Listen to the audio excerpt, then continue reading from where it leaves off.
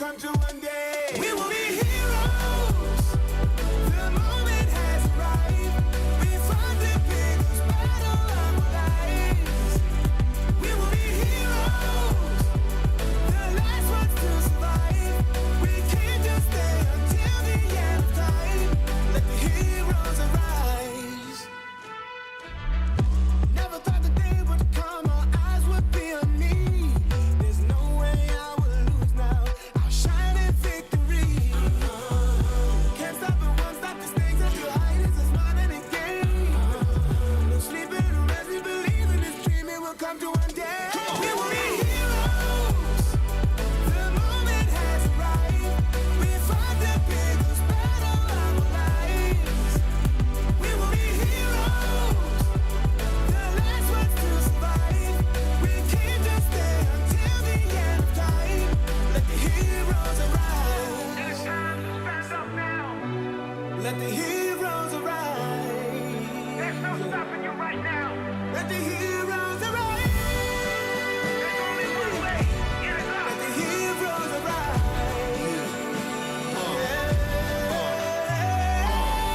It is what it is, I'ma get it. And I'ma push it to the limit.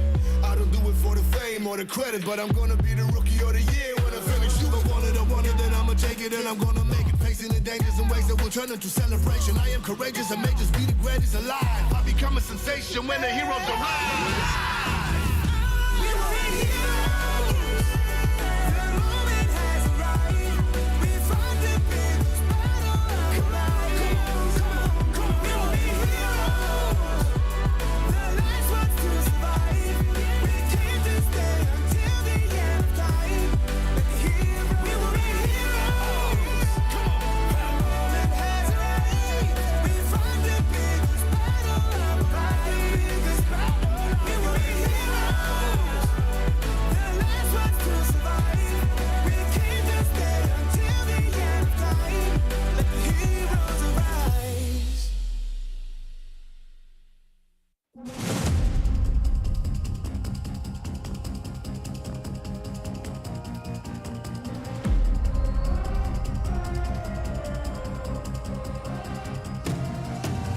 I'm very mysterious, unpredictable. If you don't know,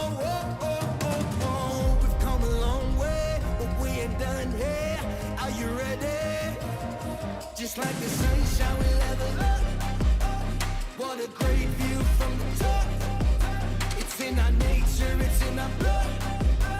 We can stop, never stop. We don't stop with the squad. Like the sunshine, we level up. What a great view from the top. It's in our nature, it's in our blood. We can stop, never stop. We don't stop, 'cause we turn up in flames. 'Cause we turn up in flames. 'Cause we turn up in flames. You can deal with us, with the whole squad. We just can't be stopped. We invincible, undefeatable, but still you try it. Like the sunshine, we level up. What a great view from the top.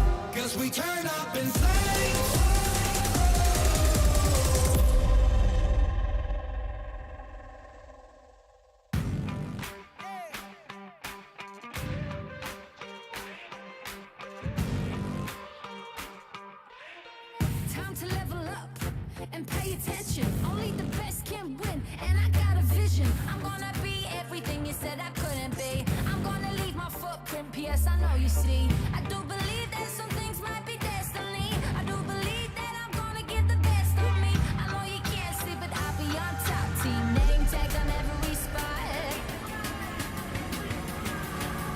I'm going in, all in, everything on the line. Everyone wants to shine. I'm going in, all in. I got my crew right behind, and we will die for the win. One time we gon' level up, 2 times we ain't gonna stop, 3 times like a loaded and we ready to hunt. It's all said and done, you better run. In the battle, I'm sharp, I'm a rebel, I'm hunt, I'ma shoot the skies. We're fighting for that one cause, one team, one dream, shoot stars. In the battle, I'm sharp, I'm a rebel, I'm hunt, I'ma shoot the stars. Are you ready for the battle? You know we won't stop. All eyes on me, I smell the danger. Can't turn back now, I can't erase ya. Did they tell ya I'll be coming back? Stronger, faster, like a heart attack.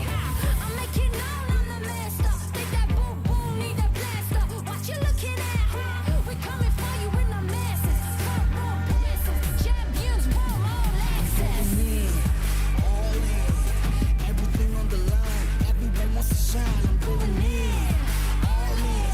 I got my crew right behind, and we will die for the win.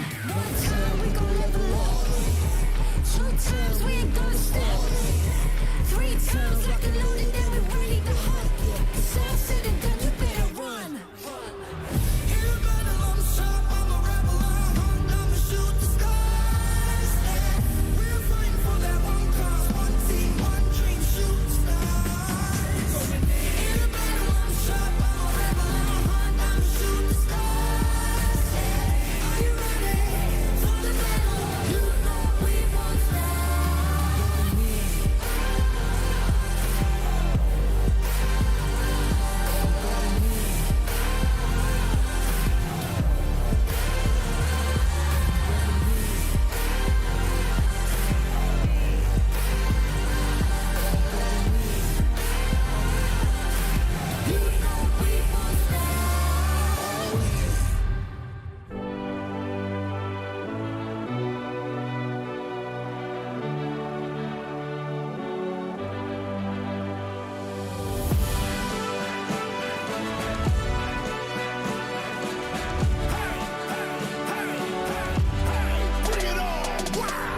I never thought that one day I would get that kind of chance. There is no way that I will let it slip out of my hands. Staring at the ceiling fan, remembering the pain. There's so much I could lose now, but so much more to gain. Can't stop and won't stop the stakes are too high. This is more than a game. No sleeping, resting, believing this dream it will come true one day. We will be heroes. The moment has arrived. We fought the biggest battle of our lives. We will be heroes. The last ones to survive.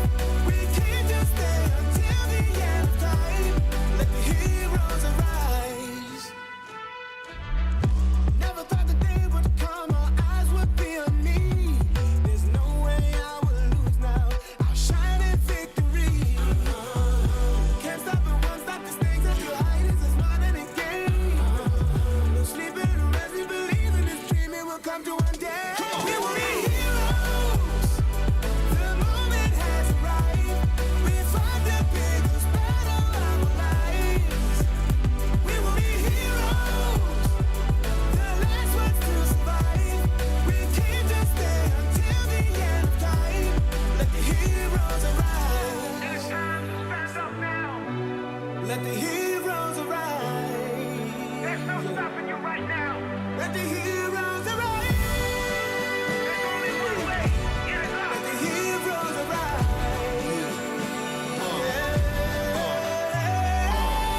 It is what it is, I'ma get it.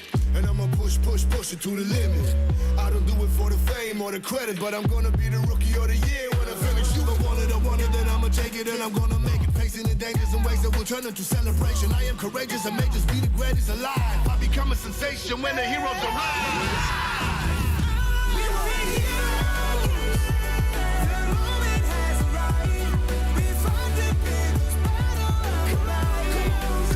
Come on. We will be heroes. The last ones to survive.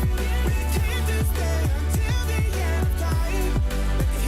We will be heroes. Come on. The moment has arrived. We fought the biggest battle of life. We will be heroes. The last ones to survive. We came to stay until the end of time. Let the heroes arise.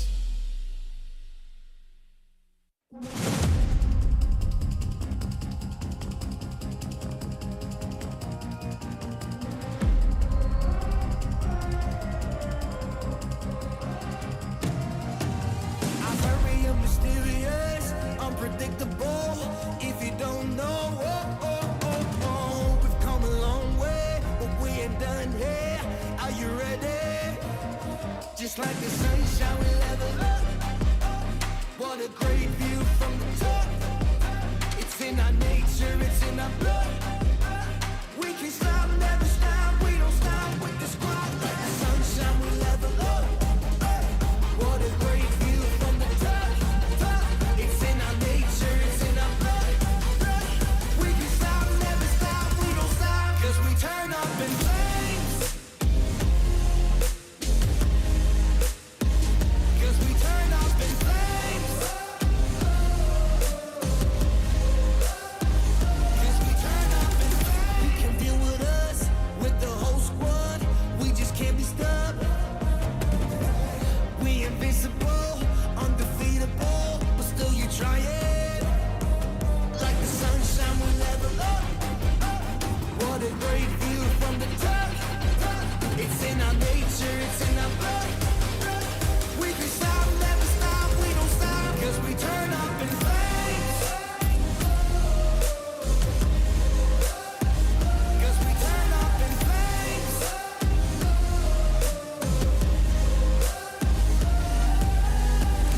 You can deal with us, with the whole squad. We just can't be stopped.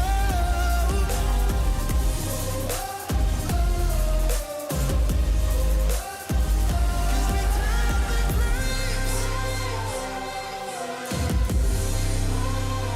'Cause we turn up in flames. 'Cause we turn up in flames. You can deal with us, with the whole squad. We just can't be stopped.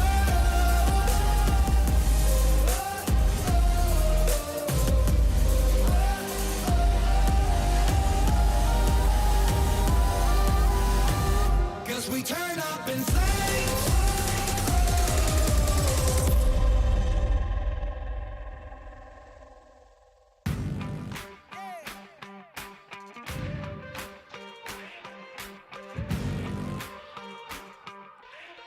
Time to level up and pay attention. Only the best can win, and I got a vision. I'm gonna be everything you said I couldn't be. I'm gonna leave my footprint, P.S. I know you see. I do believe that some things might be destiny. I do believe that I'm gonna get the best of me. I know you can't see, but I'll be on top. Team name tag on every spot. I'm going in, all in, everything on the line. Everyone wants to shine. I'm going in, all in. I got my crew right behind, and we would die for the win. One time we gon' level up. Two times we ain't gonna stop. Three times like a lunatic, get me ready to hunt. Yeah, it's all said and done, you better run. In the battle, I'm sharp, I'm a rebel, I'm hung, I'ma shoot the stars. Yeah. We're fighting for that one cause, one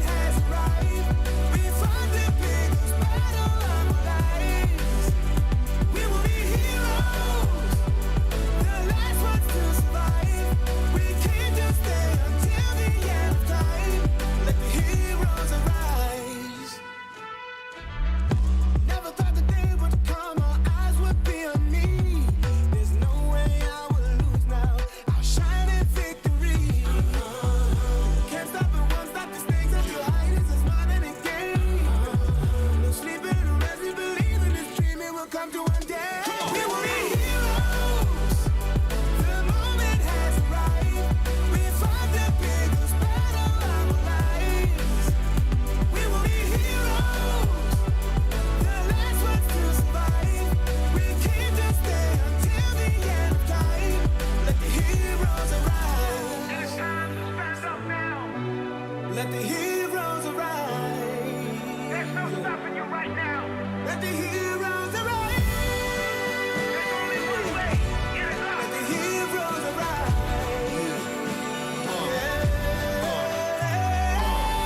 It is what it is, I'ma get it. And I'ma push it to the limit. I don't do it for the fame or the credit, but I'm gonna be the rookie of the year when I finish. You don't want it, I want it, then I'ma take it and I'm gonna make it. Facing the dangers and ways that will turn into celebration. I am courageous and may just be the greatest alive. I become a sensation when the heroes arrive. We will be heroes. The moment has arrived. We fought the biggest battle of our lives. We will be heroes. The last ones to survive. We came to stay until the end of time. Let the heroes. We will be heroes. The moment has arrived. We fought the biggest battle of our lives. We will be heroes. The last ones to survive. We came to stay until the end of time. Let the heroes arise.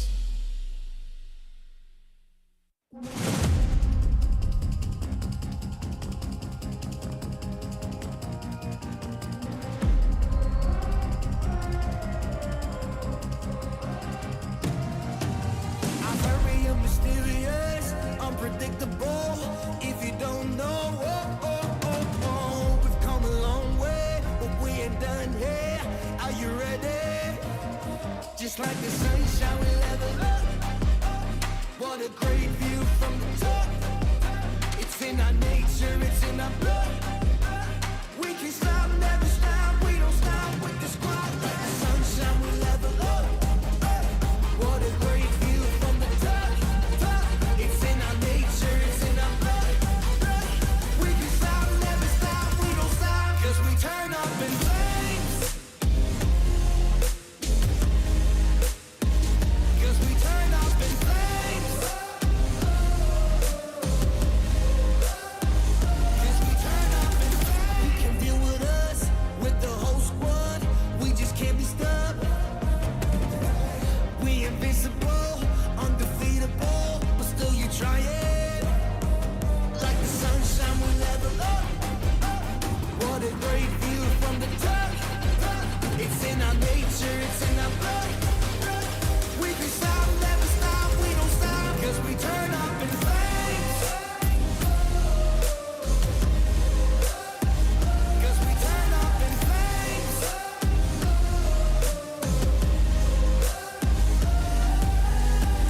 You can deal with us, with the whole squad. We just can't be stopped.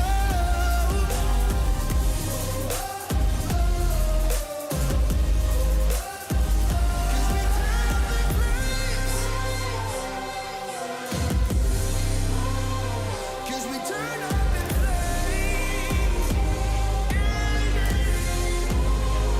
'Cause we turn up in flames. You can deal with us, with the whole squad. We just can't be stopped.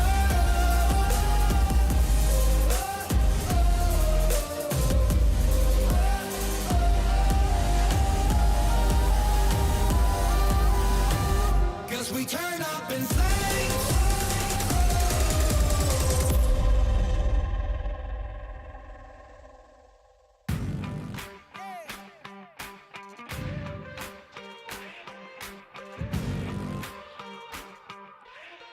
Time to level up and pay attention. Only the best can win, and I got a vision. I'm gonna be everything you said I couldn't be. I'm gonna leave my footprint, P.S. I know you see. I do believe that some things might be destiny. I do believe that I'm gonna get the best of me. I know you can't see, but I'll be on top. Team name tag on every spot. I'm going in, all in, everything on the line. Everyone wants to shine. I'm going in, all in. I got my crew up behind, and we would die for the win. One time we gon' level up. Two times we ain't gonna stop. Three times like a loaded and we're ready to hunt. It's all said and done, you better run. In the battle, I'm sharp, I'm a rebel, I'm hunt, I'ma shoot the skies. We're fighting for that one cause, one team, one dream, shoot the stars. In the battle, I'm sharp, I'm a rebel, I'm hunt, I'ma shoot the stars. Are you ready for the battle? You know we won't stop. All eyes on me, I smell the danger. Can't turn back now, I can't erase ya. Did they tell ya? I'll be coming back stronger, faster, like a heart attack. I'm making known I'm the master. Think that boom boom need a blaster. What you looking at? We coming for you in the masses. Front row passes, champions roll all access. All in, everything on the line. Everyone wants to shine. I'm going in, all in.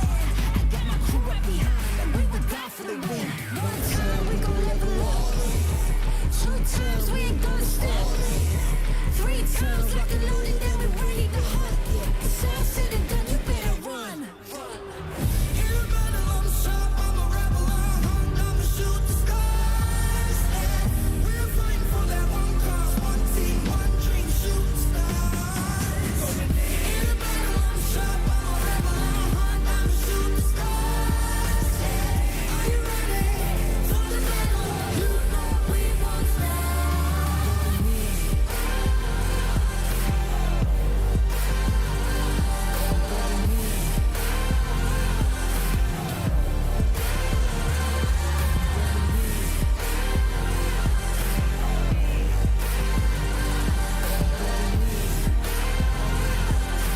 You know we won't stop.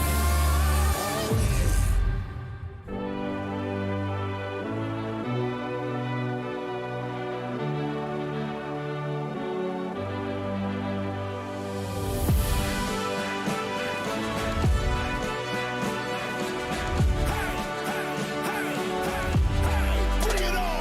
Wow! I never thought that one day I would get that kind of chance. There is no way that I will let it slip out of my hands. Staring at the ceiling fan, remembering the pain.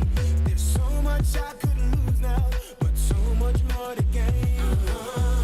Can't stop and won't stop. The stakes are too high. This is more than a game. No sleeping or resting, believing this dream it will come true one day. We will be heroes.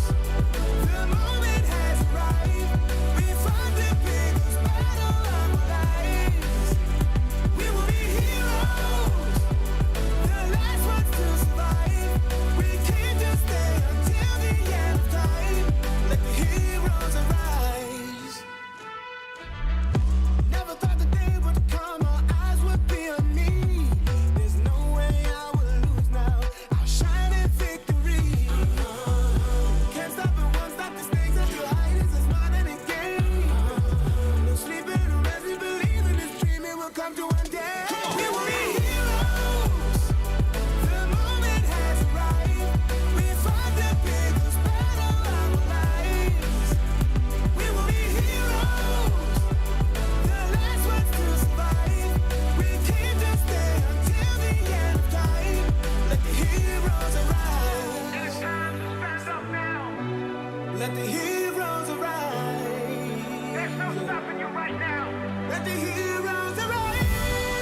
There's only one way. Get it up. Let the heroes arise.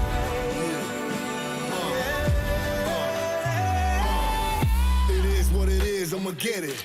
And I'ma push it to the limit. I don't do it for the fame or the credit, but I'm gonna be the rookie of the year when I finish. You don't want it, I want it, then I'ma take it and I'm gonna make it. Facing the dangers and ways that will turn into celebration. I am courageous, I may just be the greatest alive. I become a sensation when the heroes arrive. We will be heroes. The moment has arrived.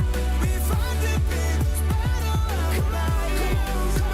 We will be heroes. The last ones to survive. We can't just stay until the end of time. Let the heroes. We will be heroes.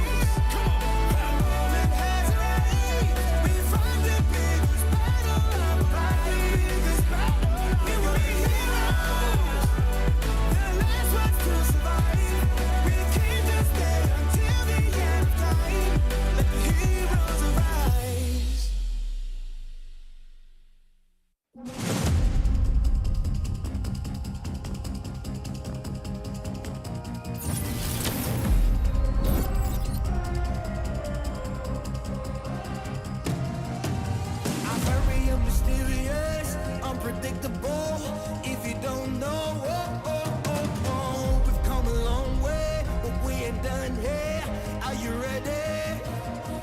It's like the sunshine we level up.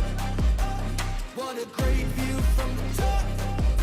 It's in our nature, it's in our blood. We can stop, never stop, we don't stop with the squad. Like the sunshine we level up. What a great view from the top. It's in our nature, it's in our blood. We can stop, never stop, we don't stop. Cause we turn up in flames. Cause we turn up in flames. Cause we turn up in flames. You can deal with us, with the whole squad. We just can't be stopped. We invincible, undefeatable, but still you try it. Like the sunshine we level up. What a great view from the top. It's in our nature, it's in our blood. We can stop, never stop, we don't stop. Cause we turn up in flames. Cause we turn up in flames.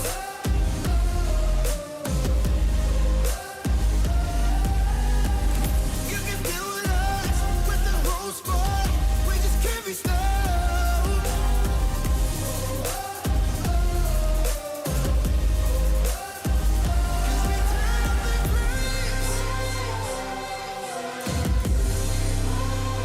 Cause we turn up in flames.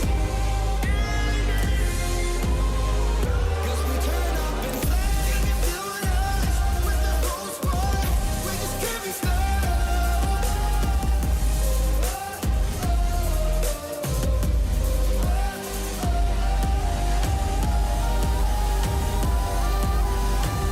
Cause we turn up in flames.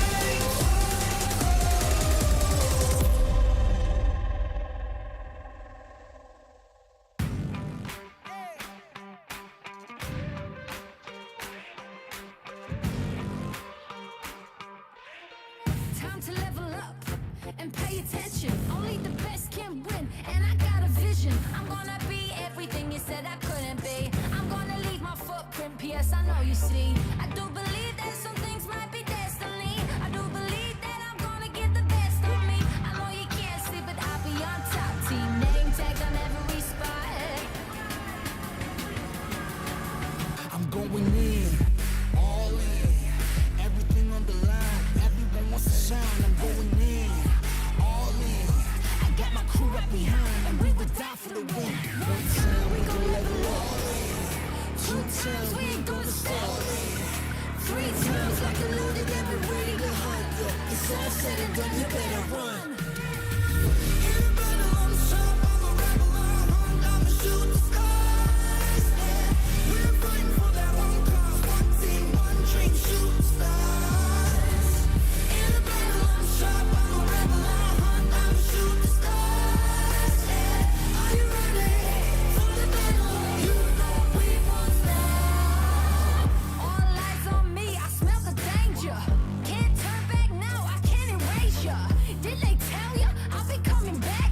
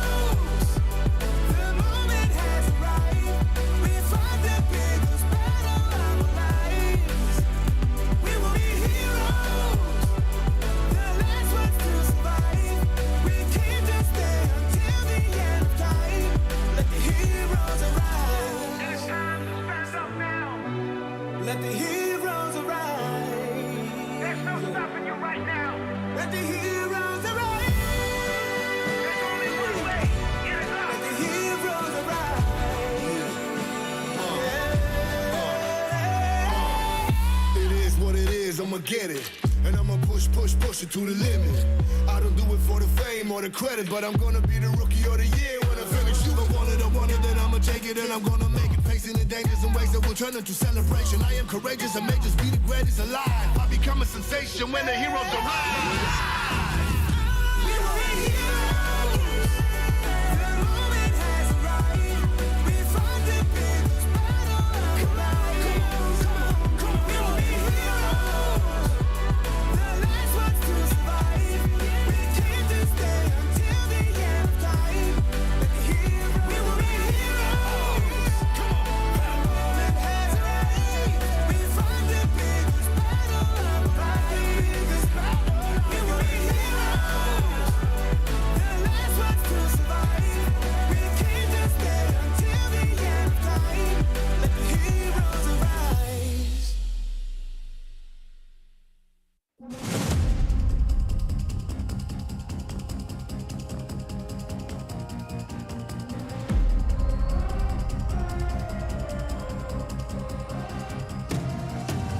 I'm very mysterious, unpredictable.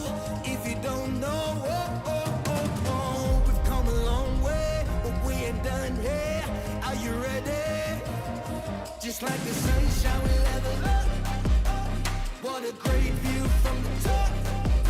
It's in our nature, it's in our blood.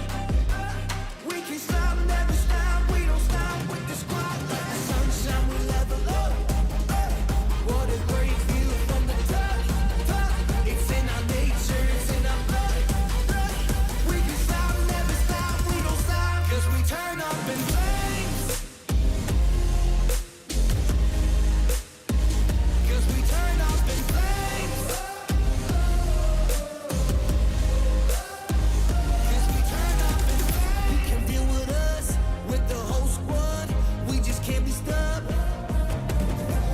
We invincible, undefeatable, but still you try it.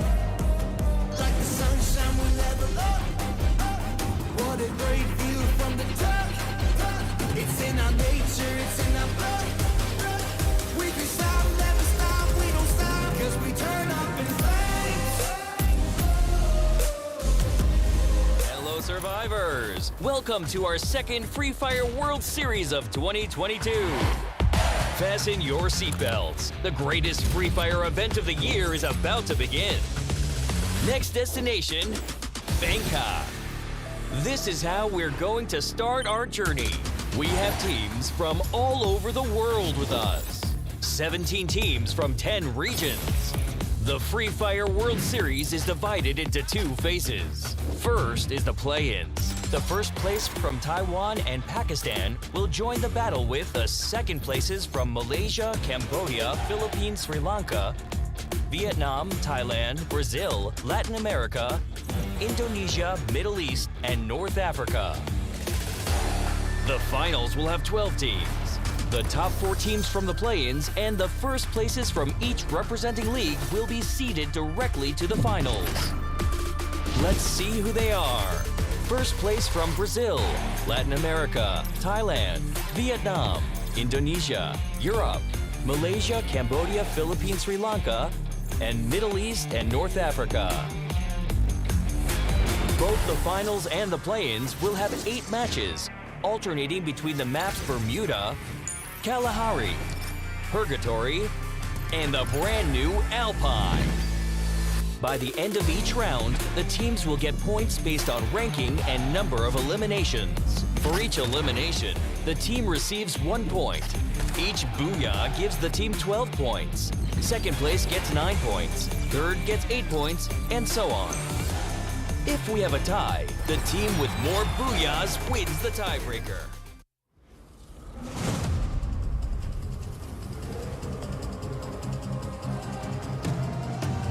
I'm very mysterious, unpredictable. If you don't know, we've come a long way, but we ain't done here. Are you ready? Just like the sunshine, we level up. What a great view from the top. It's in our nature, it's in our blood.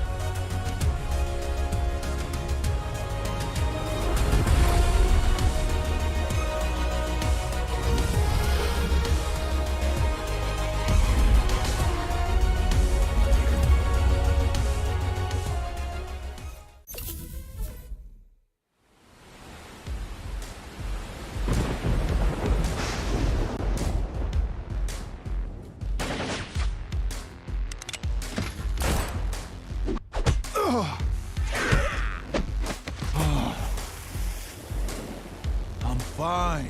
I don't need healing. What? Your arm is broken. If I show you I can do a push-up, will you stop bothering me? I dare you. Hate to say it, but I told you so. You don't hate it at all. Oh, my grumpy love of my life. You can be so stubborn. I am strong-willed. I'm not stubborn. Introduce them to the new home. You're the captain of the island. You do it. Fine, fine. Thank you for taking us in. What is this place called? Ford, you didn't tell them? Slipped my mind. You're in safe here. The safest place on Earth. Welcome to your new home. Hey, who's behind this mural? I didn't approve this. Actually, I look pretty good.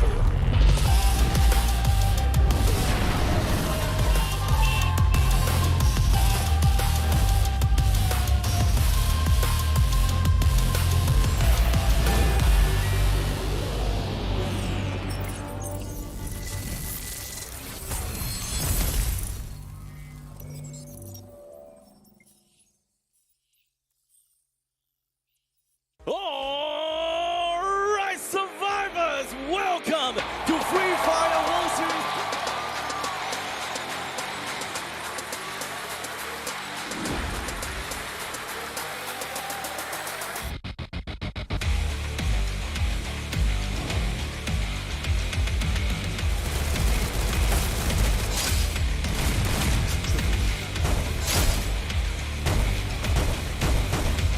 Going up against the other playing champions of Echo Esports. That was a super dangerous one for both teams.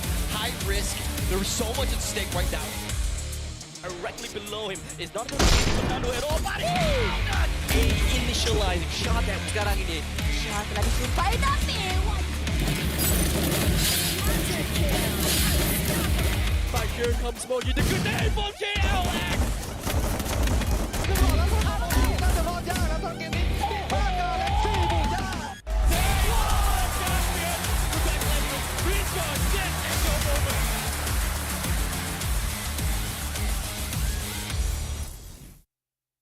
Hello, survivors! Welcome to our second Free Fire World Series of 2022. Fasten your seatbelts. The greatest Free Fire event of the year is about to begin. Next destination, Bangkok. This is how we're going to start our journey. We have teams from all over the world with us. 17 teams from 10 regions. Ladies and gentlemen, boys and girls, survivors of all ages, welcome to the Free Fire World Series 2022 Bangkok. I am the Mustachio AJ down here with my good friend Husky. Later on, we also have Holler who will be joining us. The three of us will be your shoutcasters for the day. The show's not starting just yet. This is just a little bit of a pre-show banter between the two of us as to what's going to go down today. Yeah, we've seen a lot of smack talk, some taunting Yep. videos yesterday. We figured that we would take some time to do it ourselves. To smack talk them as well? No, just to see who has the better prediction. You know, you always say that my predictions are wrong. I'm here No. I'm here to prove you wrong with numbers. Never have I ever said his predictions are wrong. I only say he curses teams, right? He predicts that they're going to rise up to the top. They usually, unfortunately, bow out a little bit too early. Thankfully, Husky, there's no bowing out today. It's Yeah. the grand finals, man. Everybody's a winner. The only difference is how big of a winner you are. Honestly, I think this finals is probably the best finals for the Free Fire World Series since the inception of the World Series, right? We've seen amazing play-in games yesterday. The 4 teams that made it through, I think, were the fan favorites as well. We have Magic Squad, we have Nagwara, we have Evil's Phoenix, and also RQ Kazu. And it was one of the closest play-ins that we've ever seen in the history of Free Fire World Series. Yeah, be careful what you wish for, man. I mean, that's exactly what Holler and I wished for at the start of the day. We got it towards the end. We were not happy at all because it was quite heartbreaking, especially for Expand. I mean, if you lose by a landslide, I guess it's a little bit easier to accept because some of the teams out there are way better than you. But when you get so close to getting the job done and then you falter, it kind of hurts a little bit more. And I tell you, some of these teams know that feeling, right? We talk about Expand missing out the finals by 2 points. Alpha has been in that position before during the 4 series in Sentosa a couple months ago. They were playing under the name All-Star Esports. They missed out the finals by 7 points. Well, I turn it up a notch. Evil's Phoenix knows that feeling. They missed out a trophy, a podium finish, a trophy, a second championship title by 1 point. And you know that 1 point cost them $250,000, right? So, you know, for everyone, it's like, it's just 1 point. Don't worry, second place is better than no place at all. But yeah, man, I mean, everybody wants that massive bonus for themselves. Of course. Today's going to be a little bit different, obviously. Alpha, they don't have to play for no play-ins. They're already here at the grand finals. They're waiting to show us exactly what we can all see out there on the battlefield a little bit later on. I mean, if yesterday was going to be a day where you thought it was just aggressive gameplay one after the other, today it's a whole other level of gameplay that we can expect, Husky. I mean, let's talk about a few of these teams here. First off, AV Radicals, the Filipinos. They are making the nation proud. This is the first time ever since the inception of Free Fire do we have a Filipino squad on the global stage. Absolutely. You know, for the Malaysian fans, it's heartbreak. It's the first time that we don't have a Malaysian team on the grand final stage. But like you mentioned, AJ, we have a Filipino squad. And this was 2 years in the making, right? It took them 2 years since the first MCPS major for them to finally win a major title, scraping by a 7 to 8 point advantage and qualifying for the finals directly. And even up to this point, I still think a lot of players, a lot of people still doubt these players, right? How good they are. I think Expand are better. But none of that matters anymore because AV Radicals are the one representing the region. They most definitely are representing the region, and they're representing the region really well. If you are an MCPS fan, if you're from the region of MCPS, you have to be proud that this is the team getting the job done out there. We've also got the stats of AV Radicals Wine. Now, this guy is an absolute insane monster. We've seen in time and time again, nobody rushes in like Wine. Everybody else waits for backup. Wine does not care where backup is. He's there for the fight first. Yeah, you know what they say? Some things age like fine wine, and AV Radical Struggles has delivered exactly that, right? This team started as PXG Radicals at one point, and at that time, they were the super team of the entire region. They dominated the local league group stage, fell short in the finals, disappeared for one season, came back as AV Radicals, and absolutely crushed the competition. Absolutely, man. And of course, we wish that is not the same case for them here because like you said, they do really well during the league. Grand finals time is where they falter, but this time they've made it to the grand finals. Hopefully it's not going to be the same case. They only have 8 rounds to get the job done. Let's shine the spotlight a little bit on Alpha as well. We've been talking about this squad for a long time now. Yeah, and I think Alpha is also a squad that you need to keep your eyes on because they have been a part of the local league, the Arab League, since the very beginning. And they bring in a very interesting playstyle. If they want to go offensive, they will definitely do that. But most of the time, they will just stay and watch. Just like a bunch of eagles. They're just watching their opponents. And when they want to shift that gear, they do it phenomenally. And this is also a team that, like I pointed out just now, they were at FFWS last year at MBS, and they finished 7th place. And the reason why at Sentosa, they didn't even make it to the play-in. So this is a redemption arc for them. Absolutely, man. I mean, to know that they can make it to FFWS, even to the play-ins level itself, this is a world-class team. Obviously, just like how Expand found out yesterday, that regardless of how good you are, there are going to be some of the squads out there who are a little bit more well-prepared. But this time around, as they squeeze themselves into the grand finals, we are expecting way more from Alpha. Let's take a quick look at Remind's stats here. 1,684 on the total damage average for this guy. 25% accuracy. That's not too shabby in a game of Free Fire. Yeah, and this is all stats from the local league finals, right? Correct, so yes. you only have a limited amount of rounds to look at how good a player is. And when you are able to hit those numbers in just 2 days of playtime, that is, I think impressive is an understatement. That is amazing. Absolutely, man. Even more amazing than them might just be the squad of Ignis right now. Ignis has been making a lot of noise in the recent past. They've brought literally their whole family of Ignis squad here to the stadium as well in terms of support. Let's take a look at Kano. Average damage 1,465, 29% accuracy. I mean, if we talk about 25% not being too shabby, 29% is most definitely one that you want to have on your side. And I'll make it even more interesting. The 1,465 total damage is just the tip of the iceberg because Ignis Esports, if we've talked about aggressive playstyle yesterday, Ignis Esports is the embodiment of aggressive. It's all about 4v4 rush. They like to get up and close and personal. This damage doesn't justify what Ignis can bring to the table, and I think later on when we see them play on that main stage, it will really shine through. This is the second World Series experience for Ignis Esports. Yes. The first time around they came through, they got into the plains at Sentosa. Unfortunately for them, just like Expand, they just managed to walk away with that 5th spot. They didn't make it through to the grand finals. And, you know, hopefully this is something that Expand kind of learns from. Just because you don't make it through in 1 year doesn't mean your journey is over. You can hustle for it a little bit more, just like what Ignis has done. Gotten that first seed straight into the grand finals. Today is where we see how they can prove themselves. And just as a footnote, this is the only team that is considered the 2-time champions of the Latin region. Absolutely and that really correct. stays alone. We never had a 2-time champion in any regions.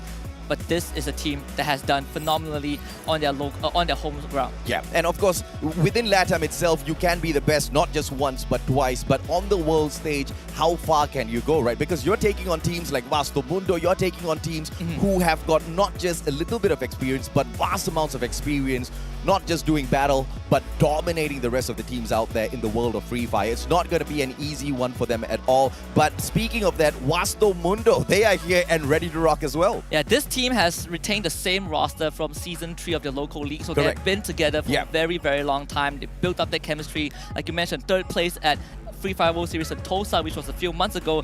And this is not considered, I think it's regarded as the best team from the EU region, and it was not even close. They have such a huge fan base, and every time you look at Vasto Mundo, people will instantly tell you they will qualify for the finals of any World Series anytime. Yeah, it's not the best, it's not the most popular just because they've got a huge fan base. You're talking about a team that has got 5 major European titles under their belt, and that's not the only titles that they have under their belt, right? They've got multiple podium finishes as well. They're extremely lethal out there at the battlefield. One of the more aggressive teams that you'll find out there. I really want to see a matchup between Vasto Mundo and Cade at some point today, because I think that's going to be a battle none of us will ever forget. Yeah, and their star player Luca would definitely deliver that pain to these opposing teams. And just as it's kind of the icing on the cake, this is the only team from the EU region, right? Which says even more. There's no EU teams in the play-ins, so there's a lot of weight on their shoulders. They are the popular team. They are the favorites from EU, and I'm pretty sure all eyes will be on them.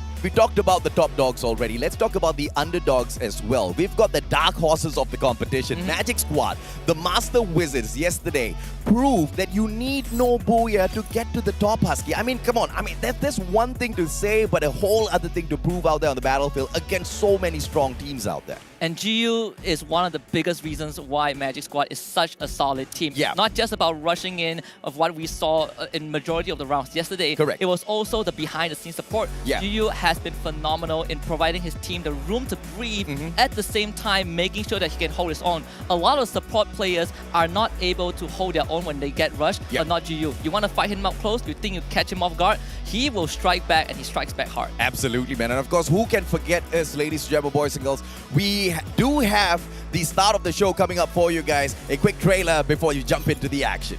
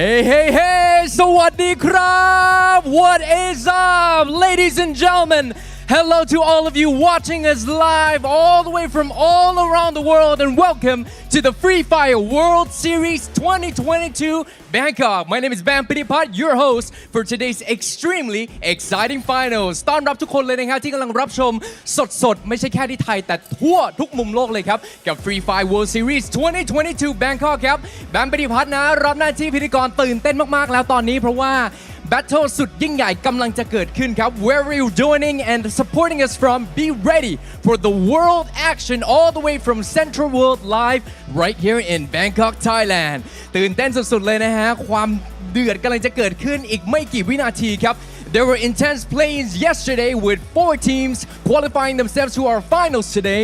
Joining them are 8 other teams that have been waiting in the finals, vying for desired trophy and the title of Free Fire World Champion and the prize pool of $2 million. Yes, you heard it right, $2 million.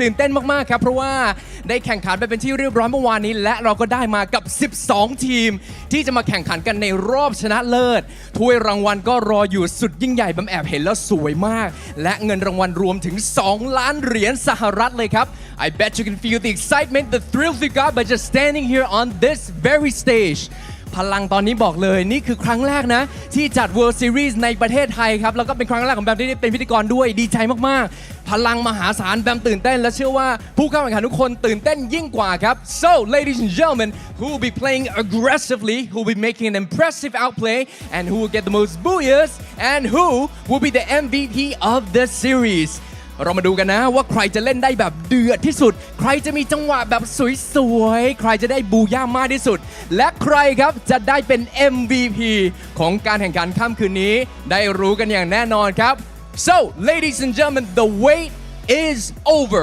Let me pass it to the casters to kick off the first match today Let's go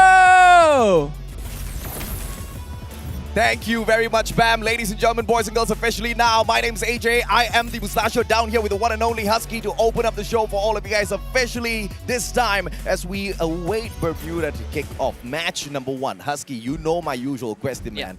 What do you expect out of this first game? I expect even more aggressions from yesterday. I know during the play-ins, first map, everyone plays passive, but you only have 9 teams on the map. There's more room for you to wriggle around, there's more crevices to hide in.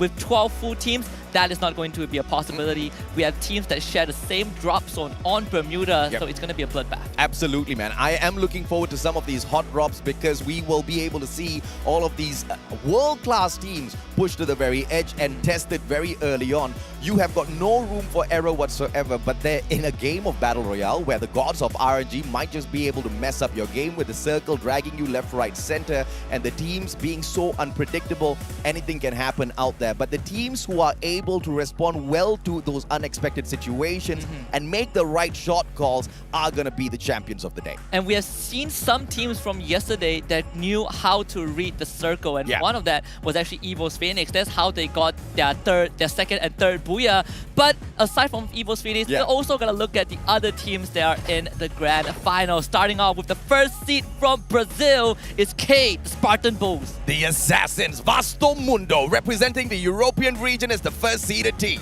The first seed of Indonesia, we have SES Alphine, known as the Predator. The one and only, the Phoenixes, Ignis Esports, representing the Latin American region as their first seeded squad. The Miracle Workers, AV Radicals, representing MCPS as the number 1 seed. The Macho Alpha, representing the Middle East and North African region. The Rising Stars of Thailand, Nigma Galaxy, first seed of Thailand. The Mighty Eagles, HQ Esports, representing Vietnam. The Master Wizards qualifying from the play-ins in first place yesterday, Magic Squad, second seed from Brazil. And the Undying Comeback Kings, EVOS Phoenix, representing Thailand as their second seeded team.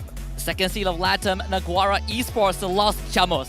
And the veteran beast RRQ Kazu representing Indonesia as their second seeded team. And all of these teams are going to be going all out. Why, ladies and gentlemen, boys and girls? Because $2 million on the line, Husky. And the champion walks away with pride, glory, triumph, a trophy, and $500,000, AJ. That is life-changing cash right there. A fat pocket, a very fat bank. And I mean, the bankers are going to be ecstatic when these players walk into their bank and say, okay, I would like to deposit this amount into my bank account, please. Yeah, absolutely. And of course, going down the standings, every team will get a piece of the pie. Yeah. It just matters to how much of a piece of the pie that they get. But to get to that point, we're going to look at the point system. Each and every single elimination gets you 1 point. This is how you sandbag yourself if you cannot get enough placement points. Talking about placement points, if you hit that booyah, you get yourself 12. Second place gets you 9 points. One rank below that, each and every single consecutive rank below that, you dock away 1 single point. But the 11th and 12th spot gets no placement points at all. So take note of this because it is very important to hit the golden ratio of elimination and placement points. But what if we run into a deadlock? Do not worry, survivors. We have the tiebreaker rules for you guys out there. First of all, we will look at the number of booyahs between the two teams that are tied together. If that number is tied, we will look at the total eliminations that those two teams have. But if that is tied as well, we will finally look at their placement in game number 8. And I sure hope we don't get to that point because it's going to be a big heartbreaker. I mean, yesterday was close, but we did not need any tiebreaker rules. Hopefully today's not going to be the day where we invoke that because, you know, the teams up there, it's already nerve-wracking to sit down on the stage. It's already nerve-wracking to take on some of the best in the world. To be put into a tiebreaker would just absolutely crush them. But someone's going to come out there a winner, so maybe that's something that we can look forward to. But the map schedule for the day, we start things off at Bermuda, then hop on into the dry desert of Kalahari. Third map is going to be a Purgatory map. We didn't get no water circle yesterday. Maybe today is the day we will be able to see a couple of those players swim, right? Yes, we did have a body of water in there, but I want to see a full-on water circle. But of course, Alpine 4th map, and then we hit the reset to do it all over again. Yep, 8 rounds, a couple of hours left on this set, and we will have a new world champion, or maybe a returning world champion. Who's to say that's not possible? We have a team eyeing for that, but I'm just very, very excited to see how it's going to play out because the teams were absolutely loud. You heard that on stage yesterday, but even behind the scenes, while they were in their prep room, they were extremely loud. The noise, the chance that they have going into this finals is amazing. The energy is there. You feel the electricity. You feel the energy, you feel the electricity, but it is for 2 reasons, right? Number 1, to pump yourselves up. They were using all of those chances to pump themselves up. Number 2 is to unnerve their opponents. You know, you make a lot of noise, you shake them up a little bit, you show them exactly who's super confident, you get the job done out there on the battlefield, and you crush their confidence once and for all. And that is usually the tactic played here by a lot of the squads out there. I'm looking forward to seeing exactly how hard Naguara can hit once again, because yesterday they were the team that surprised me the most. Yeah, and we do have a taunt video coming up, and we want to see what the players have to say. Enjoy. Enigma? Nunca ouvi falar nesse time antes. Esse ano a FFWS não será fácil para vocês, estreantes. Os times que foram campeões da última vez tiveram apenas sorte. Eles não são tudo isso. เวอร์ทีลี่เนี่ยอย่าให้มันน่าเบื่อแล้วกันอยากได้อะไรที่มันท้าทายขอตึงๆได้ปะจำชื่อนิกมากาแล็กซี่ไว้ให้ดีพวกผมนี่แหละแชมป์ในปีนี้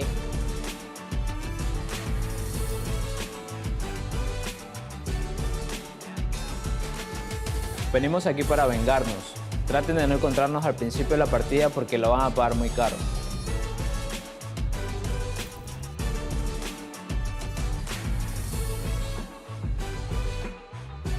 Fake S1, cry S1.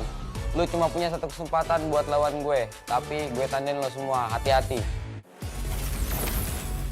Ay, caramba! I absolutely love the warning by Enigma Galaxy, man. I mean, they are confident, to say the least. Yes, they are super confident, and it's warranted. When they play in the local league, out of 12 rounds, they got 7 booyahs. They won the finals by an advantage of 88 points. And guess who's in second place? Evo's Phoenix. The These guys undying got comeback. some bung and they deserve it. Yeah, the undying comeback kings could find no comeback at that point. But question is, were they playing possum? You know, this is a question that I've asked many a times in the past competitions. But this time around, I don't think there's any room to kind of dodge away, right? Only 8 of those rounds there. But let's take a look at some of the stats here for Cade.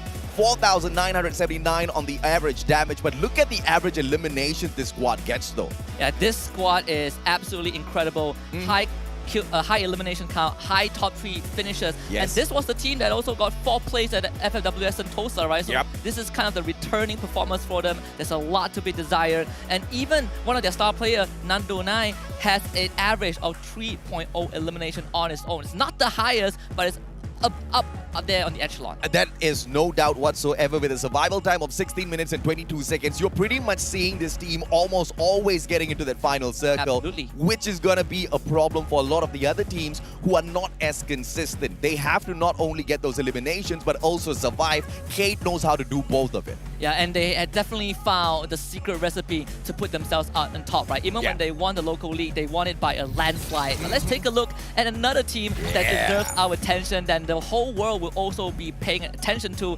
Ignis Esports. And I love this team because Ignis Esports is all about aggression. It's all about rushing into your face and getting the job done in a blink of an eye. Once again, the second World Series appearance for them here at the 2022 Bangkok Free Fire World Series. 5th place at the Sentosa Plains. That was a massive heartbreak for Ignis Esports, but they are here to prove themselves, and they did set out a really good warning there. Make sure you're not one of those teams that meets us really early in these matches, because you surely will regret. They want to get to that final circle, and through their survival time, you see that this team almost always gets that done. And a big part of the 7.5 average elimination came from one player and one player alone, Carlos. 20 eliminations in the local finals and 140 total eliminations during the regular season. That is crazy numbers. Yeah, 24% accuracy, nothing that they want to shy away from. That's really good on average for your whole squad. Let's take a look at a couple of player stats as well before we take a head-to-head here. Nando 9, one of the craziest MVPs that you guys can look forward to. Awaken Hayato, that's the favorite character that he uses most out there on the battlefield, and very recently everyone's kind of realized how greatly useful those glue walls are. Mr. Wagger provides them when you are in most need. Yeah, Mr. Wagger came into the game with style and now is one of the most beloved pets of the entire Free Fire community. And on the competitive stage, you can see exactly why. We have so many glue wall masters that run Mr. Wagger. Oh yeah, absolutely, man. And of course, we want to look at Nando 9's stats here. I mean, this is, I believe, one of the first times I'm actually seeing that the blue region kind of fill it up all the way towards the edge, man. 3.0 elimination average for Nando 9. This guy's a monster out there on the battlefield. And look at the average damage. It's nothing too fancy. Usually you see much lower number of average eliminations, which much higher damage. That just shows Nando 9 is very, very succinct in what he does out there. Yeah, and just as a footnote, he has an average knockdown rate of 4.13. That is a lot. But we also want to look at Carlos from Ignis Esports. Almost the same lineup with the Awakened Hayato and Mr. Wagger, but Carlos himself, he might not sport as high as a number compared to Nando, but this guy is one of the top eliminators of their local league, and now leading the rest of Ignis Esports. I think they will stand a great chance against Kate. And we most definitely do believe that Ignis Esports is going to be one of those trailblazers out there on the battlefield. Let's take a look at some of Carlos's stats and see exactly how that kind of stacks up against Nando 9. 2.5 average eliminations, damage 1,463 on average. He's got about half of his shots getting that headshot for him, so that's not too shabby at all. Yeah, but he also has a pretty decent assist rate, right? This guy is the grenadier of his team. He is the golden arm of Ignis Esports. So he might not get a lot of headshot percentage, he might not get a lot of elimination on his own, but his utility usage has really benefited the team, and this is why Ignis Esports was such a force to be reckoned with. But it is quite surprising with him running the grenade launches all the time. You would expect more damage from him, but let's see exactly how that fares for them a little bit later on. We want to take this head-to-head as well between Nigma Galaxy's Dew as well as SES Ray. Now, we've spoken a lot about Dew in the past whenever we've had our discussions about the Free Fire World Series. Walk me through exactly what this guy is capable of, Husky. First of all, you see he does a crap ton of damage, has a very high elimination ratio and assist, but also Nigma Galaxy as a team is known to be very, very popular with the M79. If you get that weapon, your day in your round is going to end. And Dew is the MVP of their regular season with a total of 101 kills. And he was also the finals MVP for their local league. I also want to take a quick comparison between the eliminations and the damage. You can see eliminations part, it's not too different from both of these players. Damage, on the other hand, is quite different. Dew requires more damage to get the 3.4 to elimination. Ray, on the other hand, is a little bit more efficient out there on the battlefield, and that's mostly skewed towards him because of the headshots that he manages to get out there. Yes, both players are great, but it's all going to depend on who gets the lethal shot first. But let's take a look at the profile videos as well.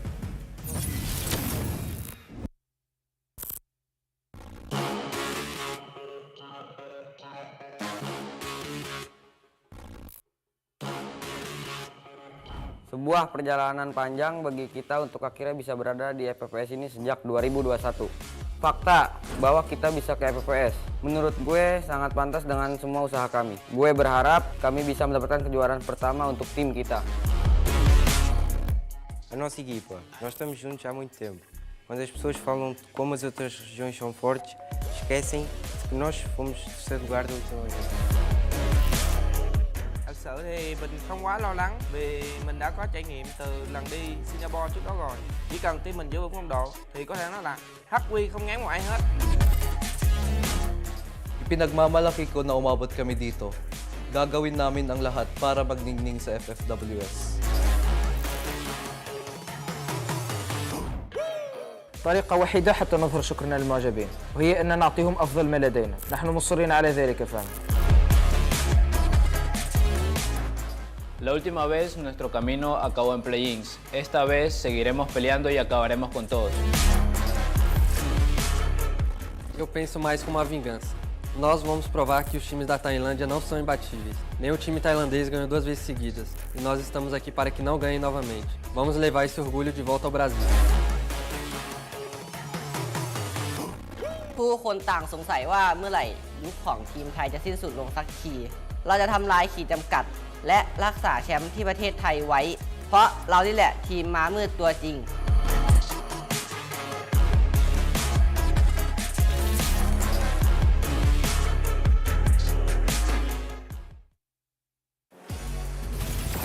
After watching that trailer, the stage is set, my blood is pumping, the players are electrified for the final 8 rounds of this World Series.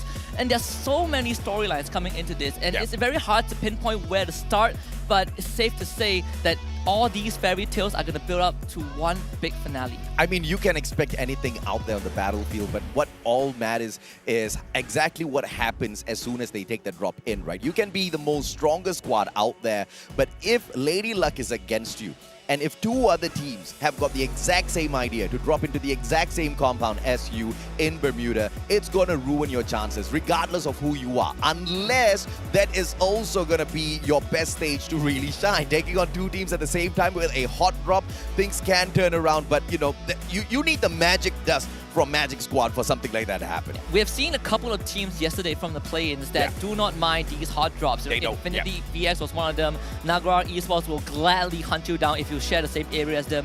But we also have teams in this finals that love to hot drop. For example, AB Radicals.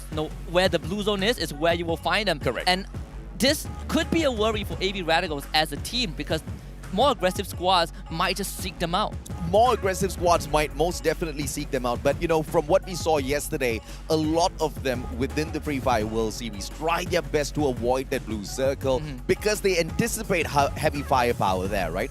AB Radicals has just been that one hard-headed squad, that one hard-headed team that just doesn't care. I mean, you want to drop by and visit us, we will take our chances. And that hasn't really gone really great for them a lot of those times. But most of the times, they kind of just luck out because the other teams just choose to not take that risk very early on. Because yes, you know you can anticipate AB Radicals there, but who else might have that weird idea to hot drop into that blue zone as well? That's something that you cannot anticipate. They have a high record of dismantling any team that shares the same zone with them, right? We look at the players on the team. We have Ray Meow, Tools, Tanamo, and Wine. These 4 are superstars, and some of them started way back then in the first major last year.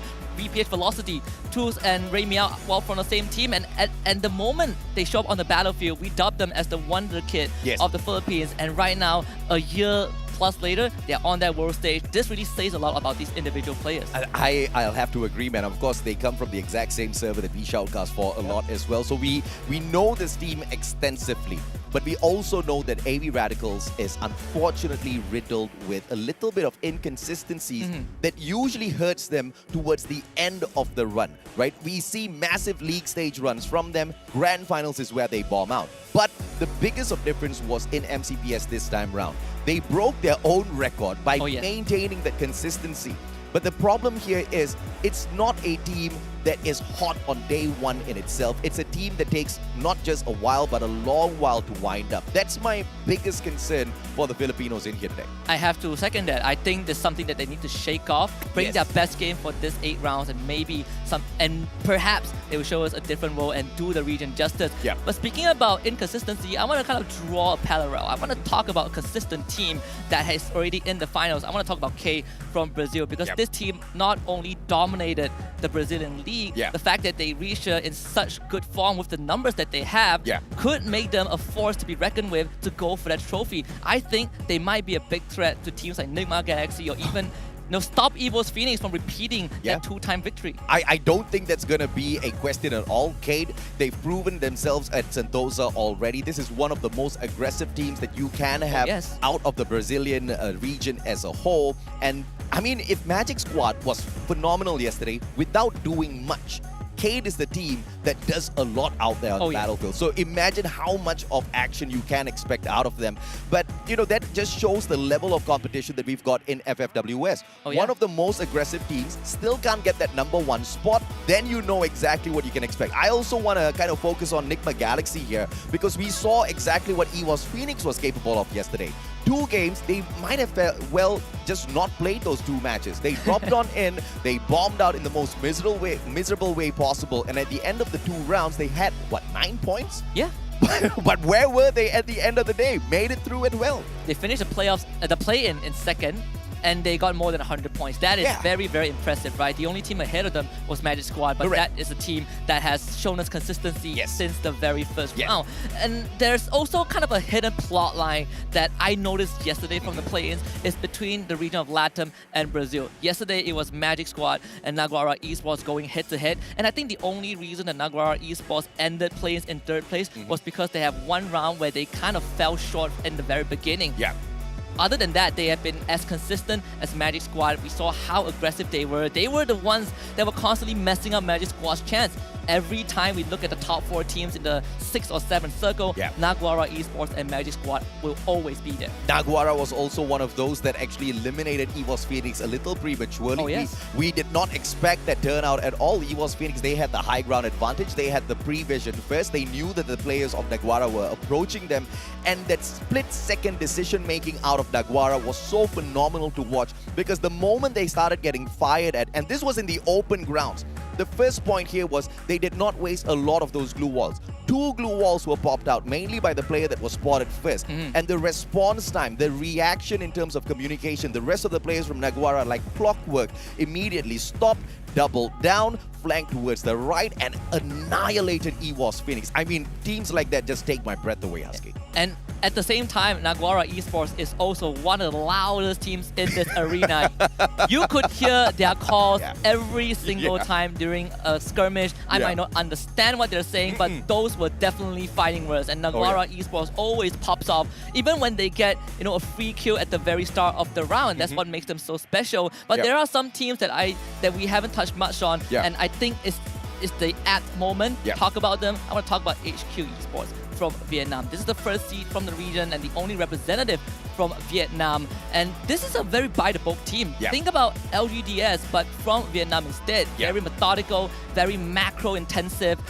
Yesterday, macro-intensive playstyles didn't really work out, and this raises a question for me. How will HQ Esports fare in this final? Quite a mechanically skilled squad. They are very sound in terms of their strategy making, and one of their best qualities is how they rush on in for some of these battles, right? Tyson especially, he is a star player for the squad, always manages to deliver.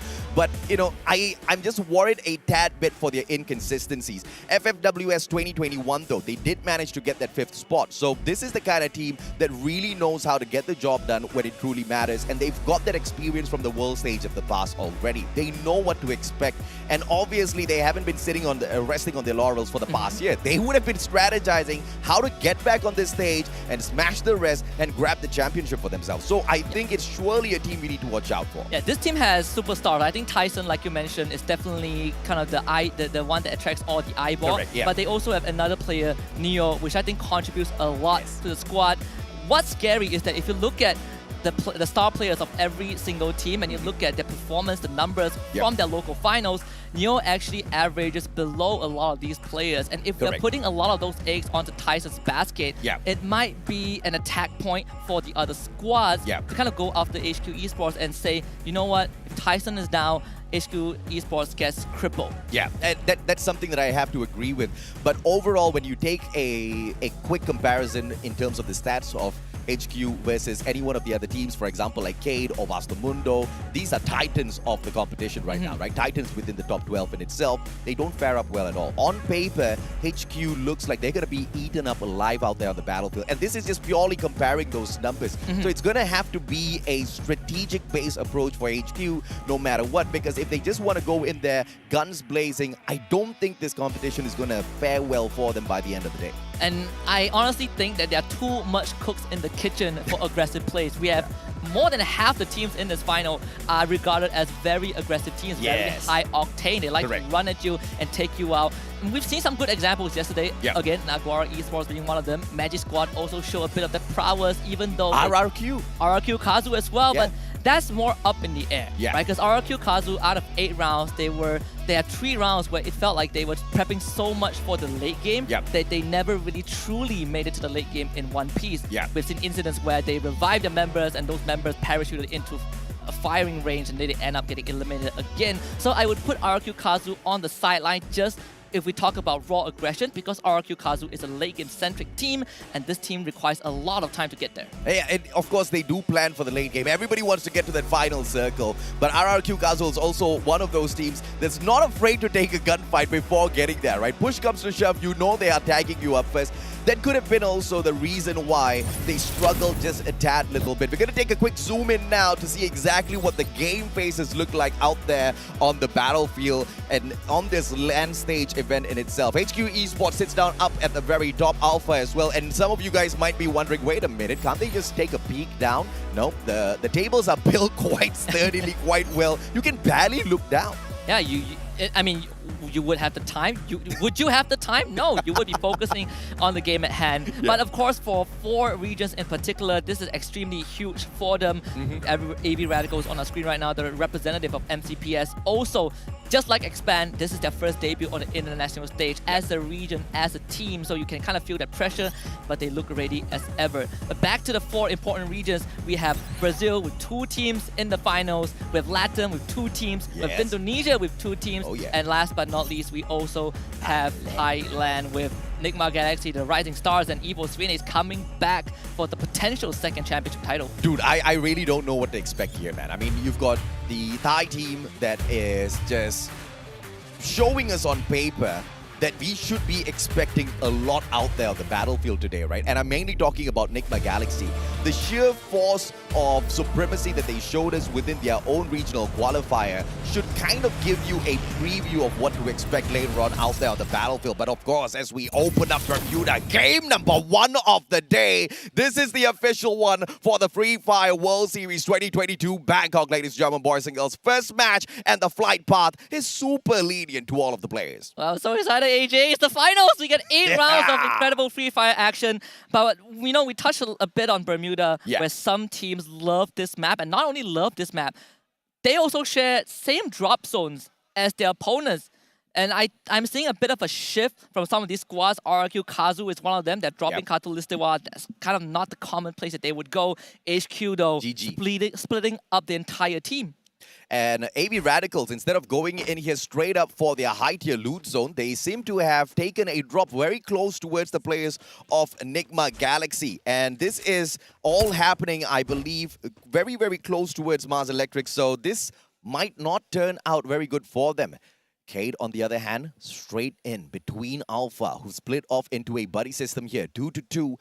And this split could be the best thing for Alpha or the worst thing for them. Cade all together, they can focus around. They don't really need to overextend. But how much of loot can you secure within such a small compound? I would say if you are a team like Evo's Phoenix on our screen right now, you can secure a ton of loot. Oh, yeah. Yesterday, there were only, I believe, 1 or 2 teams that split up so much.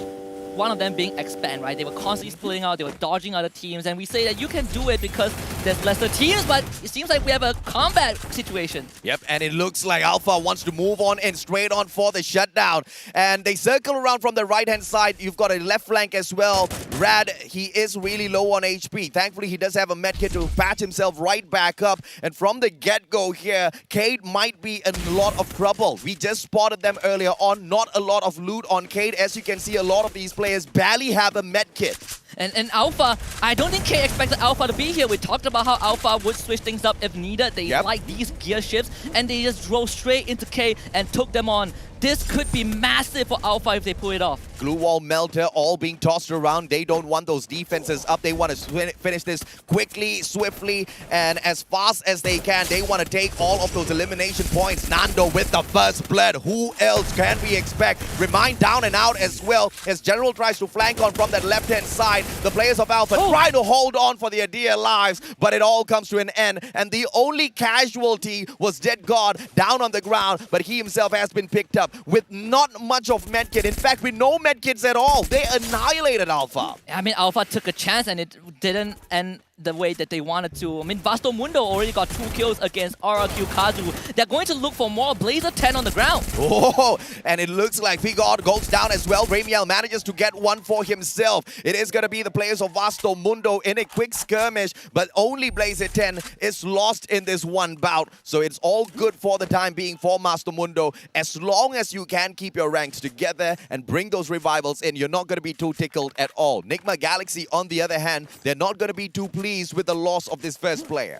Those were easy pickings for Vasto Mundo, by the way, because RRQ Kazu split up the entire team. So they were playing this, let's get some loot. If you get knocked down, we will revive. But Naguara Esports, they found AV Radicals, and this team just dodged Nigma Galaxy. Yeah, AV Radicals just jumping in from one battle to another in this high-tier loot zone. Let's see if or not they've had enough on their side to fight back. Razor finds Luca. Vasto Mundo biting the dust by the second as it takes on. Ignis, on the other hand, has the whole of Clock Tower to tease as well as loot up. So this team is going to be quite ready for the next battle. As you can see, Carlos really stacking up all of those medkits for himself. We have so many revives on the map right now. The only team that was knocked out was Alpha. And it really came down to just Cade having a good support system behind the lines. I honestly thought that those long-range fights would not work out because it was in a tight building. But Cade made it work. Those CQCs were just in their favor. We can see the Magic Squad on the radar right now, just cutting through Bimaksakti strip, just making sure they skirt the circumference, making that rotation. Might run into SCS outflank. AV Radicals in a lot of trouble now as Naguara takes over the high-tier loot zone. They scramble, breaking off in 2 separate directions, both trying to play for that revival. If one goes down, they still have the other to count on.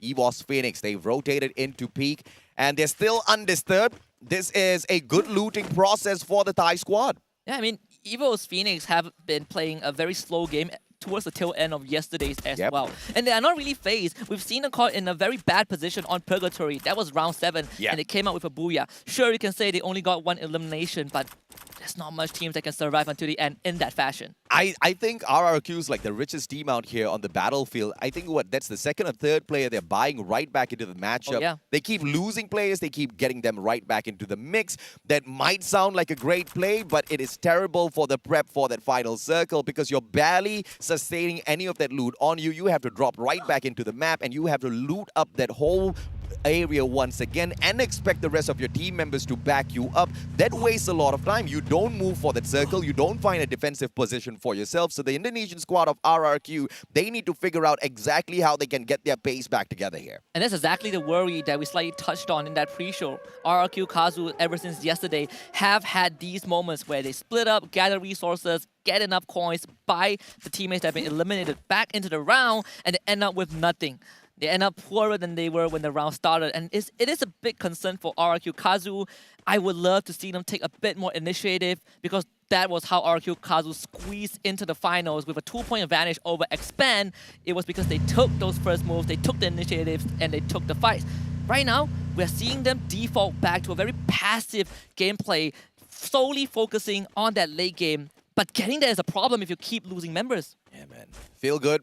Right back in the mix with the rest of the Enigma Galaxy squad. Luca back in as well as Crusher revives his buddy. And the rest of the squad of the Cade squad here, moving straight towards Clock Tower. Doesn't seem to be coming through, but Ignis flies straight on in towards Clock Tower instead. Vasto Mundo already there, but Crusher's just a little bit too far away. And remember, Luca just made it back, so the guy barely has any loot on him. If Ignis strikes now, Ignis can get a lot of those elimination points at the expense of Vasto Mundo. But Vasto Mundo saw them flying on in, and they won nothing of this bout. They back away from Clock Tower. Yeah, smart decision from Vasto Mundo. Lovely choice. Ignis Esports actually have been at Clock Tower since the start of the round. Vasto Mundo ran into them. They're like, you know what? We're not going to take this fight. And Ignis Esports not only get to keep their stronghold, but it is also a stronghold that is within the circle. They are very, very safe. We've seen how teams like Expand played Clock Tower yesterday. There's so much room to maneuver around. And you really don't want to make that mistake of trying to take over Clock Tower and underestimating the crevices that the players could be hiding in. Ignis Esports, they're hiding these high ground, these elevated points, and they're not going to allow Vasto Mundo to just run in. HQ Esports and RRQ. That battle is about to break down on a high ground just beyond this compound here. EVOS Phoenix, on the other hand, they don't have much of a defensive position, but what they do have is a very stray Cade running straight towards them.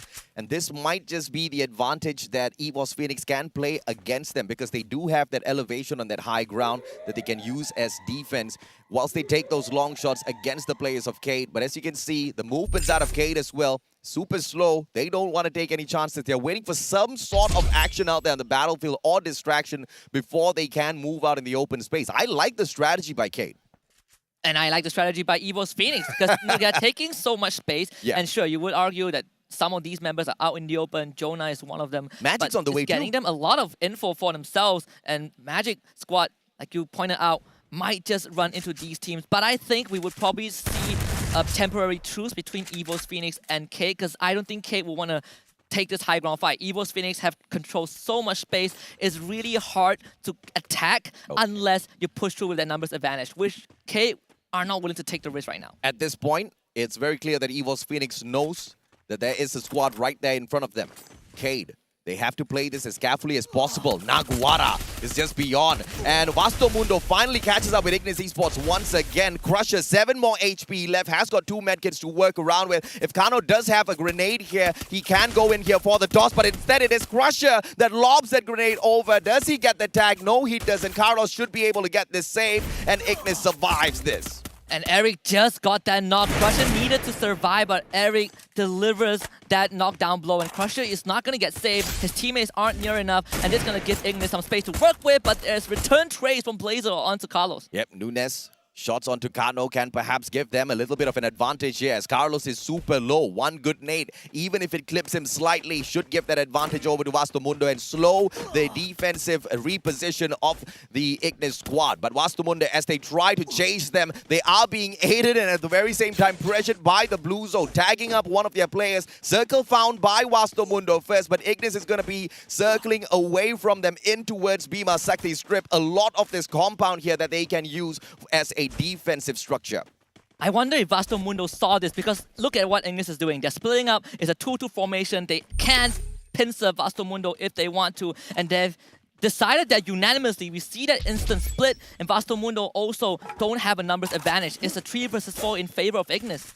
Jason, he tops his health right back up. Carlos, on the other hand, outside the circle. This is not a position that you want to hold on to, but Carlos getting super aggressive, cooking up that nade. Is Luca going to get caught halfway through, or will Luca manage to trade Carlos out first? This is just an insane setup, as Vasto Mundo. Crusher's been taken out already, so this is a 4v3, and the advantage to the side of IGS. Carlos still cooking up the nade. The guy hasn't tossed it in just yet. Finally does. Blazer, Luca goes down, and that is Carlos' toss for you. Kano with a backup as well. Blazer 10 still alive. alive and kicking. But Carlos cooking up yet another special delivery for both of them. And here comes the flag. Ignis is going to be able to finish off Vasto Mundo. But Nunes has managed to escape this already. He's trying to provide backup for his team, but he's just not going to be able to do enough. We saw this pincer coming from miles away. AJ, we talk about how Ignis Esports, they split up 2 by 2 because they knew they had the numbers advantage and they can do this unexpected crunch. Vasto Mundo did not see that coming, got punished dearly. And I don't think Nunes can run away in time. Nah, this is all over for Nunes. There's no way in hell he gets away unless RRQ manages to interfere. Legaloth, he has got the VSS from afar, man. Knocking Jason down, or Eric is going to be slowing them down, but they can also take those spot shots against Vasto Mundo's Nunes. Nunes 7 in a sticky situation here. Just a boulder between him as well as Ignis Squad with 3 eliminations in hand. They want to make it a special 4 for themselves, all at the expense of Vasto Mundo. No grenades in the hands of Eric, so Nunes is going to be able to stay alive for a little bit longer. But I have to say, the finish onto Vasto Mundo, the MVP for that fight, was the one and only Carlos. AB Radicals might just get rushed. Nigma Galaxy once more at the horizon. Good glue wall by Tanamo to block that nade. But Nigma Galaxy, they're putting on so much pressure because they need to get onto that high ground. Kane is behind AB Radicals. This fight needs to conclude as fast as possible. Yep, Juice, good shot right back. Woodpecker in hand, stop. Manages to reposition. Tanamo cooking up the grenade already, very aggressive, and only manages to knock about 50% of that HP of Field God. Field God goes down, grenade responds, but Tanamo manages to dodge that one. Nigma Galaxy taking on the Filipinos, and can Juice toss one right in as well. He does have one grenade on him, but also the Mag 7, one of the best shotguns to use out there on the battlefield. CQC, you can get the shots out of this auto shotgun, and I believe Juice manages to get that done. Wine is just a little bit too far though, and here comes Kate as well. AV Radicals are in danger. They took that close quarter combat. It didn't work out. Now NGX have time to bring the rest of his team back. AV Radicals have little space to work with. Wine and Ray Meow, they're cuddled up together at this point on the map. But they have lost high ground advantage. NGX, they can easily outrun this blue zone and go for the kill. Naguara taken out in the 11th spot already. A little unfortunate for the team that performed so well at the play-ins. Nigma Galaxy trying to circle on in, and look at who's inside the next circle already. The one and only Kate. Mochi head stop, and it headshot to stop. Stops him right in his stacks. And Nunes still manages to get a frag, but put down finally. And that is Vasto Mundo out in the 9th spot. Horribly bad news for NGX. They thought they had a free prey in the form of AB Radicals, but they're getting taken down. And Magic Squad also found SCS outfight. GU turns the corner, gets an easy elimination. And SCS outfight's hope rests on just one member, and that one member is also out. Jojo is eliminated, and Bobs lands the killing blow. Quick and easy. Magic Squad. Pixie does still in full action here. 8 eliminations. They are on fire through the play-ins. They want to prove that they are the best Brazilian squad. As Wine goes down, that is AB Radicals in that 7th spot, taken out a little prematurely. We'll have to wait to see exactly what they have for us a little bit later on. But I want to see Bobs in that final circle with this grenade launcher. This guy can do a lot of damage. Keat and Evo's Phoenix have been holding that circle for the longest time, but I would argue that Kate just have a better compound to work with, more space to maneuver around, more angles to look at. They just gotta make sure that Evo's Phoenix doesn't punish them. Moshi got a couple of damage in, but it's not enough. You need to get those knocks. Nigma Galaxy are on the horizon, and HQ Esports are out in 6th. You can't afford to have that sniper and really just tag the player up twice and not drop him at all, man. That's just a little unfortunate. That headshot might have done him a lot of good. God Cruz, on the other hand, takes Caramel out of the equation. Jonah, what's his response going to be? Nando 9, the MVP of Kate, down on the ground. If he's taken out of the equation here, it's going to be lethal. And Kate, I don't know if they can survive from this. God Cruz does manage to spot the one and only Dead God as a misplaced glue wall exposes him awkwardly. Drags down on the ground already, so Magic Squad loses one of their MVP players. Dead God on that left-hand side flank, and Evo's Phoenix can undo them, but Dew very slowly has now just sneaked on in. But as I talk about him, Modestia finds the guy. Yeah, they were keeping an eye on the perimeter for a long time, but Gio gets another long-range snipe, and this is so much value. They didn't get the elimination, but these knocks are going to start hurting towards the final leg of the race. GU, AC80, it's all about the accuracy here and the timing, but the circle's gonna tease them. And Italo and GU, they don't have an opportunity. This circle is gonna hurt you, my friend. GU, less than 30 of that HP on him, finally gets snagged up. Evos Phoenix gets the knock. Bye-bye, GU. And Evos Jonah manages to get that elimination secured for the squad. squad. And EVOS Phoenix, they want to continue to barrel roll over all of the other squads. Cade right back up on their feet. Magic squad, their Magic Pixie dust finally runs out. But Cade, RRQ backstab as well. Cade might be the ones who are in the most trouble. This is the final stronghold for Cade. It is a big test. It might be a 2 versus 1 at this point. Cade still have all members alive, but you can see that they're getting pressure from multiple angles. Modestia tries to find a flank.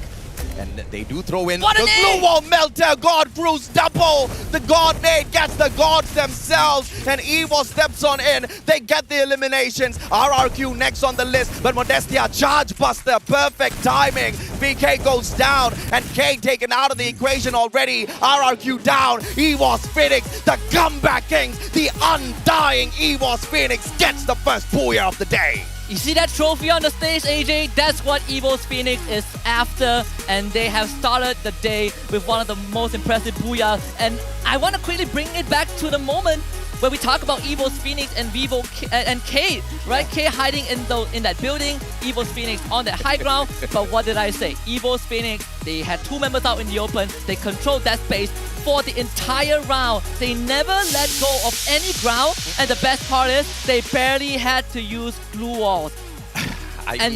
What did that do? It allowed EVOS Phoenix to not only get the pincer in, it not only prevented any team from threatening them, including Cade, it gave them the booyah. Sometimes when you have those victories in a battle royale, one might ask, was it the gods of RNG on your side? Was luck on your side? This is the squad that has been proving from yesterday that it's not all about just the luck, but it's also about all of the strategy. Replay, let's see.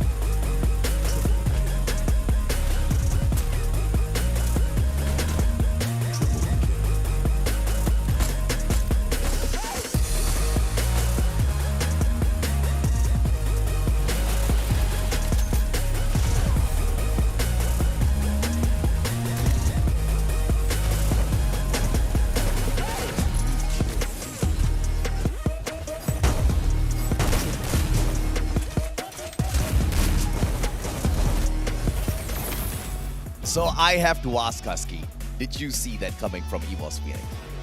More than 50%. The moment I saw how they stacked up their members on that high ground, I had a feeling that if we go down to the final circle and Cade gets pincered, EVOS Phoenix has a great chance. I was looking at the utilities, the glue wall, the grenades. They had everything prepared for that final push. And RRQ was the blessing in disguise for EVOS Phoenix. The moment RRQ showed up, that distraction was played. Cade had no way whatsoever, because the first thing that they did was jump out of their compound and hold on towards the back defense, expecting the barricades of the wall in itself to stop the players of EVOS Phoenix. But the moment RRQ started tagging them, they rushed into that compound. Guess what? Grenade delivery from EVOS Phoenix. That was exactly what undid Cade, man. If there was no grenade from EVOS, I believe they would have still been able to fight that back really well. Yeah, absolutely. I think the match standing would tell us a very compelling story of round number 1. EVOS Phoenix, obviously with the booyah and 10 elimination, gave them 22 points. But RQ Kazu, with that last minute rush, didn't do too shabby. They have 8 total eliminations. They put themselves in second place by the end of this round with 17 points. 3 out of 4 playing teams have dominated round number 1. Oh, yes. What about that, man? EVOS Phoenix, RRQ Kazu, Magic Squad. The only unfortunate ones from this whole list is Naguara, who manages to stake that 11th spot for themselves to that single elimination that they did take, but a little too premature of an elimination for them, put them out of the equation. Nigma Galaxy is keeping the pressure on everybody else, though, alongside Vivo Cade. Vivo Cade did really well in terms of the game of survival, but also managed to pick up 6 eliminations for themselves, manages to get them for a total of 14. That's not too bad of a round for Cade. Absolutely not. I think for Cade, other than them holding that hut and getting crunched, they also started losing ground when I believe Modestia got knocked down early on by Evo's Phoenix. That really threw a wrench in their plans. But we gotta talk about the MVP of round number 1, and it has to be God Cruz. Oh yeah. 6 eliminations with the grenade. And remember, one of that grenade he lobbed took out the entire Kate team towards the very end. Yeah, and you know, yes, luck was involved, but for a majority of this game, EVOS Phoenix forced that luck to be on their side. They played the game of patience. The timing was just absolutely sublime for the team as well as God Cruz. Let's take a look at the elimination leaders for this lobby as well, the top players, and of course the one that takes the spot, God Cruz, with a total of 6 eliminations. Beside him, you've got Giu as well as Razor, who are tied up with 3 eliminations each. Yeah, very, very solid numbers from these players. But for EVO's Phoenix, they have shown us what it's like to play around a Free Fire, but not necessarily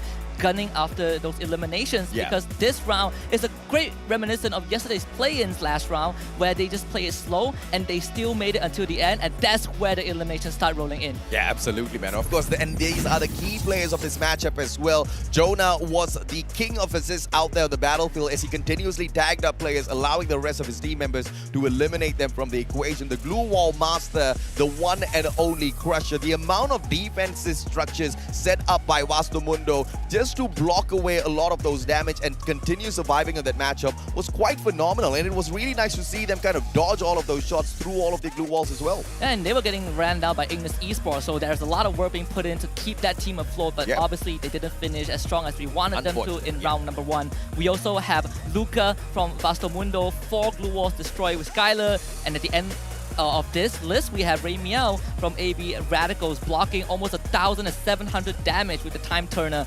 And this is an interesting thing to look at, right? Because Ray Meow not only is known as the Wonder Child, but it's also the close quarter combat god of AB Radicals. Probably the best from Philippines, and here he is supporting his team. One of the best for sure. If you are talking about CQC, my man is 100% wine. The guy is a monster in those CQCs, but we have not seen him get super aggressive just yet. It's starting to become a pattern now for the teams out of MCPS. They seem to underestimate their prowess out there on the battlefield. Once they move into that state of flow and get into those battles freely, I think we can expect more from AV Radicals. But of course, this next matchup is going to be at Kalahari, and we can expect that Refinery to be overtaken once again by RRQ. Question is, will we see anyone hot drop them at this spot? Because this has been a question on my mind for the longest of time. Why doesn't anybody do it? Refinery is an amazing place to take over very early on in the game. It's an amazing place to take over if you are the first team to drop that. Contesting Refinery is very, very tough because of how wide it is, and it's not kind of a ground floor structure, right? Yes. You have so many elevations to worry about, and once you lose your footing, it is very hard for you to get the resources. There is no recovery mechanism unless you use the grappling gun, but that is also a tough task, which is why RQ Kazu has held Refinery with an iron fist.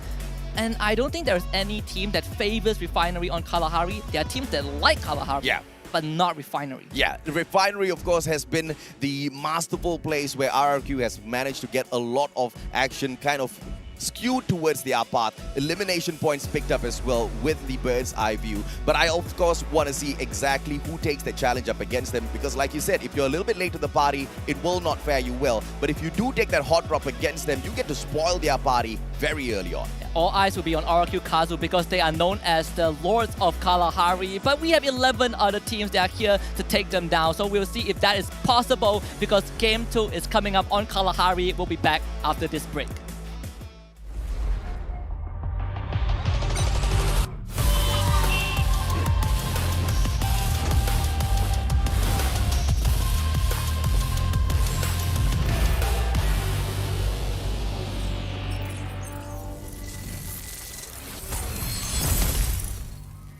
Acho que nós não temos um time como o maior rival. Todos os times são bons, estamos estudando todos e temos um bom plano para todos. O jogo decorreu como era para ser, nos classificamos, que era a nossa meta, e ocorreu o que nós esperávamos. Sim, estou satisfeito, foi uma estreia de mundial muito boa. Se Deus quiser, vamos conseguir muito mais e sempre tem que melhorar. คิดว่าใครเป็นคู่ปรับก็น่าจะเป็นนิกม่าครับเพราะว่าแผนการเล่นเขาดีครับ แผนรับมือโค้ชได้เตรียมไว้ให้แล้วครับรู้สึกยังไงกับวันนี้ก็รู้สึกเหนื่อยครับแล้วก็ดีใจด้วยคิดว่าเต็มที่กันแล้วครับเพราะว่าทุกคนก็ทำเต็มที่กันทุกคนเลยครับวันนี้ Nuestro mayor enemigo somos nosotros mismos, ya que si mejoramos eso no nos para nadie. Fue algo inesperado, pero lo veníamos trabajando y la verdad teníamos bastante confianza con el equipo. Le quería decir gracias al staff, al coach, a los jugadores por dejarlo todo. Saya pikir musuh terberat kami itu Naguara dan kami akan meng-cut rotasi mereka besok dan kami akan lebih fokus lagi besok. Saya merasa pertandingan tadi sangat sulit, tapi kami akan menjadi lebih baik lagi. Saya sangat puas dengan apa yang telah kami lakukan, komunikasi dan koordinasi kami sudah sangat baik. تكون متفائل حاجة باهية، ما تكون متفائل برشا حاجة ضحك. Iniisip na nga namin kung paano kami mag-celebrate pagtapos ng finals. Walang mawawala sa amin dito. Ipapakita namin kung gaano kami kagaling.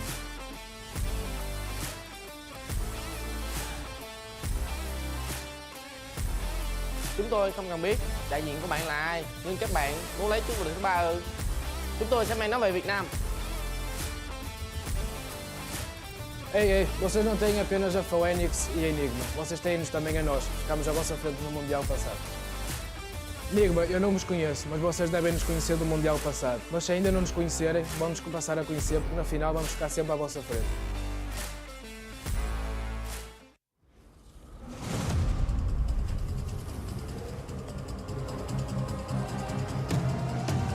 I'm very mysterious, unpredictable. If you don't know, we've come a long way, but we ain't done here. Are you ready?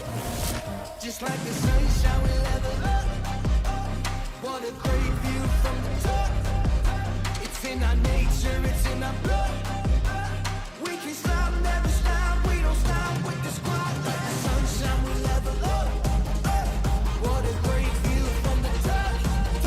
It's in our nature, it's in our blood. We can stop, never stop. We don't stop, 'cause we turn up in flames. 'Cause we turn up in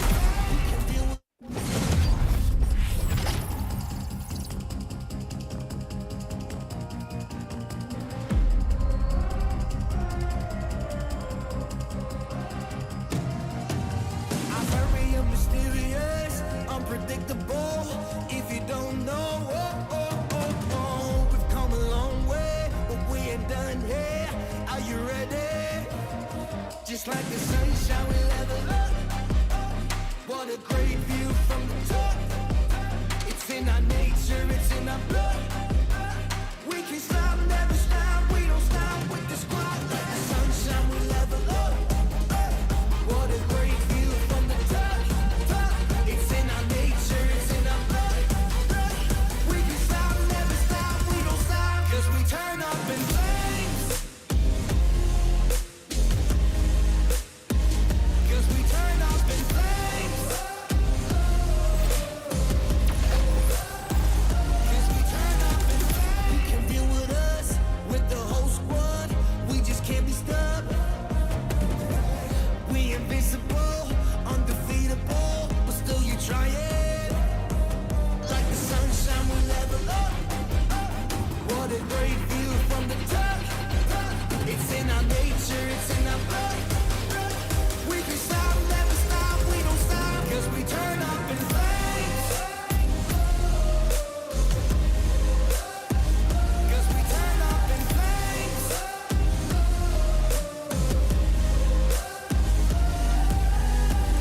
You can deal with us, with the whole squad.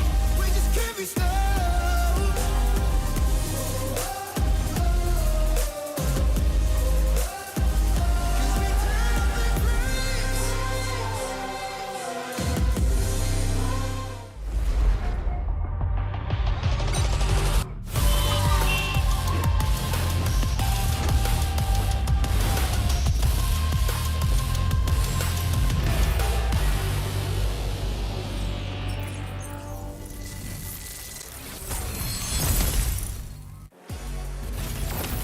The returning titans of Thailand, Evo's Phoenix, soared to their first Booyah in this finals with a very impressive round 1 on Bermuda. This is the Free Fire World Series 2022 live here in Bangkok, Thailand. And we are your commentators. My name is Husky alongside Mustachio AJ. And you know, yesterday we dubbed them the Undying. Then today we had to add on the title of the Comeback Kings, right? And what a comeback they're making in here. And I'm not talking about a comeback of any sorts. I'm talking about a comeback as the world champion in itself. Yeah. And they desperately want it. And the most surprising thing here is the kind of domination that we saw out of Nigma Galaxy within the regionals for Thailand was not seen on Bermuda. And a very, very fun fact, of all the World Series that we had, this is the 4th one. If I remember correctly, Thailand, as just one community, one region alone, has won more than half of the World Series. Correct, yeah. And that in itself speaks volumes as to how much you can expect from them out there on the battlefield, and having 2 Thai teams on top of everything else within one grand finals is going to pose to be a huge problem for a lot of these teams, right? Because even though we did see Nigma Galaxy did not get all the way too far on their top 3, they didn't get the podium finish, but they're pretty much still in the race for that finisher. But EVOS Phoenix, they battled through all of that adversity. We were looking at the map before, you know, ending the break in itself. They were, to a certain degree, lucky because the circle didn't force them to move away a lot. But there were teams approaching their compound, which they skillfully prevented in terms of an engagement, continuously firing at them and playing possum at the same time. Yeah, absolutely, and that's what makes them so special. But before we talk more about EVOS Phoenix, we're gonna remind you guys that there is the Esports Award that is still ongoing, and we want your help to vote for Free Fire for the best mobile esports game of the year. We've done it 2 years in a row. Let's make it 3. Absolutely, man. And we all believe this is going to be the game that's going to win, but obviously we can't get it done without your vote. So please do not forget to hop on in there and vote for us as well. And of course, a quick super shout out to our streaming partner, YouTube, the best platform for gamers and content creators alike. I am so ecstatic because every single time you hop on into the YouTube and you take a look at the chat, the community there is just so beautiful, Husky. Very wholesome flags of the teams that they support, just very constructive people. This is what makes Free Fire such a great community, right? We're not just the best mobile esports game, we probably have the best community out there. Yeah, I dare say it. Absolutely right. One of the best communities, no doubt at all whatsoever. Let's take a look at, you know, some of the teams that did bomb out in that first round. AV Radical, single elimination, 4 placement points. The Filipinos didn't do all that too fancy in that round. Talk to me about what happened. Well, 2 teams were threatening them the entire round. We have Nigma Galaxy that was on their tail. I believe took down 2 of their members. When they ran away, they ran into Nagwara Esports, who were also pressuring them. They got out of that chokehold, ran back into Nigma Galaxy, and that was their undoing.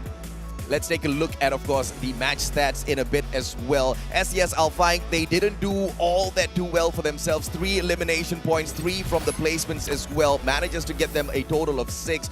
But the kings of game number 1, once again, the undying comeback kings, EVOS Phoenix, 22 total score, 10 from eliminations, 12 from the Booyah, of course, and with a total damage of 6,624. They were doing a lot of work out there. And once again, a lot of this damage came forth from them just playing passively, defensively, tagging players up, making sure they don't approach their compound at all. And at one point, they barely had a compound. This is masterful from EVOS Phoenix, right? It would take a while to break down every single move, but from what we've seen and what I've touched on was how they take space. This is the easiest way to understand why EVOS Phoenix could hold a compound with minimal numbers and still defend that area.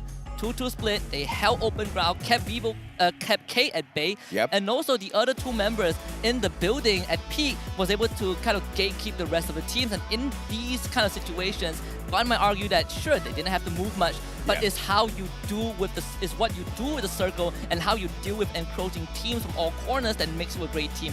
It is a game of Battle Royale at the end of the day where you have to depend on Lady Luck, but you also have to skirt around that luck that she throws at you as well. And that is what EVOS Phoenix did phenomenally well. Once again, it wasn't just the luck with the circle, it was the luck with the disturbance and the interference by RRQ, because we all expected Cade to really pop off on a lot of these teams. Oh yes. And Cade had one of the best positions in that final circle. They had a solid defensive compound. They really didn't need to move. They just needed to wait two teams to just approach them, and they could take those bot shots. And initially, it was EVOS doing a lot of damage from the front side, and RRQ stepped in at that perfect moment. And the timing couldn't have been more perfect from EVOS, right? Because they lobbed that grenade.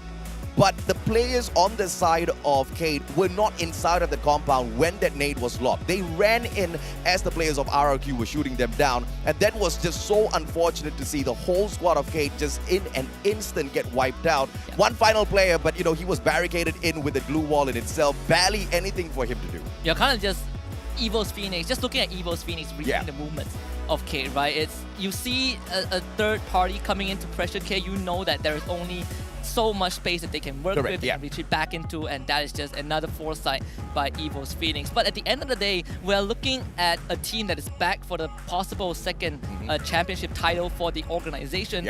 And they're going to do it on home soil again. And it's, again, a region that has won majority of the World Series, right? Even though they missed out the last one, they came in second with 1 point differential. This is a redemption arc for EVOS Phoenix. If yesterday they are undying, today they are resurrected. Yeah, they most definitely are resurrected, living true to their name. EVOS Phoenix as a whole has been the team that never says die whenever they are pushed. I mean, yesterday, after the first two matches, we thought, okay, we can finally write off the die team. They were way too arrogant at the very start. They were just way too confident at the very start. And then after Game 3, Game 4, Game 5, you start to see exactly where all of that confidence is coming from. Obviously, we expected it from their past performances, but you cannot underestimate the current scene. You cannot underestimate all of the improvements that the other regions have, of course, been working on before the world stage once again here in Bangkok. But none of that has compared to the strategic advices that the players of EVOS Phoenix clearly seem to be getting from their coach in terms of when to execute some of those plays. It is, yes, positioning is amazing. Yes, their accuracy and their gun skills amazing, but the timing was phenomenal. And it's not just today, the timing that they played yesterday as well. How many times have we seen EVOS Phoenix surrounded by multiple squads and they still survive to get that booyah for themselves? I believe yesterday they were surrounded by 4 teams with just 2 players and they still got it. That was on Purgatory, right? And it's off of a decision to rush into a fishing hut and not really knowing who is around them.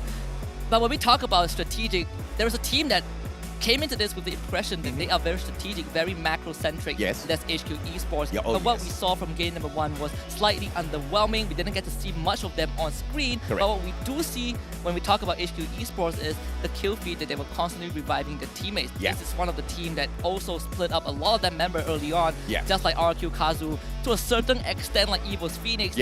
The difference being that HQ Esports never really got it together. RQ did the same, but they made it into that late game. They made it into the final phase, and that's what makes them such late game centric team and such a good team to pull it off. I'm actually shocked that RRQ Kazu even made it into that final circle based on how many revivals they were playing.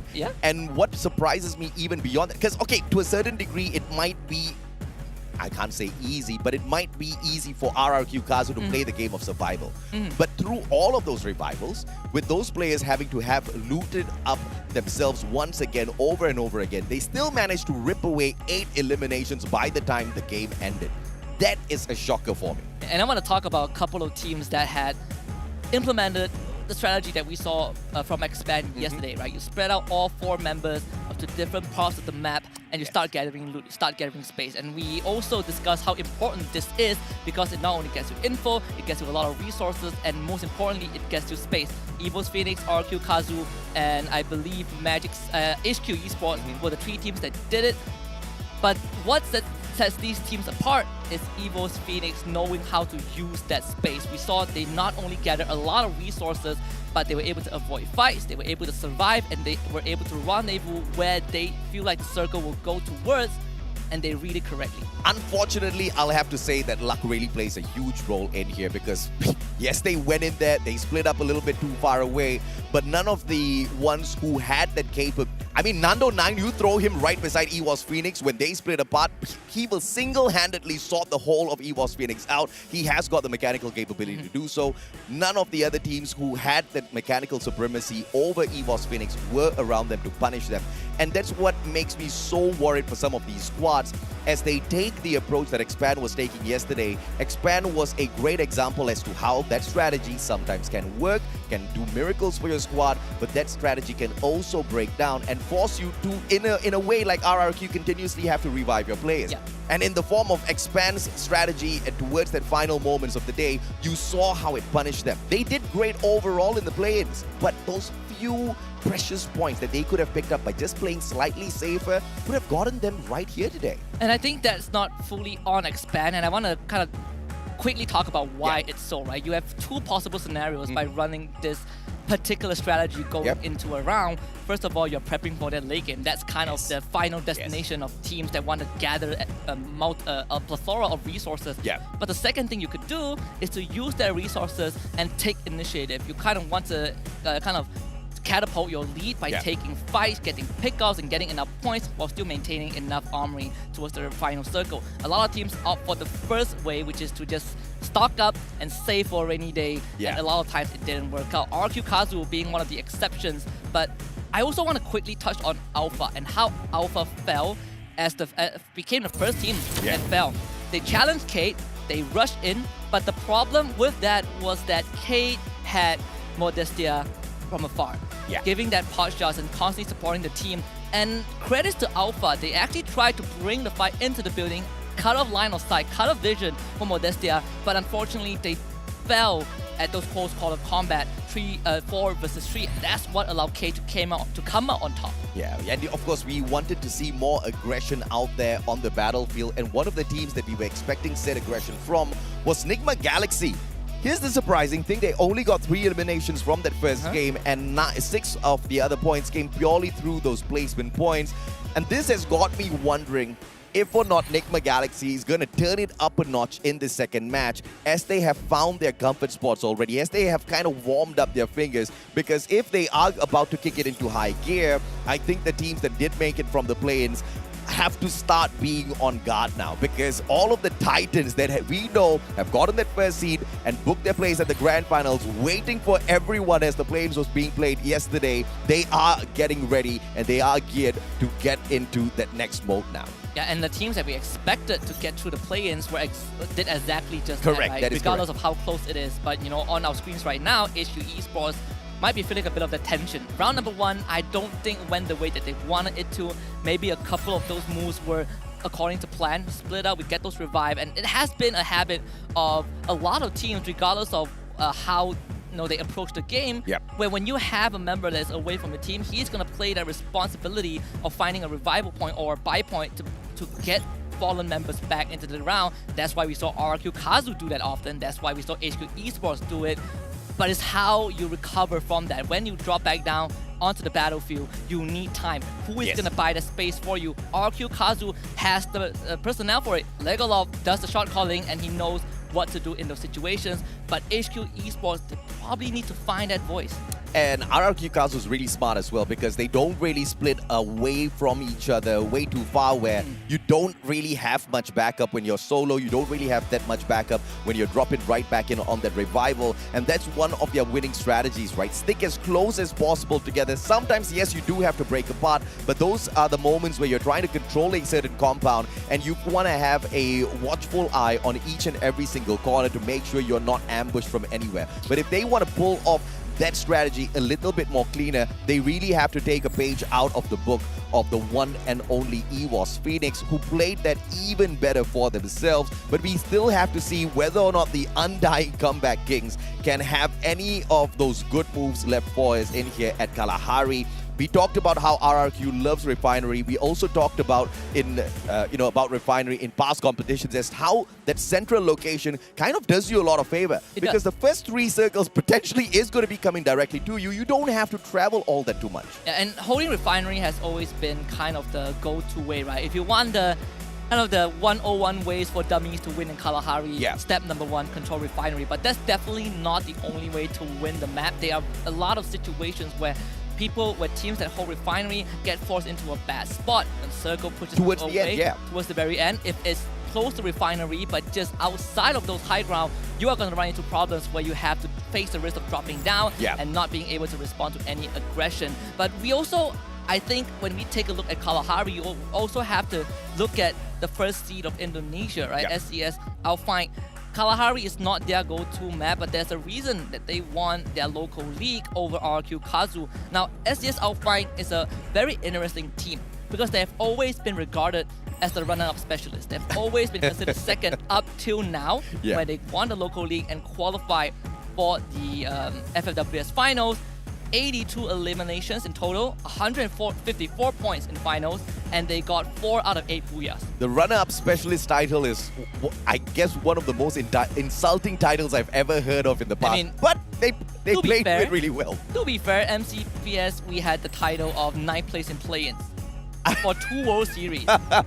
I wouldn't call runner-up specialist bad, at least it's second place. Yeah. Fair enough. I mean, at the end of the day, as long as the Predators, SES Alpine, can get the job done in here today, they are going to be a happy little campus. But once again, they didn't do all that too well with the placement points in the previous matchup. They managed to get taken out in the 8th spot. Survival in towards that final circle is easier said than done, though, as those teams kind of gather in closer and closer with so much of mechanically skilled players out there on the battlefield. For you to even survive is already a great achievement. For you to survive as a squad traveling out in the open grounds of Bermuda, that is going to, of course, be a challenge. But Kalahari and the terrain in itself provides you with a lot of those elevations that makes you pretty much invincible if you know how to skirt around those elevations in the whole map. And I want to quickly just bring up something that I've noticed. This hidden plot line of Brazil against the region of LATAM. We have Kate and Magic Squad from Brazil. We have Ignis Esports from LATAM alongside Naguara Esports. And we are seeing a stark difference between these two teams. Very polarizing. Both teams from Brazil have had very good finisher, regardless of whether they got the Booyah or not. But both teams from the Latin region have been struggling, and partly is because, sure, they are teams that like to be aggressive, but they're not winning a lot of these CQCs. Contrary to both Magic Squad and Kate, who have been very comfortable taking head-on fights. Yeah, I mean, at the end of the day, it's all going to be about the mechanical skills as well. Yes, you navigate. Yes, you reposition yourselves. Yes, you've got this strategy. But if you've got no mechanical skills to get both of those engagements done, those long-range engagements as well as those CQCs, you are going to be at the losing end. But I still do have a little bit of hope here, especially for Ignis Esports. They bring a lot of promise into the competition. This is one of the best that you can find out there within the LATAM region as a whole. And for them to get that 5th spot at the Sentosa Plains, that would have been one of the greatest heartbreak for them, which I believe motivated them enough until they worked up for that #1 seeded spot. And yes, we've seen them crash and burn, but it doesn't really matter, right? Yesterday, we did see EVOS Phoenix crash and burn. Not 1, but 2 rounds. We still did see them make that comeback. And you are talking about Ignis Esports, known as the Phoenixes themselves. Hopefully, they've got a little bit of an extra life. They've got a little bit of that revival on them. But as we gear up for game number 2, we are hopping on into Kalahari finally. And remember the lesson of Kalahari: Refinery first, Holding Refinery second, and the rest. It really comes down to how you navigate the rest of the map. Not many teams like this spot, and the teams that usually do are familiar with Refinery. Now, you've asked the question of who is going to hot drop RRQ. We might see a couple of them doing so, but RRQ themselves are not landing at Refinery. Yeah, man. Ignis taking that hot drop against AV Radicals. And look at who else we've got here. Naguar. This is turning out into a party. We've got Kate at Santa Catarina as well, with 2 of their players, Modestia, moving straight on into that initial gunfight against the players of Naguara. But our attention is going to be on Ignis as well as AV Radicals. Both of these teams have already split off into different segments of confinement, and they do have decent areas to loot up before getting into an engagement. And remember the setup that we had, right? AV Radicals absolutely love high-tier loot zone, and it's easy to hunt them down and find them, but winning that fight is going to be another issue. RRQ Kazu now under fire, Pac-Man down thanks to HQ Esports. Yeah, B.O. Razor has got the akimbo there in his hands, manages to get that knock from the back. Legalov finds Artemis as well. RRQ Kazu very quickly becoming the elimination leaders of this lobby. Tyson is on his foot and the guy is making a double for it as he jets out of there, playing for the game of survival. Question is, will RRQ abandon their position because they still need to loot up? This was way too early of an engagement to go looking for an extra elimination point. K in a very tough position. They were ambushed by Naguara Esports, and Y just took down a second member from their team. So AB Radicals gets the free kill. K tried to split up and get much space as possible, just like what Evo's Phoenix did in round number 1. But this time they ran into the Lion's Den. Now Ignis Esports and AB Radicals are still in this deadlock. Tools is going to play a very important role in making sure that Ignis Esports don't cover too much space. Yeah, but here comes Naguara as well, and this might just prove to be one of the worst situations for AB Radicals. The distraction, all it depends in, of course, is Naguara. How do they flank around into this area? Faku's already with that bird's eye view. He's looking at everything as the situation breaks down. Look at this guy. He's got that info. He knows exactly where AB Radicals is. Ramiel tries to take him off of his perch. Faku getting tagged up and up in the air. Gets knocked down onto the ground as well. AB Radicals, do they want to go in here for the finisher? Naguara can still fight back. I think you can just wait because Ignis Esports is unintentionally helping them out. Sure, they got that elimination, but Wine will pick up a second one. This is easy peasy lemon squeezy for AB Radicals just because Naguara Esports tried to play their style.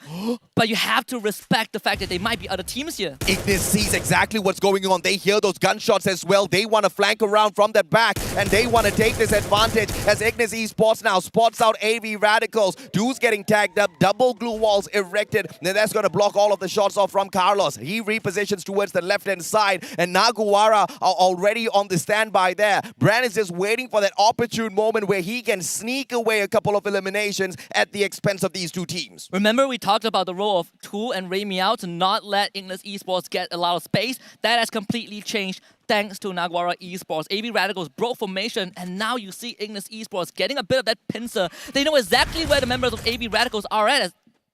As Luka goes down, Ramiel really low on that HP, does manage to patch himself right back up. Wine's too far away for this backup. Too's all alone, 1v2. Can Too survive this? Grenade's gonna tag him up as Too tries to run away. Ramiel from up top, but he doesn't have the kind of gun to handle a CQC. Eric needs to bust down this glue wall as Too's goes down. Carlos with that backstab. Eric should be able to secure yet another one for himself, but Ramiel keeps the distance between himself as the rest. They fall back, they got Brand from the side of Naguara Esports, so it's not all too bad for AB Radicals, but they also had to surrender confinement over to Ignis Esports. They managed to revive too, so that is good news for AB Radicals, but some of the members are still trapped here. It really felt like they have nowhere else to go and they are forced to take this fight. Wine, how in the world did he find him? Wine taken down with a headshot. Nobody's going to be able to save him Ramiel from up top there. Ramiel, and the CQC specialist not just possible as he only has a sniper in his hands. And he tried to take all of those engagements from afar. It's all going to be up to Too's now with a secondary in hand. Barely any loot on him. AB Radicals going to crash and burn right after this engagement. And IGS with the best opportunity here. Ignis with 4 eliminations already, trying to go for the 5th one. And look at Too's just teasing him with the secondary. If only he had a better weapon. There's nothing much that he can do in the situation. They're just going to boost Kano up on each other's shoulder. Wine finally whips out his rifle, gets a knock on Kano, but he needs to do so much more to help Tools. That is not going to work out. Tool gets knocked down. Can Wine save this? It seems like it's very hard because Ignis Esports keeps reviving. Yep, they keep picking their players up as well. No nades on the side of Wine, but if there's anyone who can get this clutch done, it is this guy. Tanamo, right back into the equation as well. One grenade, but no distance to lob it, and he wants to get that secured shot for himself. He backs away. Ignis tries to split away from this equation as well, and therefore I think AB Radicals will go ahead to some horse. I was about to say that Wine gets taken down by Kano. It's just so hard to move away from that situation. And it all started because they gave out ground for Naguara. At the end of the day, it was them who lost everything. They're still in this round, but it's looking very bleak for AB Radicals. On the other hand, Jonah getting knocked down. by SES Alpine. Ray with a great shot up top. Yep, Alpine managing to get the advantage here. EWOS, Phoenix, Moshi has got the double barrel. Can he turn around? He goes in for the flick. Everybody's playing this on the very edge and get high with that combination of God Cruise. They both managed to settle down the players of SES Alpine, but no elimination just yet as Jojo manages to sneak away from them. But inside of this danger zone, is he gonna get capped? Jojo has managed to put great distance between himself as well as the rest of EWOS Phoenix. Moshi with that high ground advantage might be able to do them dirty. Jonah bought right back in. EWOS Phoenix will be able to continue to pressure SES Alpine. Can't stop for the revival zone. Was in a danger zone anyways. Very, very tough time for SES Alpine. The circle closing towards that northwestern side. You have NGX there, RQ, Kazu, and Magic Squad around. Refinery still included in the equation, but EVO's Phoenix, they're not too far away. Jojo finds a revival platform for himself. Cade a little too far away to pressure him. Question is, will Jojo take this opportunity to revive the full squad, or will he buy a little bit too much of time for himself and mess up that opportunity? We will still have to wait and see. EWOS Phoenix, on the other hand, 3 eliminations, and they are doing great. They're keeping a hold onto this command center high ground advantage, but nobody else is going to sneak in and disturb them just yet. They are on the verge, on the very edge of this next circle as well, so it's not going to be for long that they get to hold on to the bird's eye view. And we see Naguara Esports encroaching towards Refinery, that not held by RQ Kazu, but by Magic Squad instead. So Naguara, they have to be really cautious with how they move. Gio has already seen Yeko going up to that high point at the tower. So Magic Squad knows that Naguara Esports is nearby. You have NGX who are very far out to the west, so that's going to take some time for them to join this. But so far, Naguara under pressure from Magic Squad. Naguara, they try to slow things down. Magic Squad, they've got everywhere covered already. Faku, good blue wall erected. He's not going to be pressured from the back just yet, but you can see Bob's trying to break on through. Faku, he does have that double barrel. Just needs to get that one good headshot. Should be able to continue holding on to his ground. Maxi, on the other hand, is just scrambling around. He knows that at every single angle here, Magic Squad can flank him from anywhere around. Here comes that double challenge, 1v2. Maxi, this guy's running out of time. It's going to be a very tough fight for him to get out of. It felt like Magic Squad have him in a chokehold. They're tossing out utilities to try and flush him out. They might not have found him yet. They might not have been dealing damage to him, but they're trapping the members of Naguara in a very bad spot. They can't provide any backup. They are relying on Faku, but there's only so much he could do. Ramiel back in the game, all thanks to Tanamo. AB Radicals just managed to get this one. Nade! What a nade! Alpha Remind manages to get a double for himself, and Cade biting the dust a little bit too early, but the two other players have managed to rotate on away already. Dead God, as well as his buddy, they do have a vehicle on them as well, so to zoom away. Modestia, I believe he is in the driver's seat. Remind tries to tag them up, but the elevation of that hill will save Cade for the time being. But 2 elimination points should be able to be secured by Alpha. We talk about how K split up at the start of this round. Alpha ran into 2 of the members. They had glue walls, but in these situations, 1 grenade was all it took for Alpha, for SES Alpha to kind of take the lead. Meanwhile, we see this rush. I mean, Maxi, he is still trapped in this perimeter, and he's running out of time. Jonah, Max 7 manages to get a knock, but the rest of the EVOS squad as well joining the fray. Magic Squad with a lot of time already wasted on Naguara. What a nade, but Godcruz does not get the takedown. AC-80, close quarters combat. Brad has the Max 7. What?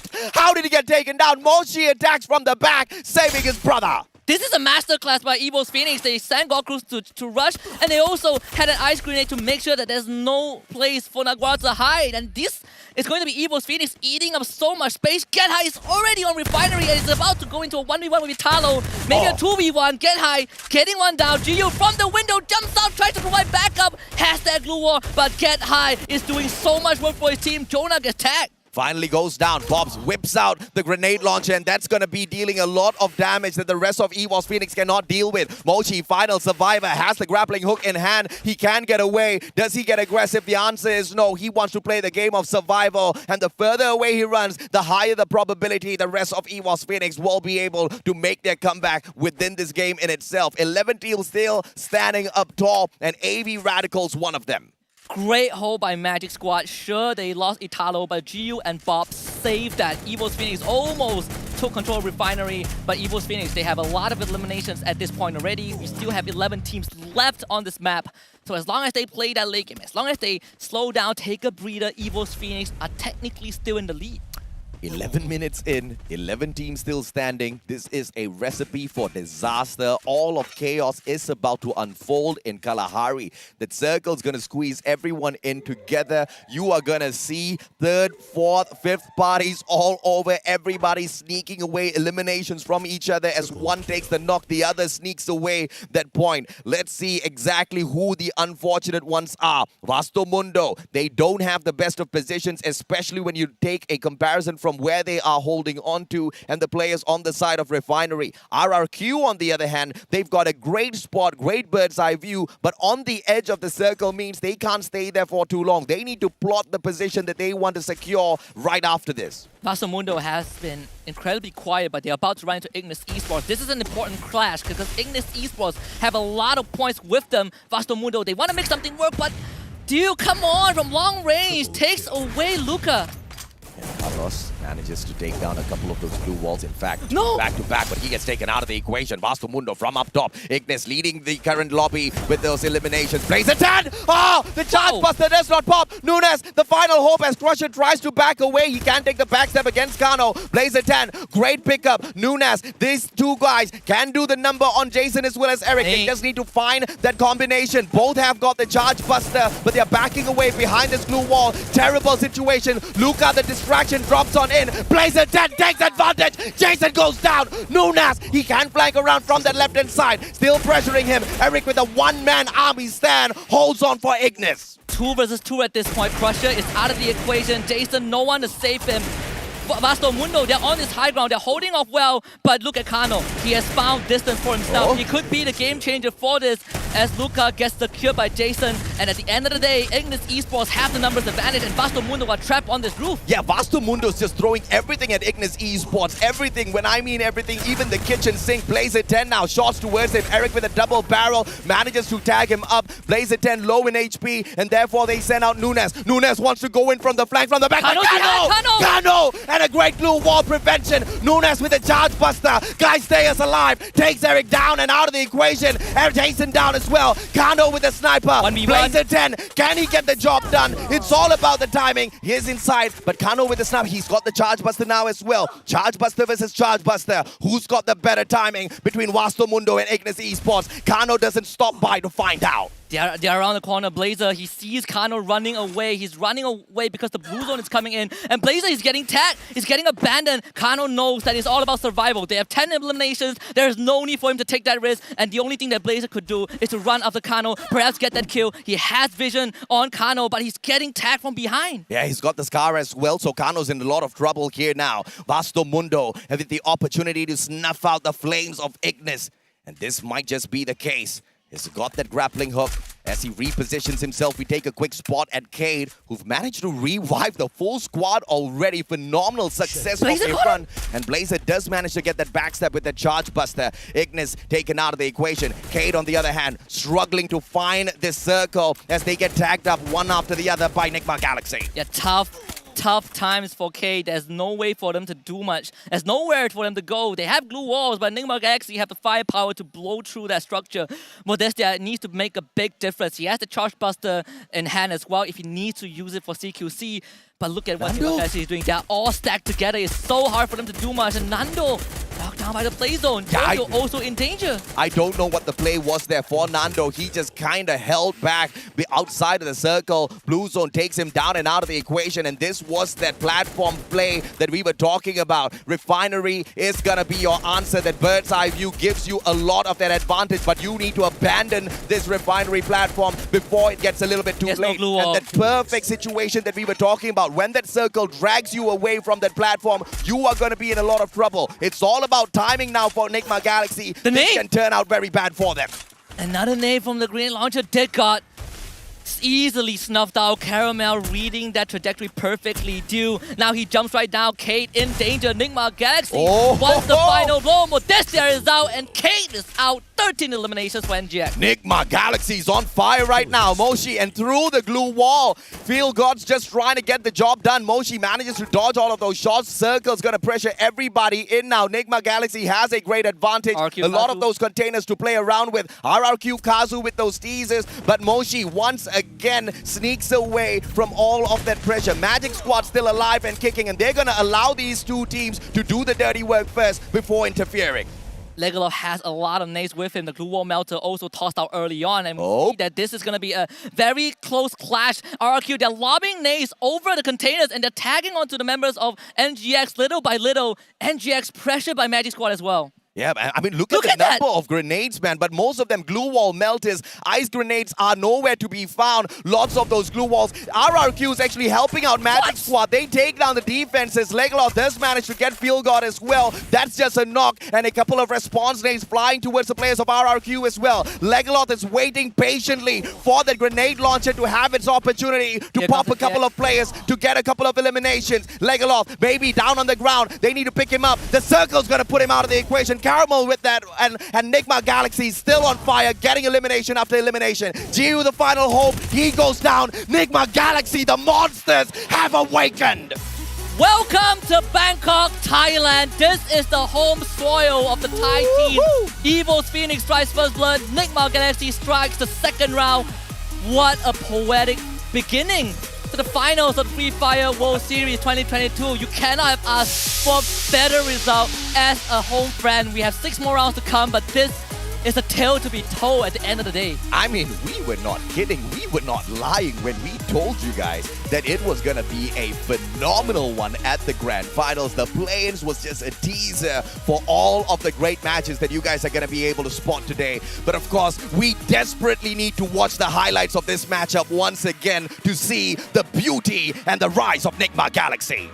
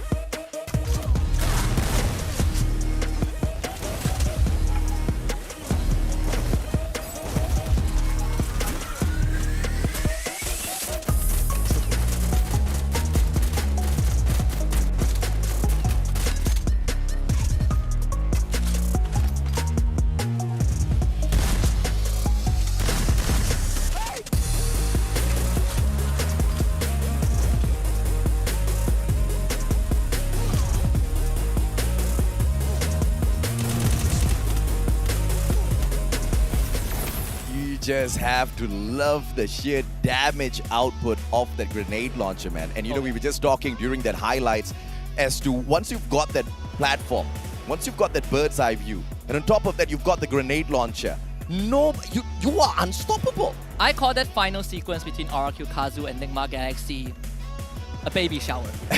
Not the one that any of these teams want, but at the end of the day, that's what you get, I suppose. Though I want to quickly touch on Nigma Galaxy, right? We had this very small back and forth from imagine if Evil's Phoenix was the second seed coming in from Thailand. What can NGX do off of such a good record for a team that just formed earlier this year? round 2 was a great testament. I mean, first of all, Nigma Galaxy really knows their talent. They picked the best of the best, the creme de la creme within Thailand. And they knew if they wanted to take over the free fire scene, Thailand's the place to get it done. Like you said, I mean, we've only had, this is the 4th World Series, and more than 50% of it has gone to the Thais. So which better nation to bet on, right? And they swooped on in, they threw all of their resources at these players, and they managed to collect the best roster out there. And yes, I guess we found the answer to our question, what can Nigma Galaxy do? My lord! They've broken the record of the most points picked up thus far at the Free Fire World Series 2022 Bangkok. 20 eliminations, hit that booyah for a total of 32. Yep, most points got in a single round, most eliminations in a single round. And a part of me, I don't know why my brain is wired differently, but I kept thinking that the creme de la creme is not creme de la creme. The best players is creme brulee, but maybe because Nigma Galaxy is already here for desserts and RQ Kazu only tailing behind. Second place, 16 points. EVOS Phoenix, the eternal rival of NGX in 3rd place with 14. You owe me 2 explanations, baby shower and creme brulee, but we'll get back to that in a little bit. EVOS Phoenix keeps the pressure up. The Thais are here to dominate on their home ground. 14 points, 7 from the elimination, 7 from placements. Ignis Esports, I mean, this was a phenomenal round from Ignis, man. 3 placement points. Nothing to scream about. 10 eliminations. They bounced themselves right up to the top. But let's take a peek at the overall standings as the 2 Thai teams dominate Bangkok. Yeah, we've talked about domination. I want to look at the second half of the leaderboard. Naguara Esports coming into this. So far, it has been pretty lackluster. They only got 2 points after 2 rounds. And this was a team that when we started plays yesterday was running down every other team that they see, barring Magic Squad doing the same. But Naguara, it felt like they didn't wake up on the right side of the bed today. And so far, it has been reflected on that point. At this point, it's only SES Alpine that's kind of spoiling the party here, because if they sneak away the 6th spot away from Ignis Esports, you're going to have 2 Indonesian squads, 2 Brazilian squads, and 2 Thai squads on the left-hand side of the leaderboard. They're just messing it up. My ADHD side is not allowing me to take my eyes off of the position that they hold on to. But Vasto Mundo, I really like how they took that attack against Ignis Esports a little bit earlier on, and I want to see exactly what more they can bring in these future matches. But the MVP of that match, who can deny it, from the one and only Dew. You highlighted this boy many a times, and he got the job done out there in this round for the squad. Give him an AWM, give him an M79, give NGX the space to work with, and Dew delivers. Of course, the rest of Nigma Galaxy also gave us a heck of a show, but it was how they held their one platform, completely stopping 2 teams from getting through and giving themselves so much room to work with. The way they dealt with the baby shower from RQ Kazu was also phenomenal, and these top players tell a different tale for round number 2. Dew with 9 eliminations from Nigma Galaxy, Ignis Esports Kano getting 6, saving the team to survive for a longer time. But of course, Caramel from NGX also with 6 eliminations. Kano single-handedly saved Ignis and their overall placement on the overall leaderboard through those 6 eliminations, right? Fantastic. But of course, who are the key players for this Kalahari matchup? The one and only Dew once again shows up. 2 of those headshots. This guy is phenomenal. That AWM way too accurate. Caramel, the glue wall master, he laid it out, man. Nigma Galaxy were bagging, and Nigma Galaxy were untouchable, all thanks to Caramel. And that was how they survived RQ Kazu, right? A big part of it was because of Caramel. He not only built the glue wall, the fortress to keep his team safe, he also had a lot of utilities to flush out the enemies. His grenade launchers, his grenades, his glue wall melter, it all came from Caramel and Caramel alone. But we also have Case Nando 9 with most glue walls destroyed, and finally Case Modestia with most damage blocked by the time turn. Kate might have been able to do slightly more in that matchup if only Nigma Galaxy did not hold on to that platform with the, like you said, the baby shower with the grenade launcher, right? If only that was not the case, Nando 9 should have been able to melt a couple of more of those glue walls. Modestia, as usual, should have been able to get them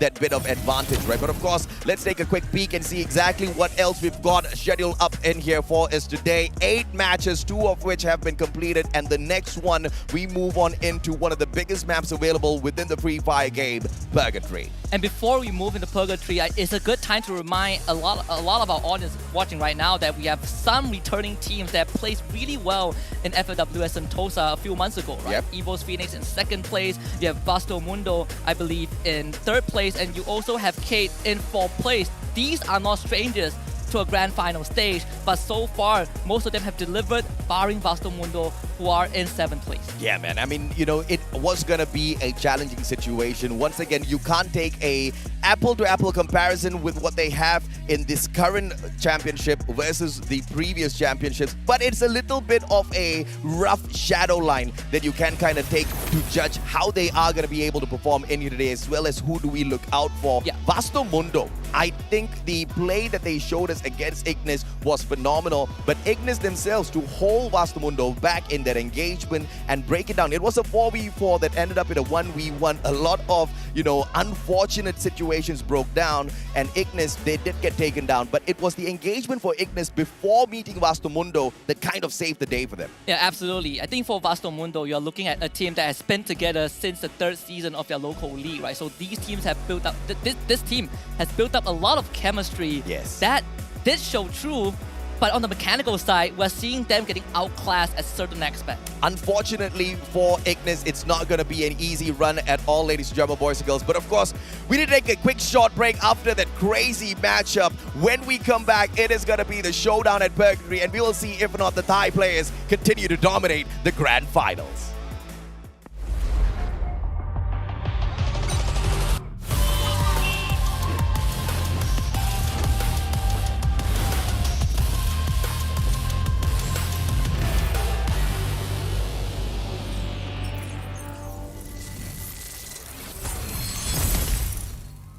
Acho que nós não temos time como o maior rival.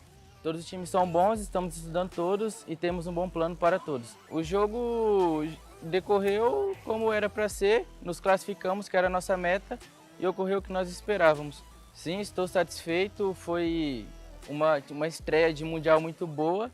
Se Deus quiser, vamos conseguir muito mais e sempre tem que melhorar. คิดว่าใครเป็นผู้ปรับก็น่าจะเป็นนิกมาครับเพราะว่าแผนการเล่นเขาดีครับแผนรับมือโค้ชได้เตรียมไว้ให้แล้วครับรู้สึกยังไงกับวันนี้ก็รู้สึกเหนื่อยครับแล้วก็ดีใจด้วยคิดว่าเต็มที่กันแล้วครับเพราะว่าทุกคนก็ทำเต็มที่กันทุกคนเลยครับวันนี้ Nuestro mayor enemigo somos nosotros mismos, ya que si mejoramos eso no nos para nadie. Fue algo inesperado, pero lo veníamos trabajando y la verdad teníamos bastante confianza con el equipo. Le quería decir gracias al staff, al coach, a los jugadores por dejarlo todo. Saya pikir musuh terberat kami itu Naguara, dan kami akan meng-cut rotasi mereka besok, dan kami akan lebih fokus lagi besok. Saya merasa pertandingan tadi sangat sulit, tapi kami akan menjadi lebih baik lagi. Saya sangat puas dengan apa yang telah kami lakukan, komunikasi dan koordinasi kami sudah sangat baik.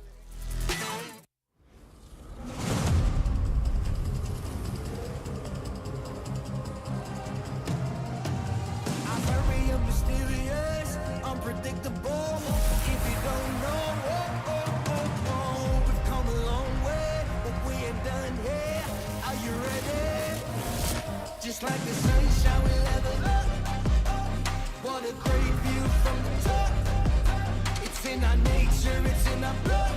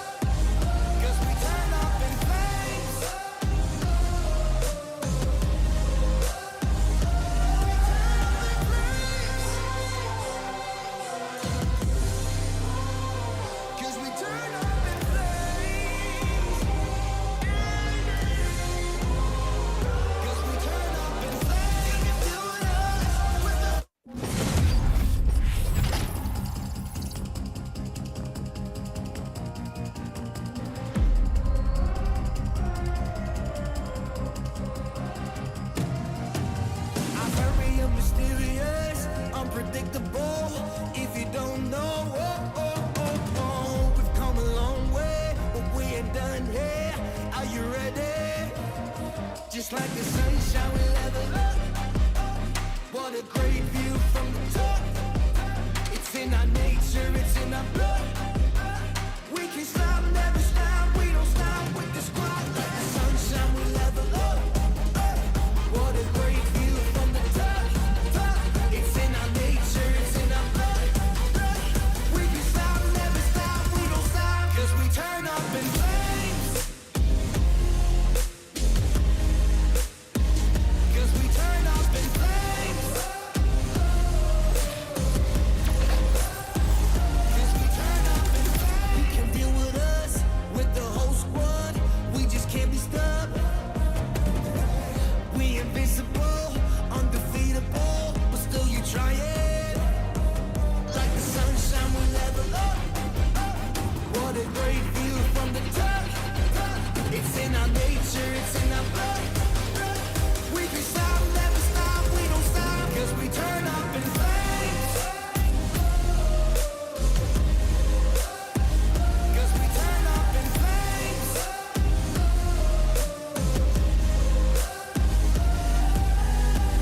You can deal with us, with the whole squad. We just can't be stopped.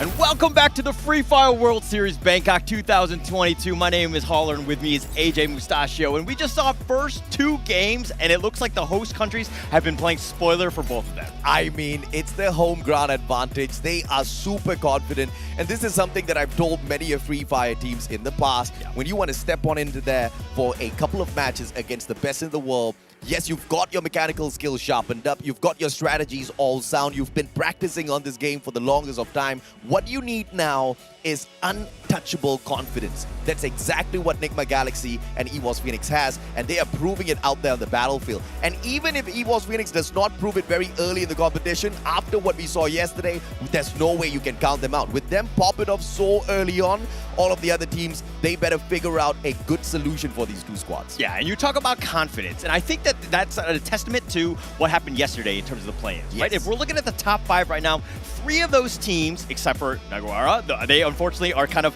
on the bottom right now. Unfortunate for them, but the other teams as an RRQ, EVOS Phoenix, and of course the Magic Squad have been just stepping it up, understanding, continuing that momentum going into the finals, which has been huge for all 3 of those teams. Absolutely, man. And of course, RRQ doing slightly better than SAS Alphaik, the #1 seeded team out of Indonesia. That in itself speaks volumes as to how much RRQ wants this for themselves. They are known as the veteran beast. They've been in the Free Fire scene for such a long time, Holler, but they have always stayed silent. They have not made big moves whatsoever, and they even, kind of took a break for a little while. When they came back with the storm. They were telling everyone that they want to dominate, and dominate they are doing out there. They've done quite well. They put themselves in a position to get themselves into a prime position right now. Yes, it's only been 2 rounds, and we'll check in the standings in terms of the previous match stats. Let's go into that one, kind of break down exactly what happened in that last game. Let's take a look and see exactly how this team of Nigma Galaxy scored a massive 32, 20 eliminations, and so succinct with how they were wrapping things out there on the battlefield. The damage is not bombastic. They were very, very good at eliminating those players the moment they met them. 8,534 on that damage for a 32 score, all thanks to the Booyah they managed to wrap things up with as well. Okay, these stats are not normal, even for a top team. The fact that you got 20 eliminations and then the 8,000 damage, that's almost double the average that we've been seeing at least per game, right? Yeah, and the fact that EVOS Phoenix were willing to just, Enigma Galaxy was willing to just take it to the enemy team and not be scared, that just proves that this team is ready to win. And, it's all about, I have to say luck, because It's not easy finding that grenade launcher out there on the battlefield. And sometimes players who desperately look for that weapon and they don't find it, you see them biting the dust a little bit too early because they really depend on its firepower. You have seen the massive number of players, the massive number of teams that have just been down and outed just a little bit too quick, all thanks to that weapon alone. And that was the secret weapon of the squad of Nigma Galaxy. But what made it even better was Dew holding on to that high ground and continuously tagging up players with the AWM, securing those eliminations for themselves as well. So long range Dew gets it sorted out. They come in a little bit closer. They bite the dust by eating the grenade up. There was just nothing to stop Nigma Galaxy. Everything was perfect for them in terms of that setup for Kalahari. All right, look, the Thailand region is pretty much the meta in Free Fire, right? Yes. It's one of the top leagues throughout the entire world. You're seeing exactly why. They're able to take and dictate the fights whenever they want. They seem to be very well coordinated. And the fact that you're getting a 20-point bomb in terms of eliminations, that speaks volumes of your team. I mean, that is the record set already for the Free Fire World Series 2022 Bangkok. Nobody has managed to hit the 32 bomber just yet. These guys just did. And the question is, can they be outdone or can they themselves outdo their own performance? If that happens, obviously Nigma Galaxy puts themselves in a really good position to run away with the $500,000 that we've got on the line here. A total of $2 million USD in play for the total prize pool, but everybody's aiming for that lion's shareholder. Okay, and it's only been two rounds. I don't want to crown them champions as of now, kings or anything like that. All I'm saying is that they're in prime position to do that, right? Yes. If we're looking more towards the bottom of the standings now, right? AV Radicals with only 9 points, Alpha with 6, HQ Esports with 5, Naguara with only 2. Now, if we look at yesterday's situation and what exactly happened, Evo's Phoenix had 9 points after 2 rounds. But they really turned it up. They were able to step up, and they got a ton of booyahs to finish them in the top 4 yesterday, making sure that they had a spot into the finals today. So those teams that are on the bottom looking up, yes, you still have a chance, but you got to turn it up, and you got to turn it up soon. Ignis, they are all light-spirited. You can see the players being super cheeky on cam. Kane, on the other hand, they are trying to sort out a couple of issues there. Clearly, they want to be able to make sure that they've got the best of circumstances to hop on into that matchup and get that victory for themselves. The rest of the teams are gearing up for this next matchup. RRQ Kazu, they're not too shabby in the competition at all. Sitting down in the 3rd place at the moment. 15 eliminations, 18 from placements, a total of 33 points. Just 3 points behind EVO's Phoenix. Actually, the way I look at it is that if you're on the top dog, if you're, the Nigma Galaxy or EVO's Phoenix right now, there's more pressure for you because you're on the top. You're one of the top dogs. Yeah. I think RRQ, and this is kind of what Magic did yesterday, right? Where they're kind of like under the radar. Yes. Nobody's really peeking out, and then all of a sudden you're like, whoa, this team keeps getting eliminations. Yeah, they're not getting booyahs, but they're getting points. I mean, and that's the most phenomenal thing about the Magic squad. Proving the factor that you don't need to be that #1 team when it comes to the placements all the time. You can still get it done, but you need to have supreme consistency. And it was shocking to see that Magic squad could deliver because you're not throwing them into a simple lobby of qualifiers where you might have a couple of feeder teams out there on the battlefield. You've got Titan after Titan after Titan to get through, and you're dodging all of those engagements and playing your placement points so well. But when push comes to shove, you get those eliminations as well. Magic squad, that pixie dust that they sprinkled at the very start of the day seemed to have worked perfectly for them. But this is how crazy their magic is. The Master Wizards, the spell has lasted all the way into the grand finals, Holla. Okay, all right. For the record, yes, they're the Magic squad. You talk about all this magic and pixie dust and all these things, but it's not really black magic. I think at the end of the day... it's a white one. It's a white magic. White yes, magic. it's one of those things that can happen. But the thing is that they're very smart with engagements. Yeah. Right? They choose and they third party and they make sure that they get as many eliminations as possible. Correct. By playing low risk, high reward in the sense of just you're securing kills or eliminations in this case, and you're able to do well. So they put themselves in a prime position. And of course, putting yourself in a prime position, this is something that we've talked about so many times already. Your focus always needs to be on your placement. Your focus always needs to be on your positioning. As that circle moves on, you need to identify on your minimap exactly which particular location, which compound you want to secure. How do you motivate yourself to circle around into that compound in the safest of manner and get there? But of course, this is something that we have seen done yesterday by Magic Squad, and I expect that out of of them today as well. And I expect that out of a lot of teams as we head on into Purgatory. The vehicles are a must to navigate the vast terrain that Purgatory offers us. There's plenty of space. And this is going to be a good change up in terms of what we needed to show in terms of maps that are available. But okay, another couple teams that we didn't really talk about was Keed. Yes, they're in 5th place. They're only 4 points behind Magic Squad, the fellow Brazilian teams. But, you know, Keed is one of those things where they've done okay. Yeah. But they haven't really made that statement game. It's still kind of early. Yes, it's only been round 2 or whatever. But Keed, I think this is, again, under the radar. I kind of like the way they've been playing thus far. Absolutely, man. And of course, there are a couple of fans within the stadium as well, cheering the players on before we kick Purgatory off. And it looks like everybody's getting ready to go. But Naguara, this has been that squad that has been tested not once but twice so far. But they are still high in spirits. They believe that they can get the job done. We saw them pop off yesterday for the play-ins. They've qualified to the grand finals. But today has truly been a challenge for Naguara. 0 placement points on the first game. A single elimination put them at the very bottom. Second game, guess what, Holler? Exact same result. Only 1 point. Out of 2 matches, they've got 2.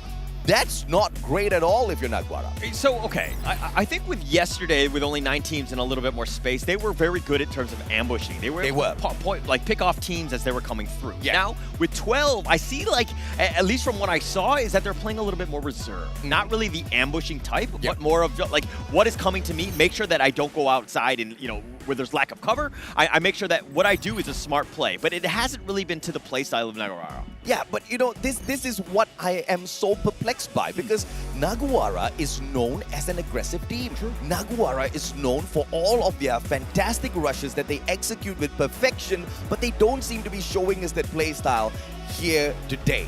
That is the question why. Because yesterday we saw them in performance. Remember against EVOS Phoenix? Yeah. I mean, they were minding their own business, traveling up the hill.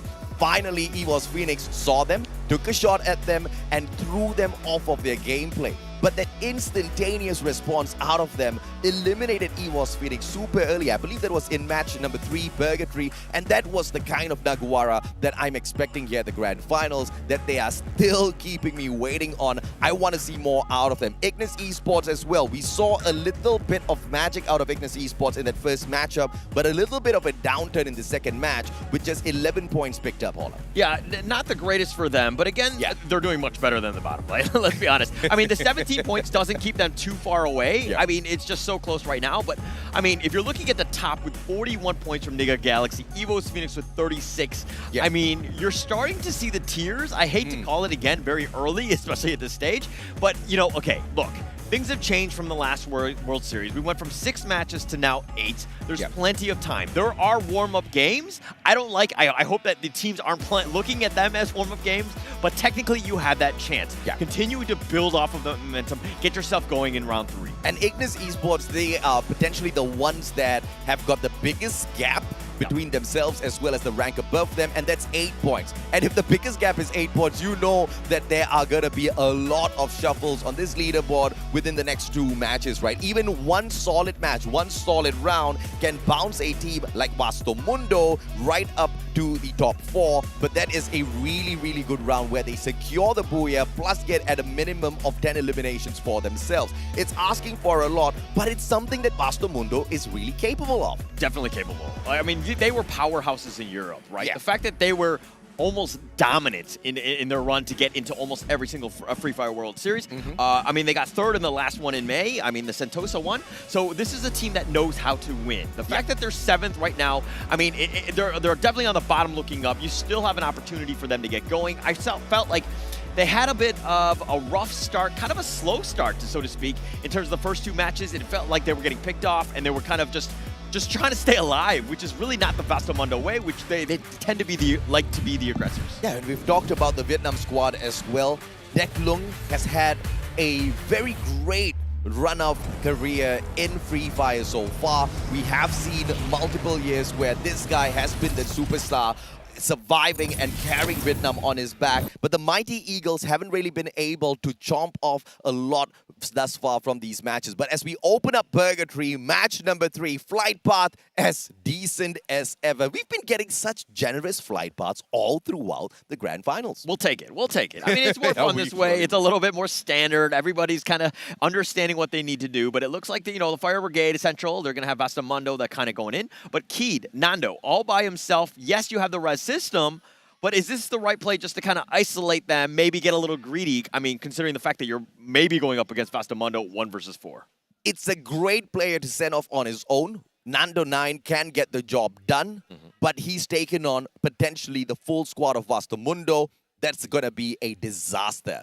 Ignis Esports needs to be careful as well because they are holding on to a very close compound at Brasilia against RRQ Kazu, who desperately need to pick up solid points for themselves because they're doing phenomenally well already, but you never know when you might start bombing out. So RRQ is going to get super aggressive a little bit later on as well. We did talk about SES Alpine, and they are off to a great start. Alpha bites the dust. Oh my gosh, G18 is the last one alive. He's going to just try to keep them alive, but man, I felt like the drop was very slow. By the time they got down, they were getting shot at. So it's one of those situations where you got to make a move and you got to do it quick. G18 all by himself, hiding behind the rock here, and SES are looking to draw a beat on him. G18 does get eliminated.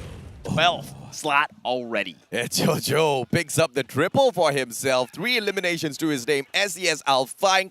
I think they heard me call them out. They want to get towards the left-hand side of the leaderboard as well to make this just a 3-region domination at the grand finals. AV Radicals will find the players of Cade as they once again look for that high-tier loot zone. Dead God from the back manages to top up the health of his partner first. And Cade trying to flank ever so slowly on the left and right-hand side. Shot. General headshot. Deuce goes down, and this might just prove to be deadly for the players of AV Radical. Oh, this is not a great spot right now, and it looks like they're being completely surrounded. Yeah, he has the pickup, but they need to get to safety. Wine is trying to make his way there just to kind of back them up, but they're kind of stuck in this area. Yep. Yes, you have a glue wall. You don't have a lot of space, though. You don't have much space. Deuce sneaks on away. Ramiel can respawn. Has got the AWM. AC-80 in the hands of Deuce as well. Modestia with the right-hand side flank. He's looking for the angle. Just refuses to move on out though. He's trying to play the safe as well. Deuce finally goes down and that flank comes through. And General from that left-hand side as well. The damage has been done. AV Radicals have no choice whatsoever. They have to run. They have to run, and it looks like they're just going to go for the revives instead. But again, this is a tough team, a tough out for AV right now, Radicals. Hiding behind this one, Dead God is going to stick around. He's going to go for this 1 versus 1 against Tanamo, and it looks like this is going to be a super close one, a 50-50 at best. I mean, Dead God, is he going to wrap around? He's going to heal himself. He's going to keep himself up for this one, and he wants to get to full health. He knows Tanamo's right around this corner. High rate of fire on that SMG, so Tanamo can spray him down, but the timing is off. Oh! Modestia with the backstab. Tanamo goes down, but AV Radicals still survives. Triple kill here for the one and only General with 68 HP left. He managed to get the job done, and Cade are off to a phenomenal start. They've now taken away the supremacy of AV Radicals from this high-tier loot zone. They get to enjoy the loots all for themselves. I'll take everything. It's all mine. Keed will happily take that one. They've got 4 eliminations as well, and that was actually a super smart play. The fact that they were baiting it out, and it looks like Tanamo was like, oh, I'm just going to find the guy in front of me, did not check his back or whatever, and he just got completely ambushed. So completely caught off guard. AV's technically still in it, so they have a chance, but again, very difficult situation. Keed in a great spot to start this round 3. I, for some reason, have not managed to spot the final player on the side of AV Radicals. Do let me know if you do find the guy. This is like, where's Waldo? Nigma Galaxy, on the other hand, stops all alone. I wish he would stop splitting away from the rest of his squad because he's giving me a little bit of a heart attack here. We want to see Nigma Galaxy show us another solid round, but if he gets taken out of the equation super early, that's going to prove to be very, very deadly for the side of Nigma Galaxy. But I do see what he's doing. He's trying to stake out the mid-segment of this next circle just so that he can clear the area for the rotation for the rest of Nigma Galaxy. They want to play positioning super early, and that's a great idea if you're in Purgatory. Yeah, it's great, but you need to ensure that you have the arsenal, right? You need to loot as much as possible, make sure that you're set. Then you can kind of just stick around, fortify that area, let people come to you. There's so many buildings, there's a lot of cover. It's a very difficult map to play on. So you need to ensure that when you're in that final circle, you've got the best lines of view and, of course, as much utility as possible. RRQ, Ignis in a lot of trouble. RRQ has got that bird's eye view, but they managed to use the roof of this compound to just obscure the vision of Pac-Man. Pac-Man sees nobody coming right towards him, and Ignis Esports can chill for the time being. They don't really have to get very aggressive. Pac-Man releases that one shot, and it looks like the players of RRQ have been spotted out by Ignis already. They still want to push on ahead. Pac-Man dodges behind the roof. This is great positioning for him. And danger zone out of nowhere. This is the savior for Ignis. Now Pac-Man has to get off of his roof, and Team RRQ cannot get aggressive yet. Yeah, they're going to have to just go the other way, right? It was one of those things, the fight was about to happen. RRQ thought they had him in, dead to right, so to speak. But with that danger zone, that's going to slow things down. Nobody wants to get outside. Ignis Esports are going to stick around, make sure that they, put up a good fight here to ensure that they kind of repel the attack and the assault by RRQ. They're going to play a little bit safer. RRQ, third place. They need to stay alive, make sure that they get some more points. Pac-Man, Legolov's. Legolov's holding the front lines here against the players of Ignis. You know exactly why. He wants to lob those nades directly at them. It doesn't seem like he does have a grenade launcher though, so that's gonna be a little bit of a risk if he does continue to push on ahead. He leaves Pac-Man to deal with the rest of the squad of Ignis. He backs away to find a better defensive spot for himself, maybe to protect Maybe as well. Now they've got a triple snipe setup here potentially with Razor holding onto the AC-80 as well. So as long as RRQ keeps the distance between themselves as well as Ignis, they've got the advantage. You don't need to go aggressive, right? Just stay where you are. Understand that there's still plenty of time. I mean, we just hit the 7-minute mark. Yeah. Of course, the circles are there. Nobody really needs to, go over aggressive. There are definitely some open areas getting into building to building, but RRQ, as long as you're spotting the different angles and the possible directions of attack, you should be fine. You need to get yourself set up for the late game. But as I say that, Nigma X coming on the flank right now, and it looks like they're going to get into a fight with RRQ all the way in the middle. Naguara tagging up the players of Nigma Galaxy at the same time as well as RRQ finds that engagement against Nigma. Nigma being sandwiched between two teams. They are the ones doing the traveling. Naguara from up top. They've got that bird's eye view, but they also have to be careful with their positioning because that headshot from down bottom is going to be a little easy, and Nigma Galaxy has got the mechanical capability to get the job done. They back away. Look at who's beyond the horizon as well. Vasto Mundo on the way in to find a couple of picks for themselves. Yeah, they'll take what they can get. Again, the game has slowed down quite a bit. I mean, it's one of those things where, again, teams are still very early. They want to get those placement points, try to get what they can. And again, from the second floor of these buildings, you have so many lines, you can cover almost everything, right? Yeah. Your vision is just almost uncharted. You have a great opportunity to just see what's coming at you. Again, no team really wants to take any risk at this stage. RRQ, as patient as ever. Ignis on the other hand, everybody's together. And Faku from the back, Mac 10. One of the best weapons to use out there. View gets taken out of the equation. Stop down as well, Faku. This is just absolutely deadly and horrendous in terms of an outcome for Nigma Galaxy. Yeah, they were trying to third party. They got caught out. It was eventually going to happen where teams just kind of get the jump on one another. If you're continuing to move, you got to watch your angles, and it's very difficult because there's so much cover, so many different buildings. And to check all the angles, very difficult situation for them. But SES, 4 eliminations, they're going to stick around. Again, just play a little bit slow, wait for that next circle. Caramel brings Stop right back into the equation, buys him back from that vending machine. And therefore, Nigma Galaxy is not going to be tickled at all by that initial ambush. They know that the rest of the teams, they want to play this as safe as possible. Nigma has got a small compound of Brasilia to control, but they cannot take advantage of this position just yet. HQ, on the other hand, HQ Esports, with the potential of that engagement against Naguara. Everybody's playing it patiently, but this is Purgatory. You've got enough space to play it patiently all the way up to the 12-minute mark. It's fine. To be honest, I like games like this on Purgatory. The fact that, you have that close to the final circles where there's this mad ambush. Everybody is just getting into each other's faces. It's prime position for those highlight reels with those grenades. Eventually could happen, and I'm looking forward to that. See if or not EVOS. Phoenix jumps into the action. I believe, as I was talking about them, they do take a shot against Ignis Esports. Jonah on the way back in. He gets tagged up. Ignis is trying their best to get an elimination off of EVOS.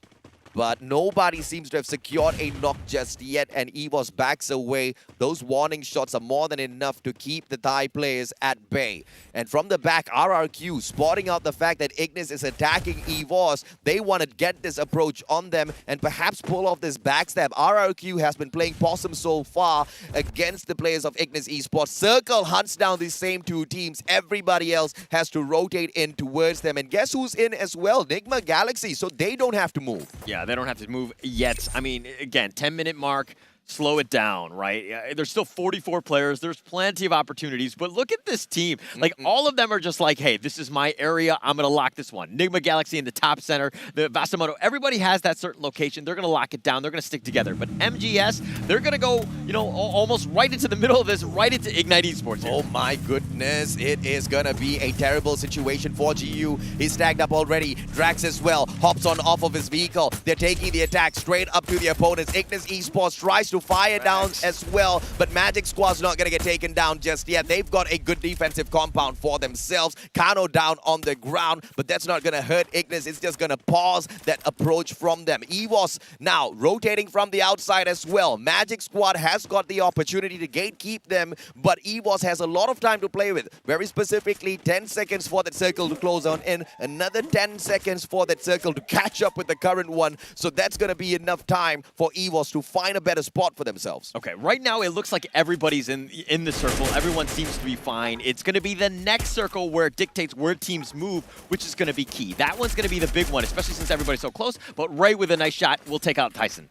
HQ Esports now. Artemis backs away, and SES Alfine. I mean, brother, I cannot help but think that they did hear me call them out, and they want to say that Indonesia can get the job done, especially the first seeded team. They are blazing right now, literally, as the elimination leaders of this lobby. Naguara at a disadvantage down on that lower ground. HQ trying to tag up the players of SES, but they barely have a defensive compound to work around with here. So be careful before you stick your fingers into the hornet's nest. Yeah, okay. Well, SES is looking at RRQ on the top right now. Both of these teams from Indonesia. I know that there's going to be some competitiveness between those two teams. They want to be the best in terms of their country. Of course, they want to score very high in the World Series as well, but it's one of those things where bragging rights. You know, you don't want the other team being higher than you in this, right? Definitely don't, man. He backs away. HQ Esports, they lose Neo. All thanks to a great nade out of G'day. Neo down. Artemis tagged up. Ray tries to go in, but Jojo! Someone steals it from the back. We've got no information as to exactly who that is, but SES Alfine now in a lot of trouble. HQ can pincer them down from up top. Glue Wall Melter comes out first from hand. AC-80 in hand, no pun intended. They now just back away. They use the distraction to play some game of safety. It looks like it was Naguara that sneaked away that elimination off of SES Alfine. SES never saw that coming. All right, Naguara doing the ambushing. That's what they did in the play-ins. That's their success rate. But HQ Esports in a bad spot. Bastamundo now in a skirmish with EVOS Phoenix, and it looks like they're going to just kind of back off here, and it looks like they do have the crest of that hill keeping them alive, but Ignite Esports is right on top of them. Good nade, but that's just a nice grenade to force them to reposition. Glue Wall Melter comes forth from the players of Ignis, and that's just going to break down the defenses of EVOS. And look at this, EVOS very smartly not erecting any of those glue walls, allowing the Glue Wall Melter to run its course, run out of time before whipping out those defenses. Smart response by EVOS Phoenix. They're smart, but they're kind of still out in the open. Yes, you have that hill, and that's keeping you alive. You have the storm behind you kind of covering your track, so to speak, but now where do you make that move? EVOS Phoenix are still wide out in the open. They're not in a building. They're very vulnerable here. And it's a smart move from them, but they also have got barely any of those glue walls to work around with. And of course, off screen earlier on, we saw Vastamundo in action, Nunes, and we managed to snap onto him as he knocks down Field God. And from the across the battlefield here, they still need to deal with AB Radicals. Things are getting heated in the 14th minute of this matchup at Purgatory, as we have way too many teams, way too many players still alive and kicking out there on the battlefield. Bobs manages to get the knock, secures the elimination. Ray brings Jojo right back into the equation. The Indonesians can stay alive, but use the final hope here for Nigma Galaxy. Yeah, he's on the roof right now. He's going to keep himself healed right now, but he's about half. Ramiel does get the shot. Wow, nice shot there. Nigma X has been eliminated. Rabiel buys 2 members for the side of AV Radicals back into the game, eliminates the final player of Nigma Galaxy as well. Rabiel doing way too much for the squad. Deuce comes back, Deuce gets taken out of the equation. Naguara out as well. And finally, we see Cade popping off. 7 eliminations, they're not pausing just yet, but they need to move 30 seconds to find a defensive compound before the circle pressures. Oh gosh, Vastamundo and AV just got eliminated there. 6 teams left. Evo's Phoenix are back to full strength. That was actually they've been almost untouched, so to speak. I was thinking about Nigma Galaxy. That said, Evo's Phoenix continue to stick around. They're going to be healed on this one. They're going to play gatekeeping on that end. But now let's look about Magic Squad. 4 eliminations. They're going to look to just kind of keep themselves alive. They're in a pretty good spot already in the circle. Oh, I see a grenade launcher, and it looks like it's Cade. Cade dragging in the grenade launcher. Ignis going to be biting those grenades by the looks of it. Nando 9 holding those back lines in case they do get ambushed from the back. The Macha's going to be able to secure all of those eliminations all on his own, but it's all about the timing here. Who gets the third party? Razor finds the knock onto Para, secures the elimination as well. RRQ Kazu on fire, but Ignis Esports still need to deal with Cade, who are right down below them. Oh, nice Modestia with a nice shot into maybe. He's going to take that one. Evo's Phoenix, again, sticking around, seeing what he can do. Magic Squad are on the move, ambushing the teams, but they're getting shot at by Evo's Phoenix. They do need to be careful. Bops is getting a little bit low, and it looks like that's going to be a bit of a win, I think. Well, I mean, Magic Squad's still alive. Yeah, Evos has to abandon their team member who got dropped there. And out of nowhere, Mochi takes down Italo. Italo, I don't think he's got enough time to be picked right back up. Bobs tries to trade one back out. He get high. Woo! Fantastic nade by Bobs, and Evos Phoenix pause. Jonah has to back away. Cade now loses Modestia. No pickup for him. Up top is Ignis, but grenade after grenade gets dropped on. In general, gets the slay. Everett gets taken out of the equation. Cade with the 12 eliminations. Make that 13 as well. These guys are on fire. Oh my gosh, Cade, this is the damage. This is the grenade launcher. One just more? throwing it in. Kano's all the way in the more? corner. They do have the grenade. Okay, bounces off. He's going to keep himself alive, but Cade, great position. Magic Squad are right on the flank. Who wants this one?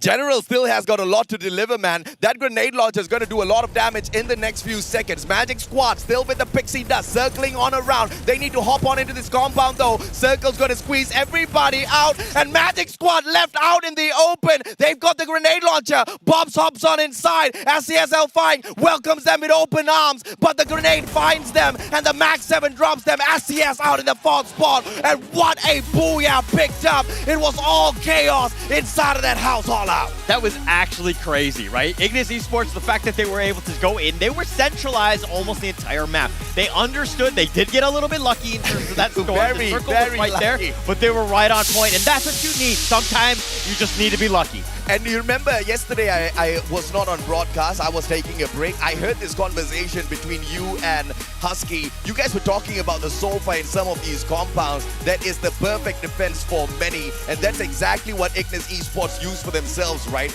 Cade was trying to pop all of those grenades onto that 2nd floor. This guy hides in the tiny little corner behind the sofa, and that just saves his life. A phenomenal survival capability by Ignis. But let's take a look at this highlight to see how that ran down.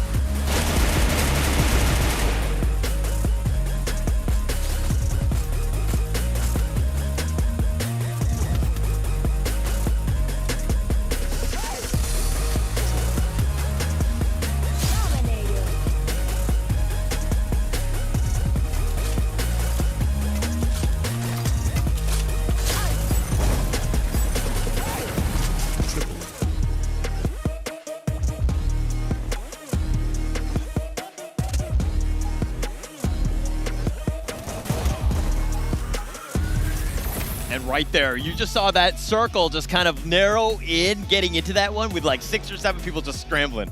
I mean, Kano with the masterful play, he had one of the best weapons, the Mag 7. That auto shotgun gets the job done, especially when things get heated, but it was all about the timing. He stays hidden, he gets tagged up by the circle just a tad little bit, but he knows all of the actions downstairs. Yeah. He stayed upstairs for a majority of the time because he was waiting for everyone to get lumped up into a tight circle, brings down that auto shotgun, sprays everybody down to the ground. Ignis picks up a phenomenal booyah for themselves. They definitely needed that one, and that's the first one outside of Thailand has got that booyah. This is, of course, the third round, but it's actually key, right? Yeah. It's going to come down to eliminations. I think that Vivo Kid, we talked about that they had like 12 or 13 eliminations. Yeah. I think that they're going to be in the top. I think in terms of points, they might have gotten there because, again, it's all about eliminations, at least for me. Absolutely, man. And of course, when it's so close in matches like this, we have to take a look at the match standings to identify exactly who is above the other. It was a phenomenal round for two big teams out there. Mainly, it was Vivo Kate that picked up 13 solid eliminations, and as you anticipated, they launched themselves up to the top, even though it was only 6 elimination points that they managed to gather for themselves. And, sorry, 6 placement points for themselves. 9 placement points for Magic Squad, 8 eliminations, and the big seed does for this Brazilian team, still in effect until today. I cannot understand how Magic Squad is so consistent. They're playing so well. They're sticking together. The ambushing that they've been doing, the strategy is on point. It's like, oh, wow, they haven't got any booyahs, but man, they're under the radar. They're still getting second. They're getting 8 eliminations. Yeah. I mean, their second point, they're doing it without the booyahs. Booyahs can, at the end of the day, can be very lucky, and Magic Squad is like, we don't need luck. We got our skill. We talked about SES Alphang. We talked about the #1 seeded team within Indonesia. We were wondering exactly where they are. They finally show up. 7 placement, 8 of the eliminations gets them to 15. But let's look at the overall standings to see exactly how this has shuffled up the leaderboard, because up top we still see EVOS Phoenix, but right behind them the Brazilians have managed to catch up 46 points. But look at the differential in terms of points here on the left-hand side of the leaderboard. Nigma Galaxy 2 points away from them with the 44. Vivo Key tied up with Nigma Galaxy on 44. RRQ Kazu with the 42. What a phenomenal grand finals we've got on our hands, Ola. We knew the teams from Brazil were very good. We knew the teams from Thailand were very good. And they're the top 4, and they're tied, right? Yeah. It's only coming down to the booyahs. That is a tiebreaker. That can be key later down the road. Yeah. Of course, it's still very early. Now, let's look at more of the other teams. RRQ Kazu, 42. Literally right behind them. Very under the radar. I mean, you know, we were just so upset thinking, what's up with LATAM, right? I mean, Naguara kind of went a little bit down under today, but Ignis Esports, they stepped it up for the squad, and this is just amazing to see. Let's also take a look at exactly who the MVP of that matchup was. It is, of course, the one and only Super Slayer of the day, Jason, with 2 eliminations as Team Ignis picked up the booyah for themselves. Okay, not the most eliminations, but they didn't get much. But at the end of the day, they played a smart game. They got that placement point, the booyah, of course, in the end. So they were playing with that in mind. That strategy is what you need to do. Sometimes it's not about the eliminations. And if you can get lucky or you make sure that you're in that right spot at the right time, that's going to be key. But let's talk a little bit about the match kill leaders. There were plenty of them to go throughout. Yeah, I mean, I would have gone with Kano there, man, because without the guy, they wouldn't have been able to pick up that booyah. But of course, those eliminations do play a great role as well. But it was General who was that Master Slayer on the side of Cade, who managed to pick up a total of 6 eliminations for himself. Guess with what? Once again, the grenade launcher. Yeah, that's all you need, right? Yeah. I think like it's one of those things where when the eliminations aren't happening early, you have that time for the teams to just really group up, and that's really key. But let's talk about the other part that's key, which is the key players here. Headshot, General. He's had 2 kills with that.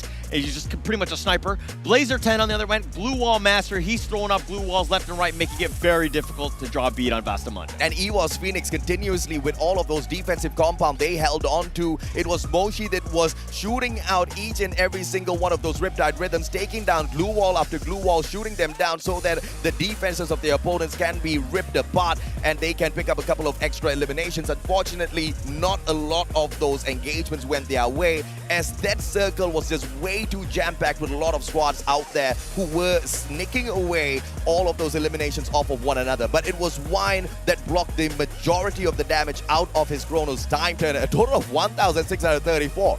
That's a lot of damage negated. That's a ton of damage. And I mean, that last circle just reminded me of like musical chairs with like 6 people playing. There's one chair in the middle, right? Like it's just like this mad chaos. Who wants it at the end of the day? And it looks like Ignis Esports was going to get that. But let's talk a little bit more about the maps. We've just played our 3rd one. Every single round has thus far has given a different team in terms of a booyah. But now we're going to go to Alpine, the latest addition to the World Series. The first 2 matches, of course, dominated by the Thai teams. But the 3rd game, we see LATAM waking up in the competition. But this is just the start. We are a long, long way away from the end. Ignis Esports still has an opportunity to steal this away from the home ground advantage holders, Nigma Galaxy as well as EVOS Phoenix. But is that going to be the storyline, or will we see the rise of yet another squad? SES Alpine are slowly waking up in the tournament as well. Yeah, they need to, like, the other teams need to wake up, right? If you're on the bottom, there is no time. You don't want to go into the second half where you're really behind. Yeah, especially if you're in single digits, that's a terrible place to be in right now. God help you. Whatever you can do to get yourself back into this one. You got to make sure you get some eliminations. Give yourself a chance to really get into this one. At this point is where you really have to be worried. You really have to be extremely disappointed with yourselves if you have not made good friends with EVOS Phoenix, because you got to go and ask them, like, hey bro, how do you bounce back? How do you make an eternal comeback from like having a single digit after 2 to 3 games and then just swoop on into that second spot? EVOS Phoenix might be able to share some of those tips. Okay, for the record, everyone in Thailand has been super nice, but I think that if you're going to ask a team something like that, I'm pretty sure they're not going to tell you the right answer. Ask my coach. Right? Yeah. I'm not giving away my free strats, for everything, right? That's not how we play this. I mean, of course, at the end of the day, in a perfect world, they will be able to get those answers, but they have to figure out the solution because the Thai players are waiting to put up a strong comeback in this next matchup at Alpine. But we're going to take a quick short break before that happens.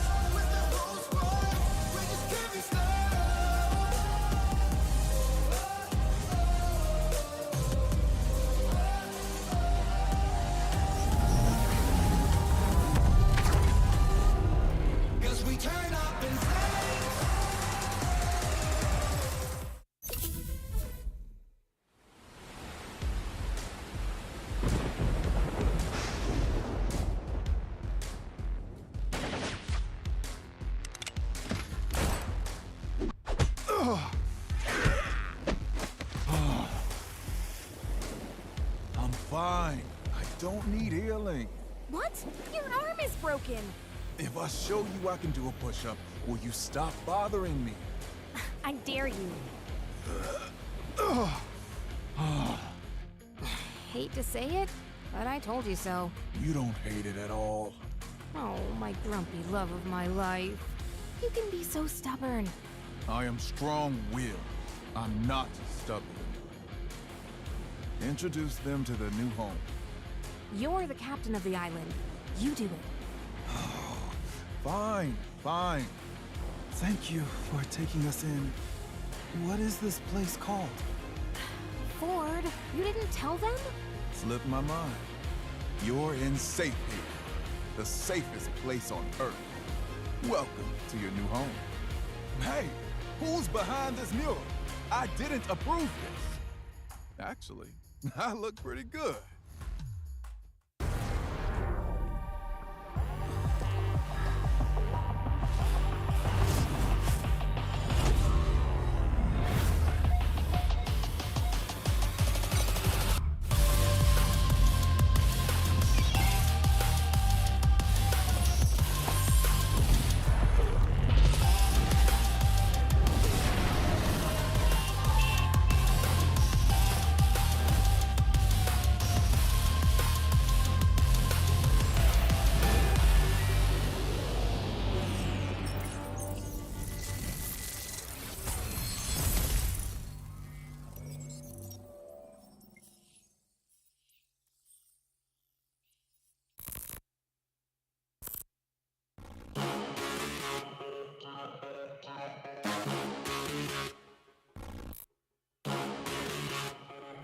Sebuah perjalanan panjang bagi kita untuk akhirnya bisa berada di FFWS ini sejak 2021. Fakta bahwa kita bisa ke FFWS, menurut gue sangat pantas dengan semua usaha kami. Gue berharap kami bisa mendapatkan kejuaraan pertama untuk tim kita. A nossa equipa, nós estamos juntos há muito tempo. Quando as pessoas falam de como as outras regiões são fortes, esquecem que nós fomos terceiro lugar da última vez. Thật sự thì mình không quá lo lắng vì mình đã có trải nghiệm từ lần đi Singapore trước đó rồi. Chỉ cần team mình giữ vững phong độ thì có thể nói là hắc quy không ngán một ai hết. Ipinagmamalaki ko na umabot kami dito. Gagawin namin ang lahat para magningning sa FFWS.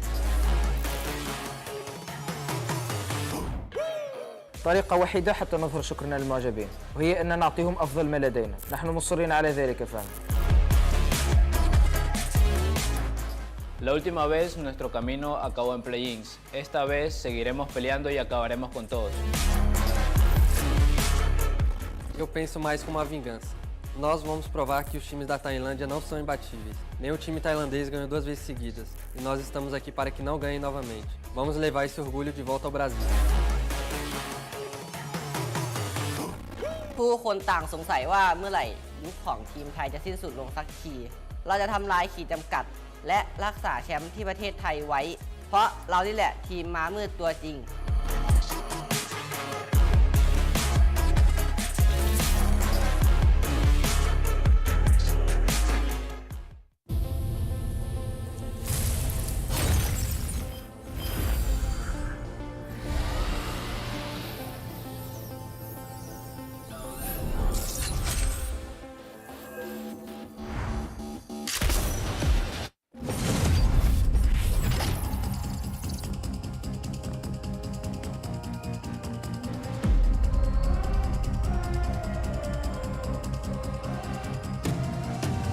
I'm very mysterious, unpredictable. If you don't know, we've come a long way, but we ain't done here. Are you ready? Just like the sunshine, we level up. What a great view from the top. It's in our nature, it's in our blood. We can't stop, never stop. We don't stop with the squad. Like the sunshine, we level up. What a great view from the top. It's in our nature, it's in our blood. We can stop, never stop. We don't stop, 'cause we turn up in flames. 'Cause we turn up in flames. 'Cause we turn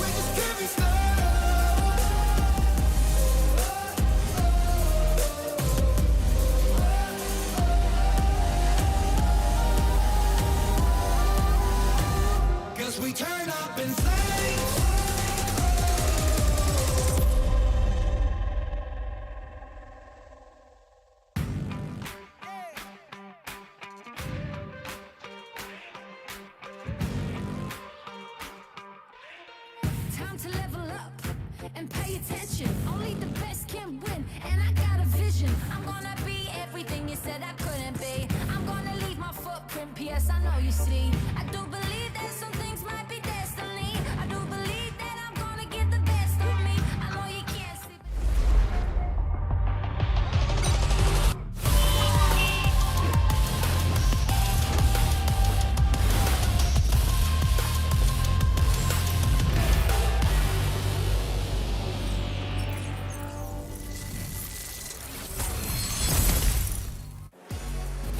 Welcome back to the Free Fire World Series Bangkok 2022. My name is Holler, and with me is Husky, and we just saw Ignis Esports make a very good tactical move. They ended up securing that booyah, stealing it away from the other teams, but what were your thoughts on that game? I think that Kano is an amazing player. We saw him pull out a lot of clutch moments in round number 2 against Mundo. And sure, Ignis Esports ended up going out early, but they did survive for longer than they should have. And Kano came in clutch in round number 3 and got that booyah.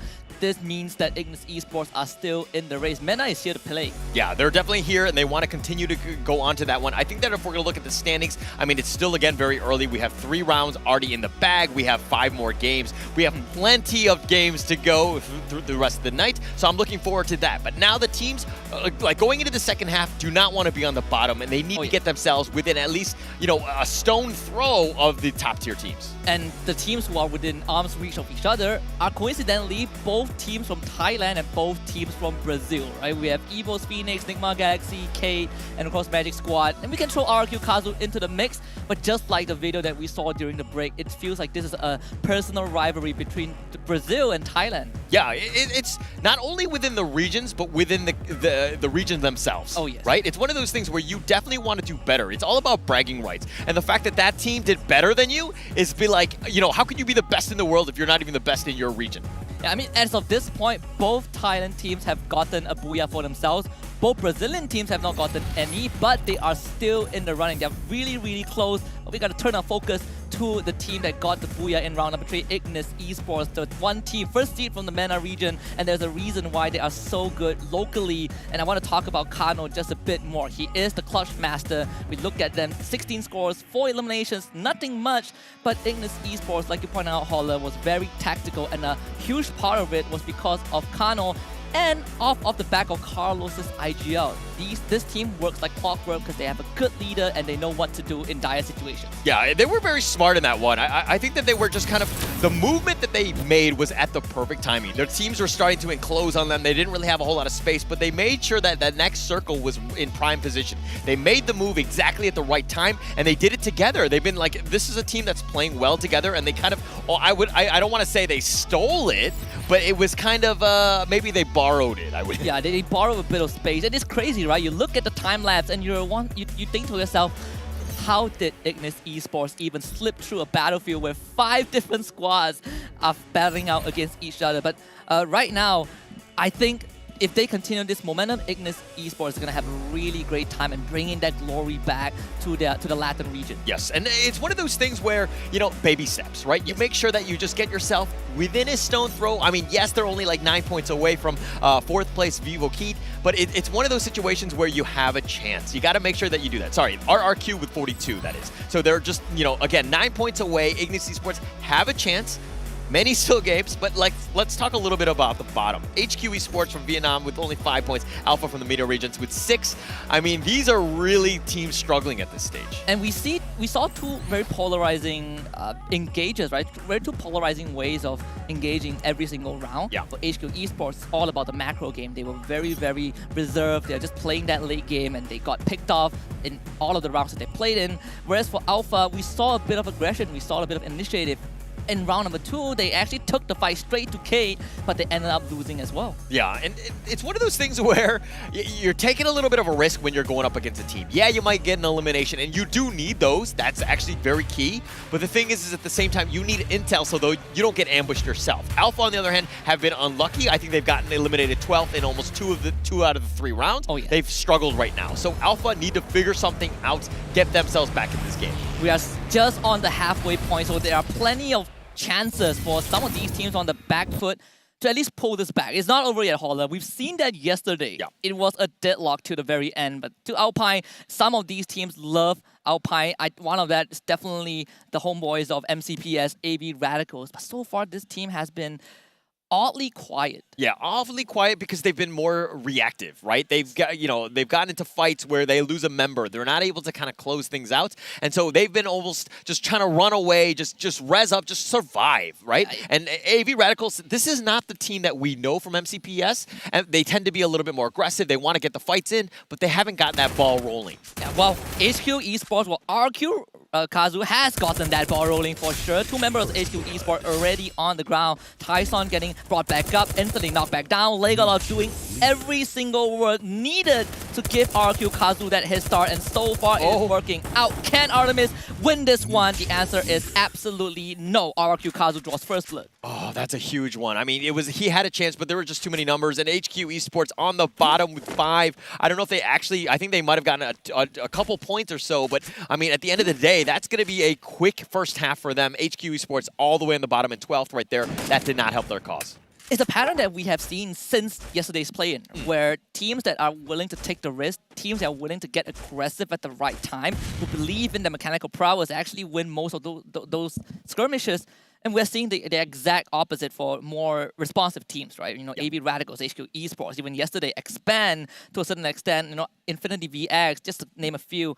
They have been preyed on because they are not willing to take that fight. They felt like they were being pressured. There was a lot of hesitation. And it's just very unlucky for HQ Esports to kind of fall into that category. Yeah, and RRQ, yes, they did eliminate HQ Esports. Props to them for that. But now it looks like Naguara have heard the cry, and they're like coming at you. They understand that there's somebody nearby. They need to ensure that they do get this secure. And then this is what we wanted to see from Naguara. Again, another team kind of on the bottom. They're 10th place right now with only 9 points. They need to figure things out. And they've done well that in the play-ins. They were able to ambush. They were able to secure and vulture as many kills as possible. We need to see more of that from Naguara. Yeah, and so far, it hasn't been a good finals for Naguara. Yesterday, they were almost tied up with Magic Squad, right? They were really aggressive, taking initiative, winning fights, and they only really had one underwhelming round, but it seems like that underwhelmingness has been translated into this finals, where they are still making the moves. They are still Naguara Esports, but they are not winning the fights that you thought they would. Yeah, not yet. And I think it's like one of those things where, hey, we're doing so poorly. Let's just play, you know, like pump the brakes right here. Let's just ensure that we're going to be as safe as possible, get ourselves in an opportunity to maybe win to the mid to late game. Maybe you get a little bit lucky. And that's what they need right now, because look at RRQ down. They're wounded. Yes, they've gotten the 5 eliminations, which is great, but it's a situation where, again, you've taken that risk. You've taken some damage. Now you're in this weird spot where you only have 2 members alive. And Naguara pounces on the opportunity, right? They got, I think Faku just got another kill, so it's only 1 thus far for Naguara, but it's kind of what they need. They also see Razor trying to bolt for safety, but Naguara Esports is a team that when they smell blood, they go for the jugular. And it seems like they are going to try and at least hunt Razor down. This is a team that, in their local region, are known to be slow starters but strong finishers. If there's anything, if we see them take down RQ Kazu, that might be the morale boost that they are looking for. That's huge. That would absolutely be huge. RQ, of course, was in 5th place, you know, behind the Thai and the Brazilian team, so they are definitely one of the top dogs. And if they can get this one, and Razor just trying to run for his life, and Naguara are trying to do what they can, but I don't know if they can draw a beat. They're getting some shots in on Razor here. Naguara, the Rush Kings are coming for blood. Razor, he still has a chance if he can find isolated fights. You can see that he has that double barrel shotgun in his hands, but he needs to make sure that he finds Naguara's member alone. They're just going to go in. Razor does it once. Can Brand keep this alive and afloat for Naguara Esports? He wants to go for the revive on Faku first, and he has a bit of time to do so. Razor gets caught by a flashback, still takes down Faku. This guy does not miss, and now Brand trapped inside a plethora of glue walls. Razor has it surrounded. It's 1 versus 1. Brand saves it for the team. Oh, gosh, that was so close. The 50-50 there. Yes, he did the style. He did get the shotty as well, but Naguara now down to only 2 members. They've got 2 eliminations, which is great, but they thought they were having an advantage. But when you can't win a 2 versus 1, and you know what I mean, do it cleanly, you're going to have a problem. So right now, Brand is on the run. They're going to look to just regroup and make sure that they're, you know, at full strength, hopefully by the 6-minute mark. And thankfully, they did have Yiko, who was not with the team, so he got to revive Maxi at least at the buy zone, but this is going to be a bit dicey for K because their members are split apart. It's 2 of K's members surrounded by the entire team of SDS Alpine. Yeah, General is taking some damage here. He's actually very low. That grenade could potentially do it, but it's a little off the mark. Modesta's taking some damage. Jojo is actually been knocked, and it looks like there's going to be a little bit of a fight here with SES and Keed. Yeah, Modesta and General are doing great work. They are taking down the members of SES Alpha one by one. General finally brought to his knees, but it's only Baral left alive for SES Alpha. Dead God joining. They are rendezvousing with the rest of the team. Kate are coming in for the wipeout, and Kate does exactly that. All right, SES has not had a good run this far as well. They were the #1 seed from Indonesia, just kind of struggling. Yes, they were 7th place. They are okay in that situation, but again, you do not want to get eliminated in 11th there, and it looks like Keed is going to come out the victors on that one, and it looks like the Brazilians are getting richer. And so far, in the first 2 rounds, there were some questions thrown at Kate and Magic Squad, but more towards Kate. Are they the first seed of Brazil? And if they are, what have we been missing? And I think from last round onwards, they have been showing us that they are persistent, they are consistent. Again, just like Magic Squad, no booyah yet for Brazil, but they are keeping tabs with Evo's Phoenix and Nigma Galaxy. And those 4 eliminations just now are very critical to potentially catapult them into first place. Yes, and that's where you want to be. You just got to be within striking distance. That's the biggest thing, making sure that you're getting those placement points just enough to kind of keep it very competitive. Magic Squad have been a decent job of kind of, vulturing what they can. They've been very well coordinated, a very patient team. They stick around and they take fights only when the risk is somewhat mitigated, and so that's a good situation for them. And they'll continue to just peek out, again, take things slow. It hasn't even been 7 minutes. And while that was happening, Modestia just got his 4th elimination of this round. And I believe the Relentless member is from RRQ. RRQ Kazu very, very spread out, so you kind of find yourselves in situations where you get picked off easily. This storyline about Brazil against Thailand is so heated. The trophy of the World Series has not left Thailand for almost 2 years. Brazil they are here to gun for it. All right, every single World Series has been won by a Brazilian team or a Thai team. So there's a reason why they're the top dogs. It's 2-1 in favor of Thailand. Yeah. And so we're going to find out who can, win this one today. I think that was going to be the ultimate, test, so to speak. I mean, the trophy's going to be behind us. It's in Bangkok. Do they have the audacity to take it out by another country? Well, if we look at the patterns, right? Yeah. Brazil won their first World Series, and it was in Rio. Yep. Now in Bangkok, Thailand, maybe just putting out there. But 3 in a row from Thailand, though? It's not possible, right? They're still in the lead. They're very much up there. Even if we come down to a tiebreaker, they are winning by booyah, but just at this point of time. Yes. Naguara Esports stepping up a bit. We saw them got those early eliminations just now. And they're keeping it sit. They're keeping it tight together. And that's what we want to see from Naguara Esports. Definitely, and they're playing smarter, right? And I think that they're sticking together, making sure that they're playing as a team. AV Radicals, another team that's been largely off the radar. They have not had a great start to this finals as well. I mean, yes, this is 4th round. They need some points, get themselves back into this one. They're in 9th place right now with only 14 points, and they are definitely on the bottom looking up. The Magic Squad just caught a glimpse of Alpha. At least having 2 of their members moving into that shack on that motorbike. Unfortunately for RRQ, Kazu Razor expires to that blue zone. And RRQ Kazu, one of the more underwhelming rounds for them. Yeah, I mean, they were 5th place. They were only like 2 points behind Keed and Nigma Galaxy, so a bit of a travesty for them. Going out in 10th, that's a rough start. And it's kind of one of those things that even when we talk about the plans, right? We saw X-Band get 2 booyahs. I mean, and they had some bomb of rounds. They did not do well in some, and it's all about consistency. Yeah, you are the highest of the high in terms of booyahs and kills, but at times, when you have some bad games, it's going to really hurt your performance. It's like, how bad is a bad game, right? For Expand, it really felt like they didn't play 2 rounds. Yeah. But you can say the same for Evo's Phoenix. They came back and won 3 booyahs. So there's that discrepancy. But I do agree on the fact that what has happened to Expand yesterday basically kind of translates into AV Radical, right? It has been kind of an ongoing issue for the MCPS region, where when we look at the bigger leagues, when we look at tougher competitions, the more reserved part of these teams start to show. It could be stage jitters, it could be just not as much confidence, but when we see that reflect on AV Radical's gameplay for the past 3 rounds, it is very evident that they are not confident enough to take these initiatives. Yeah, and it's weird. It's an interesting difference of style of play from what we're used to seeing, right? Because in all of the other leagues, right, you play against teams that you're very familiar with. So you have a rough idea of how you want to play things. And it seems like, the AV Radicals of old have kind of not been what we've seen in the past, right? Where they tend to be aggressive, they tend to take as many eliminations as possible, and they're kind of almost reacting to the international style of play, which is very different. Yeah, and this is the debut as a region and as a team. There's a lot to be desired. I think, when you look at AV Radicals, you are looking at the young stars to really pop off. But if you only use that as a pivot, then it becomes really difficult for AV Radicals to show up in tough moments. Meanwhile, we see Ignis Esports getting gunned down by the members of K. They've already had Eric on the ground, but thankfully there's no kills just yet. K, though, they are not going to hesitate to go into that blue zone if they can get a couple of pickups. That's going to be very crucial for Ignis to hold on. Yeah, they're going to look to just try to go on the opposite end of this one. Eric gets left for dead. He's probably going to be killed here. I mean, there's no one nearby, but it looks like Ignis Esports are talking about survival. We got to keep ourselves alive and give ourselves a chance. We don't want to take this fight against Keed. We think that Keed have the far superior position. But now, Evil's Phoenix, for eliminations, this is the #1 squad right now, tied, yes, with Magic Squad.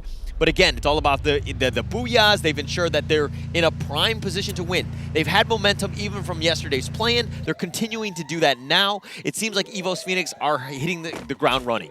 I love what they're doing, right? They have Jonah on scouting duty, and they use that information of Naguara Esports being nearby to just completely dodge them. And Jonah, he's going to be left behind by a bit, but that's very important for Evo's Phoenix to continue tracking their enemies.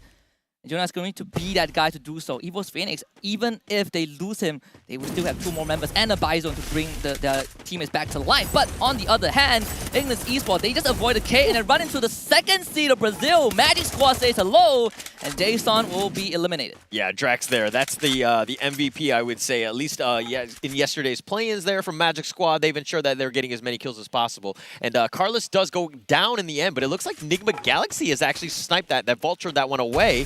And it looks like Magic Squad have only 1 elimination. Alpha, another team on the bottom. They need to get themselves back into this one. They've been playing pretty much, hiding in the corners and don't want to take any fight. Hopefully they get something towards the end. And that was since round #2, where they failed the rush against Kate. It felt like they decided to take a step back. But Moshi, he is being incredibly cheeky on this truth. I believe he also just got brought back, so there's not much resources for him.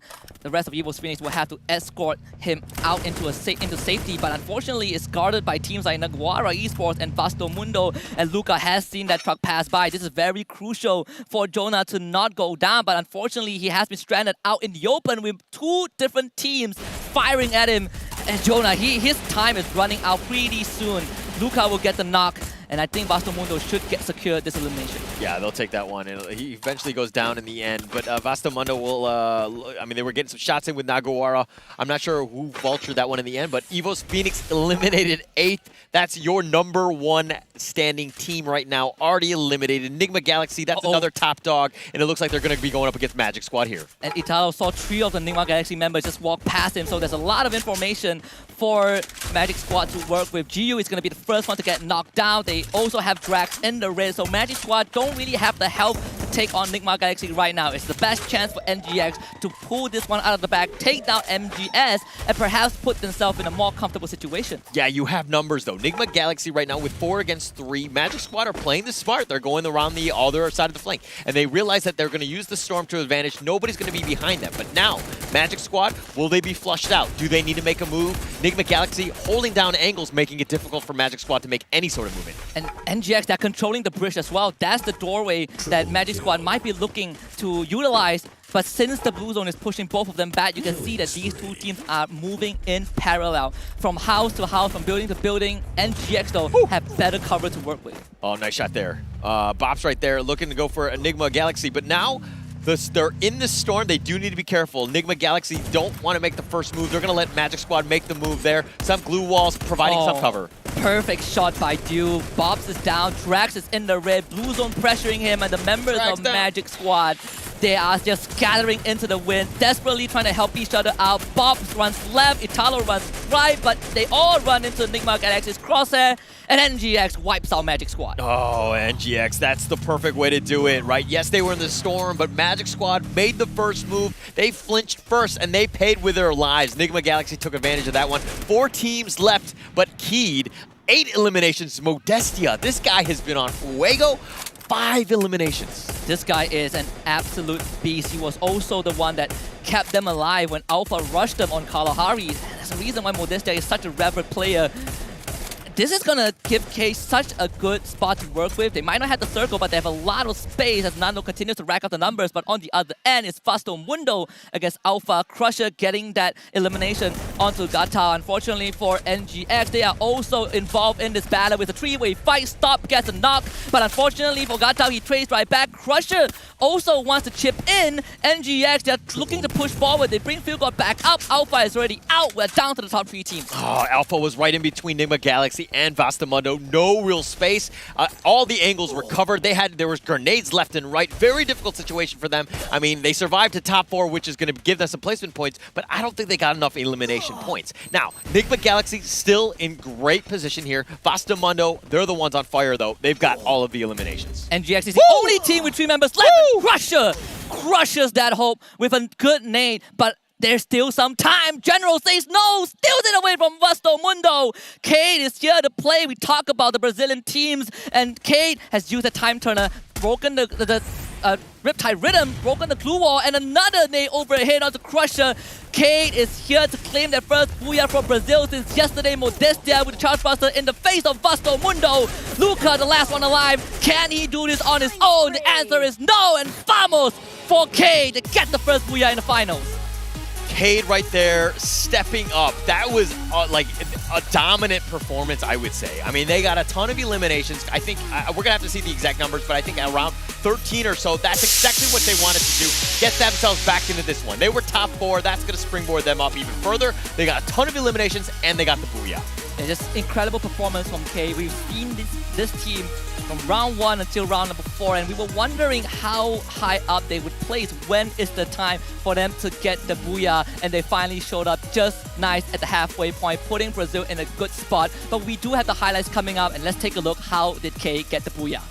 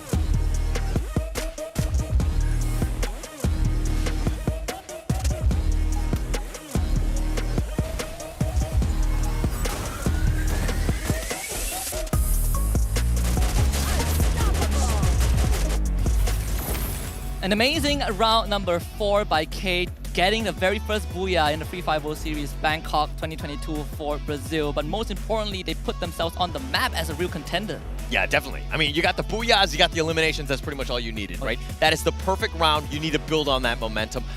Speaking of another team that's building on momentum, Vastamundo stepped up. That was their best performance thus far. I'm not sure how many eliminations they get, but they really needed those points. They got it, and that's exactly what they needed. And I think this also quells some of the doubts people might have about Vastamundo, where they stand. Best team from EU.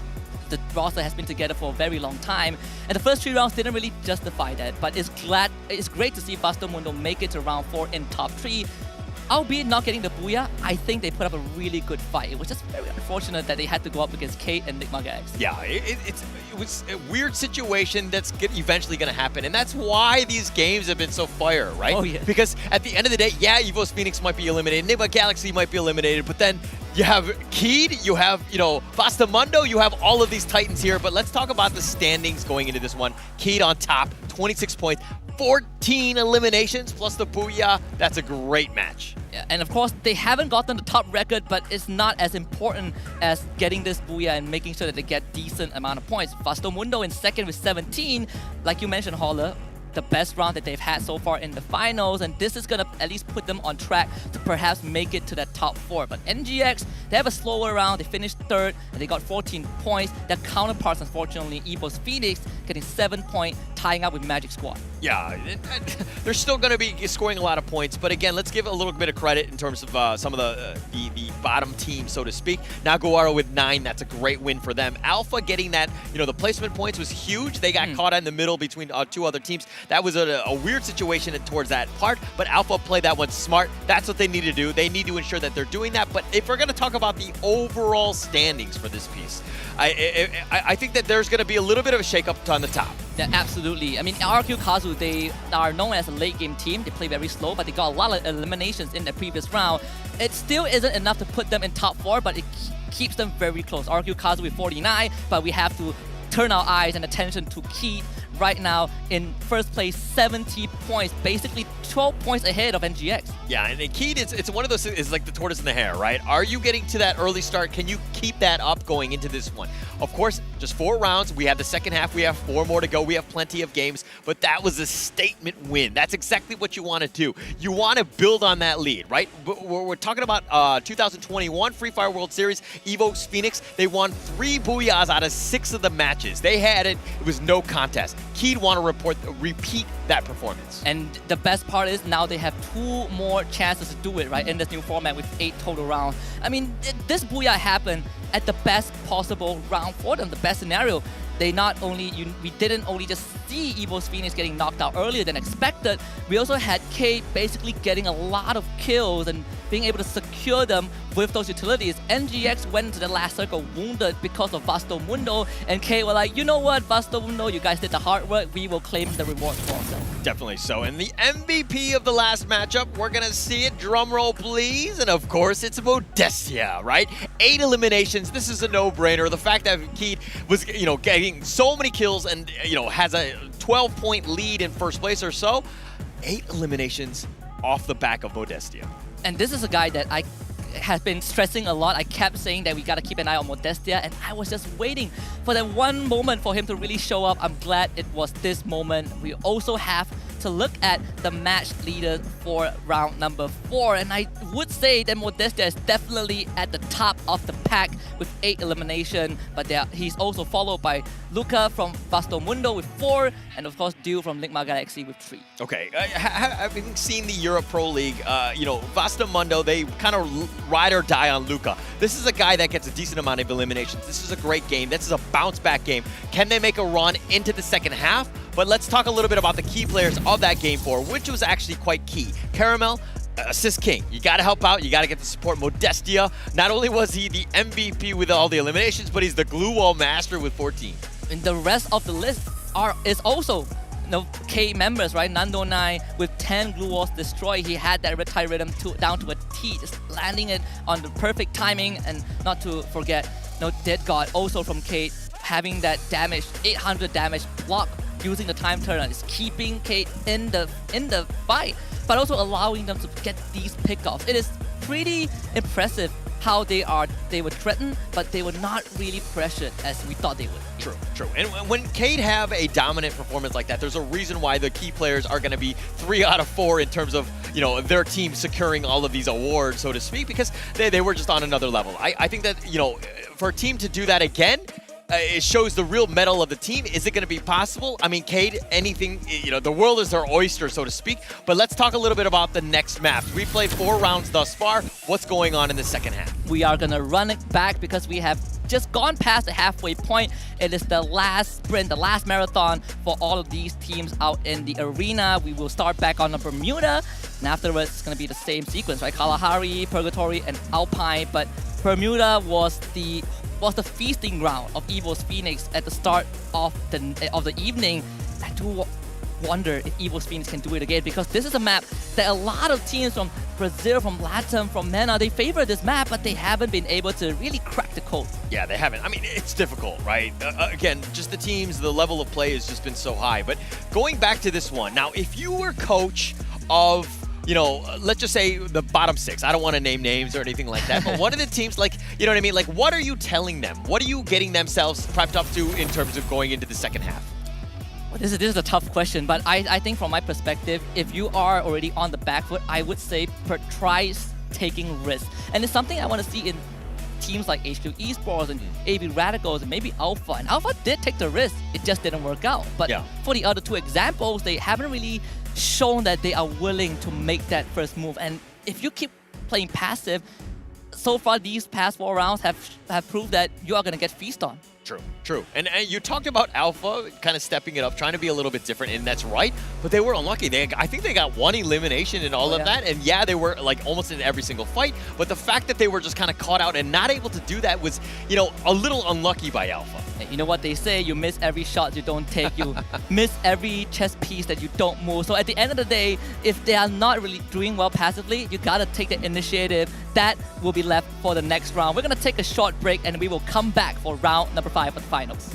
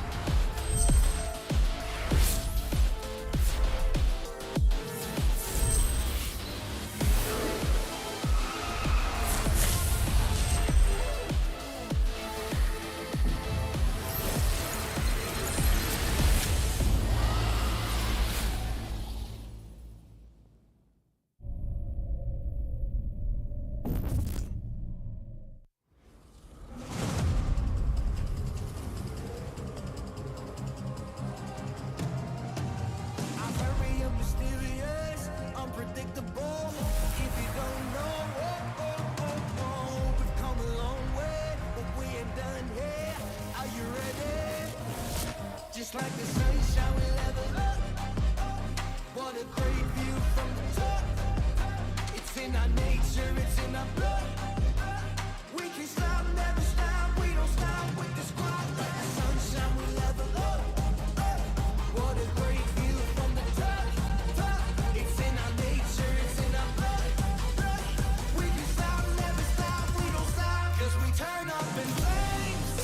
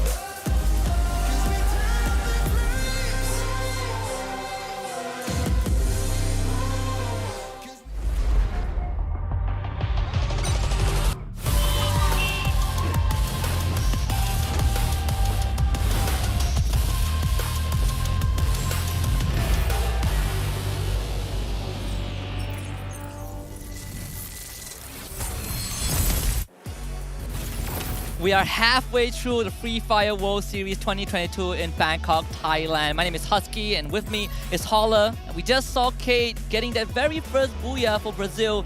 And not only just their first booyah, it put them in a very solid spot in first place. Great positioning, great game, and that's what they want to do continuing on. And they're going to look to build that momentum, go into the second half with that. Now, can they keep that up, especially against these top-tier teams? We're going to still have yet to see. There's so much more action yet to be played. Yeah, and we do see some front runners, right? In the Brazilian teams, the Thai teams, RQ Kazu is also up there alongside with Ignis Esports. And we also saw some teams that are falling behind. They're eating a bit too much of the dust. And so far in the first half, they haven't really been able to do too much to kind of make up for the difference.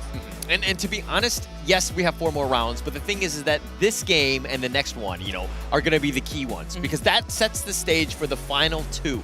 Who's going to actually have a chance at that top position? I mean, we kind of see a little bit of a rat race in terms of, the top area. There's about 4 or 5 different teams that have a real chance. But getting it to that next level, we're going to see the story's going to tell itself in the next 2 games. Yeah, when the evening just begun, we hardly talked about which team is going to be left behind, right? Because it is all up in the air. But I think it's high time for us to really start looking into it.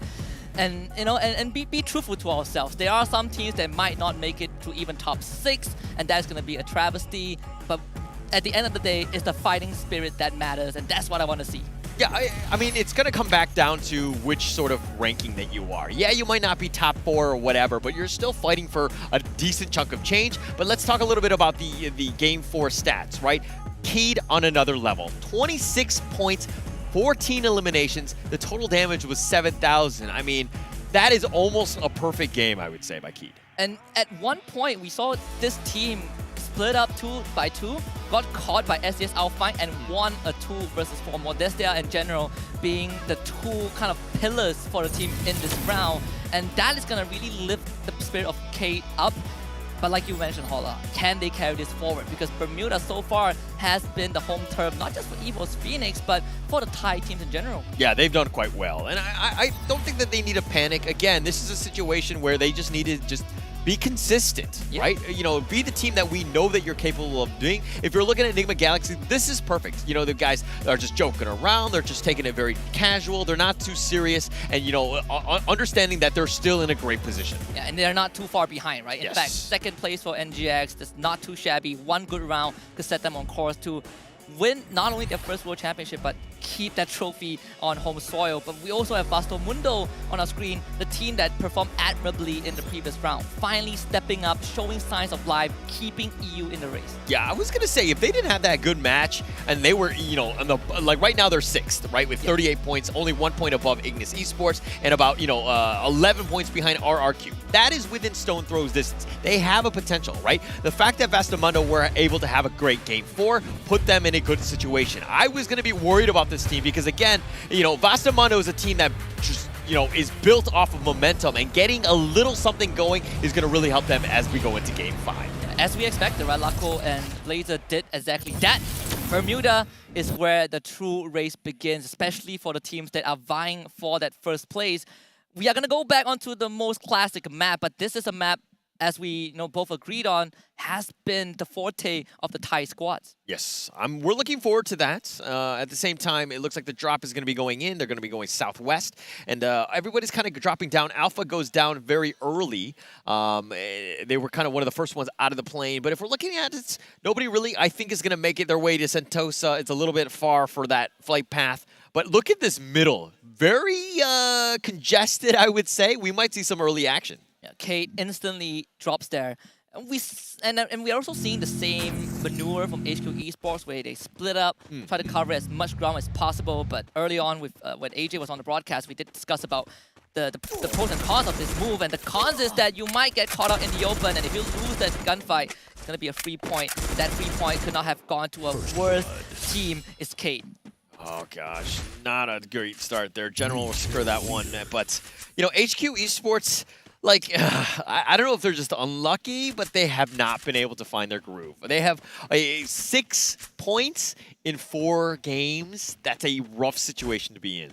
This is a team that prides themselves on being consistent locally and being really proficient in that macro gameplay. But if there's anything we've learned, is that macro doesn't win you the games. At least doesn't win you the game fully. Yes. Right? We need teams to really take that first step, take that CQC, have someone to back you up. What really amazes me about competitive Free Fire over the years is how these teams have adapted, have evolved in their gameplay. Now we are no longer seeing 1v1, we're seeing mech checks, we're seeing those 2 versus 1 trades. There are all these really minute movements that separates a good close quarter combat play and a great one. And I think we're seeing that discrepancy shown here. Tanamo, on the other hand, though, is going to get a free knockdown, free elimination onto one of the Vasto Mundo players. They'll take that one. But let me touch a little bit about HQ Esports, right? I think that overall, even with yesterday's playing with Team Flash, going into today with HQ Esports, the #1 seed, I expected a lot more out of the Vietnamese squads. Generally speaking, they still end up getting top 6, but as I say that, AB Radical's in a world of hurt already. 2 of the members have went down. Same for Vasto Mundo. It's going to be EU against MCPS. Who is going to do this? AB Radical taking the first move to move out of the building, but RQ Kazu is shooting them from afar. V2 has just gotten down Blazer 10, bringing Vasto Mundo down to just Nunes. And unfortunately, the EU squad will have to back off, and AB Radicals now get to claim 3 points. Yeah, a huge one. That's a huge win for AB Radicals. They need to get themselves going. But Tanamo goes down, and it looks like Wine's all by himself. What is he going to be able to do? They have 3 eliminations, but now he's all by himself. RQ Kazu saw this from a mile away, then it instantly pounced on AB Radicals. They are wounded, they are crippled. It's a fight that no one on the side of AB Radicals wants to take. It's not a fight that Wine can even be a part of. But RQ Kazu smells blood in the wind. They are chasing after the scent of Wine.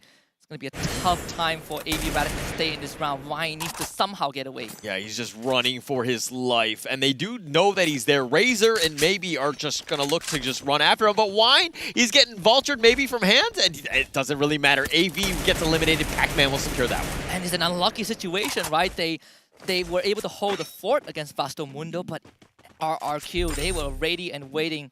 And unfortunately for MCPS, they did what felt like to be a good start. It's turned out to be a horrible ending. But RRQ Kazu, they didn't really have to use much, and they have ample resources to take on HQ Esports, who are spread really thinly on the map right now. Okay, RRQ has done quite well, right? Off of Legoloth, he's been doing a great job. I mean, this is a team that's won gold in the SCE Games in 2021. This is a team that's, knows how to win. They've done it not only in the leagues of the Indonesian leagues, but they've also done it on the world stage. They've made sure that they do it. But Vasto Mundo, I give them a compliment in the pregame, and they get eliminated 11th. Shame on me. And to be fair, they were really wounded because of AB Radical. So Ignis Esports picking up the final piece.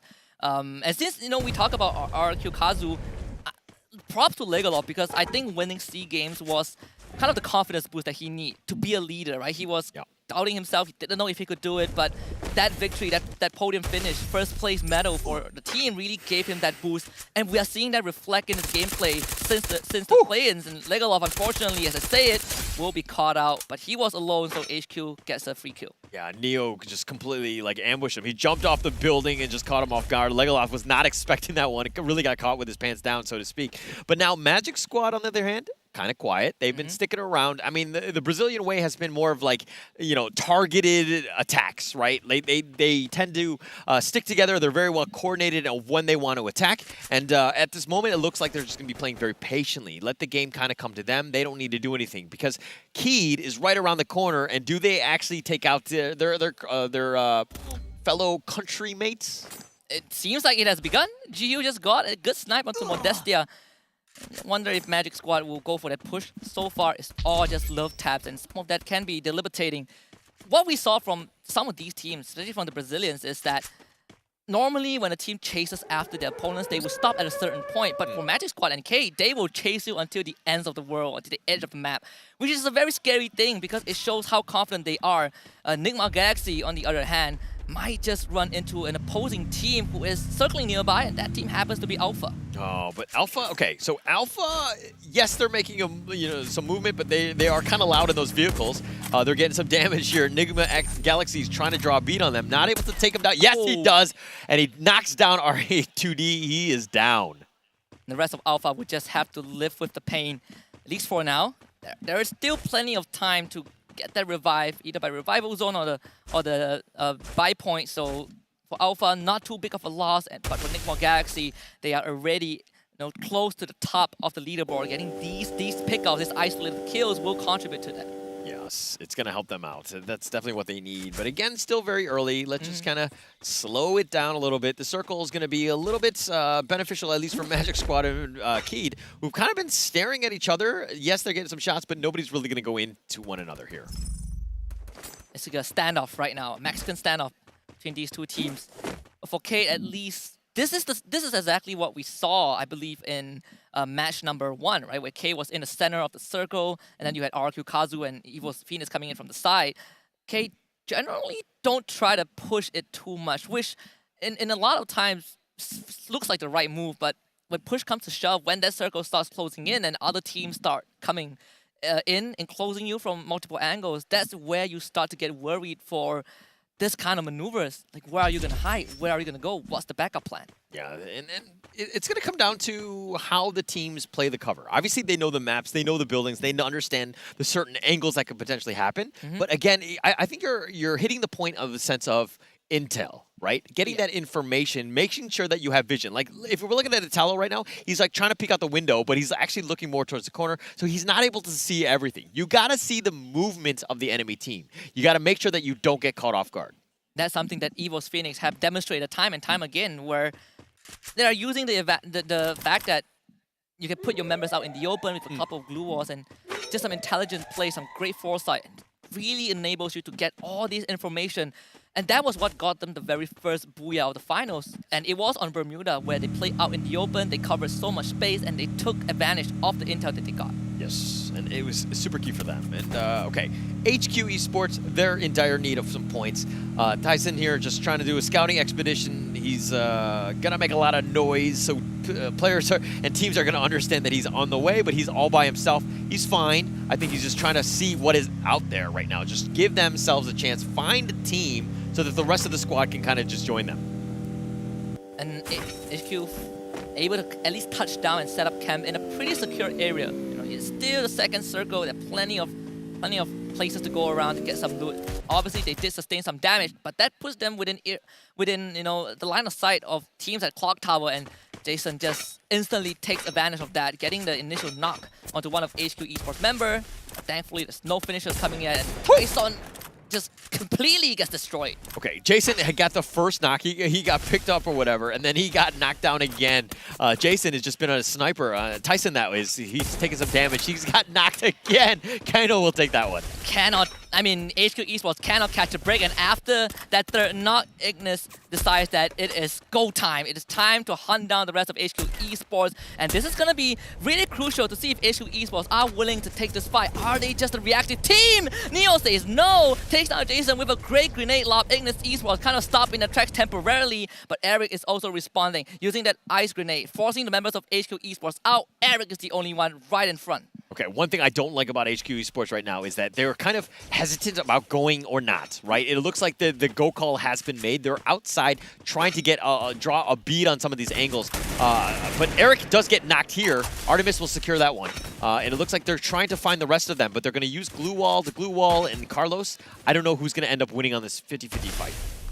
Eric tried to sneak through and unfortunately just got spotted, and GX was also in the picture, but we also turn our attention over to Alpha and Naguara Esports, who are trying to assaulting the compound of Alpha, but unfortunately Yeko is the first one to get knocked down. Remind still alive with 15 HP. The rest of Alpha, they are pincering the members of Naguara, they are boxing them into this house. They are the ones who are trapped with Alpha, and Alpha cleans up Naguara. Oh, that is a win that they needed, but they're continuing to fight, and Alpha is looking to just continue to go with SES. They've joined the fray. There's just too much action left and right. G8L is still alive. He's the last one. He's the sliver of life. I think it was 3 HP, but SES, they want to clean house. They want to get the free eliminations from Alpha here. And he's trying to get away on a buy. Unfortunately, there is just no chance for that to happen. SES out fine, putting Indonesia on the map. Good vulturing strat. Very good play right there by SES. Again, this is the #1 Indonesian squad. They haven't really found their groove in the finals thus far, but that's a pretty big win for them. They needed to ensure that they get some eliminations. They're going to continue on. 8 teams left, 11 minutes. Still plenty of time, and of course, many players out there, so many points to be had. It's great to see that Ray is finally doing that rush, and they're doing it correctly, right? One of the star players of SES with 3.08 average kills per round off of their local finals. That is a high number. Kate, on the other hand, have just found RRQ Kazu on that high ground, and this was a fortress that Kate has held for a very, very long time. Unfortunately, Circle is not in their favor. They will have to move soon, and they will have to move through RRQ Kazu and potentially Magic Squad. Yes, yes. Again, Magic Squad have been quiet, right? They've been sticking around and just trying to find the right, angle of approach. They haven't been able to do that. But this is going to be a pretty key one. Magic Squad, RRQ, both in the running. Evo's Phoenix is kind of, I thought they were right, but Ignis Esports, Carlos is going to get the knock there. But again, Magic Squad sticking around. They are okay, at least for now. You see that Ice Grenade being lobbed by RRQ Kazu, which means that the assault might begin really soon. But RRQ Kazu, they have a very important decision to make. Where do we attack? There's Kate on one side, there's Magic Squad on the other. You don't want to come to the center. But for RRQ Kazu, they are split up 2-2 unless SES joins the fray. General getting eliminated from the picture might just be the green light for RRQ Kazu to kind of pounce and eliminate and eliminate Kate from this equation. Yeah, they still alive right now. I mean, General's the only one that's been knocked here, and they're going to continue to fight. But SES on that high ground, making it difficult for Dead God to draw a bead. But if we're looking at the angles that are approached, Ray's on the other side, so it's very difficult to find which sort of, who you should be targeting. But as I say, that SES just shooting the car at this stage. Yeah, just eliminate any mode of transportation, making sure that you trap whoever that car belongs to and where he should be, where you want to keep him. Modestia is in such a precarious position. He's beneath 2 RRQ members, is also getting shot at by SES Outfight. This is such a good position for SES to be in. It's a good position for them. I would say for Keed, not the greatest one, especially since RRQ's right on the other end of that one. But IGS, Ignite Esports, has been going on with HQ Esports. That's on the other end. But Drax7 will secure something onto Neo. So there's action all over the map. It's starting to build up here. And this one is definitely going to erupt in just a bit. SES Outfight slowly encroaching on the compound of both RRQ Kazu and Key and Kate. But these two teams, K and RQ, they also feel like they want to go head-to-head against each other.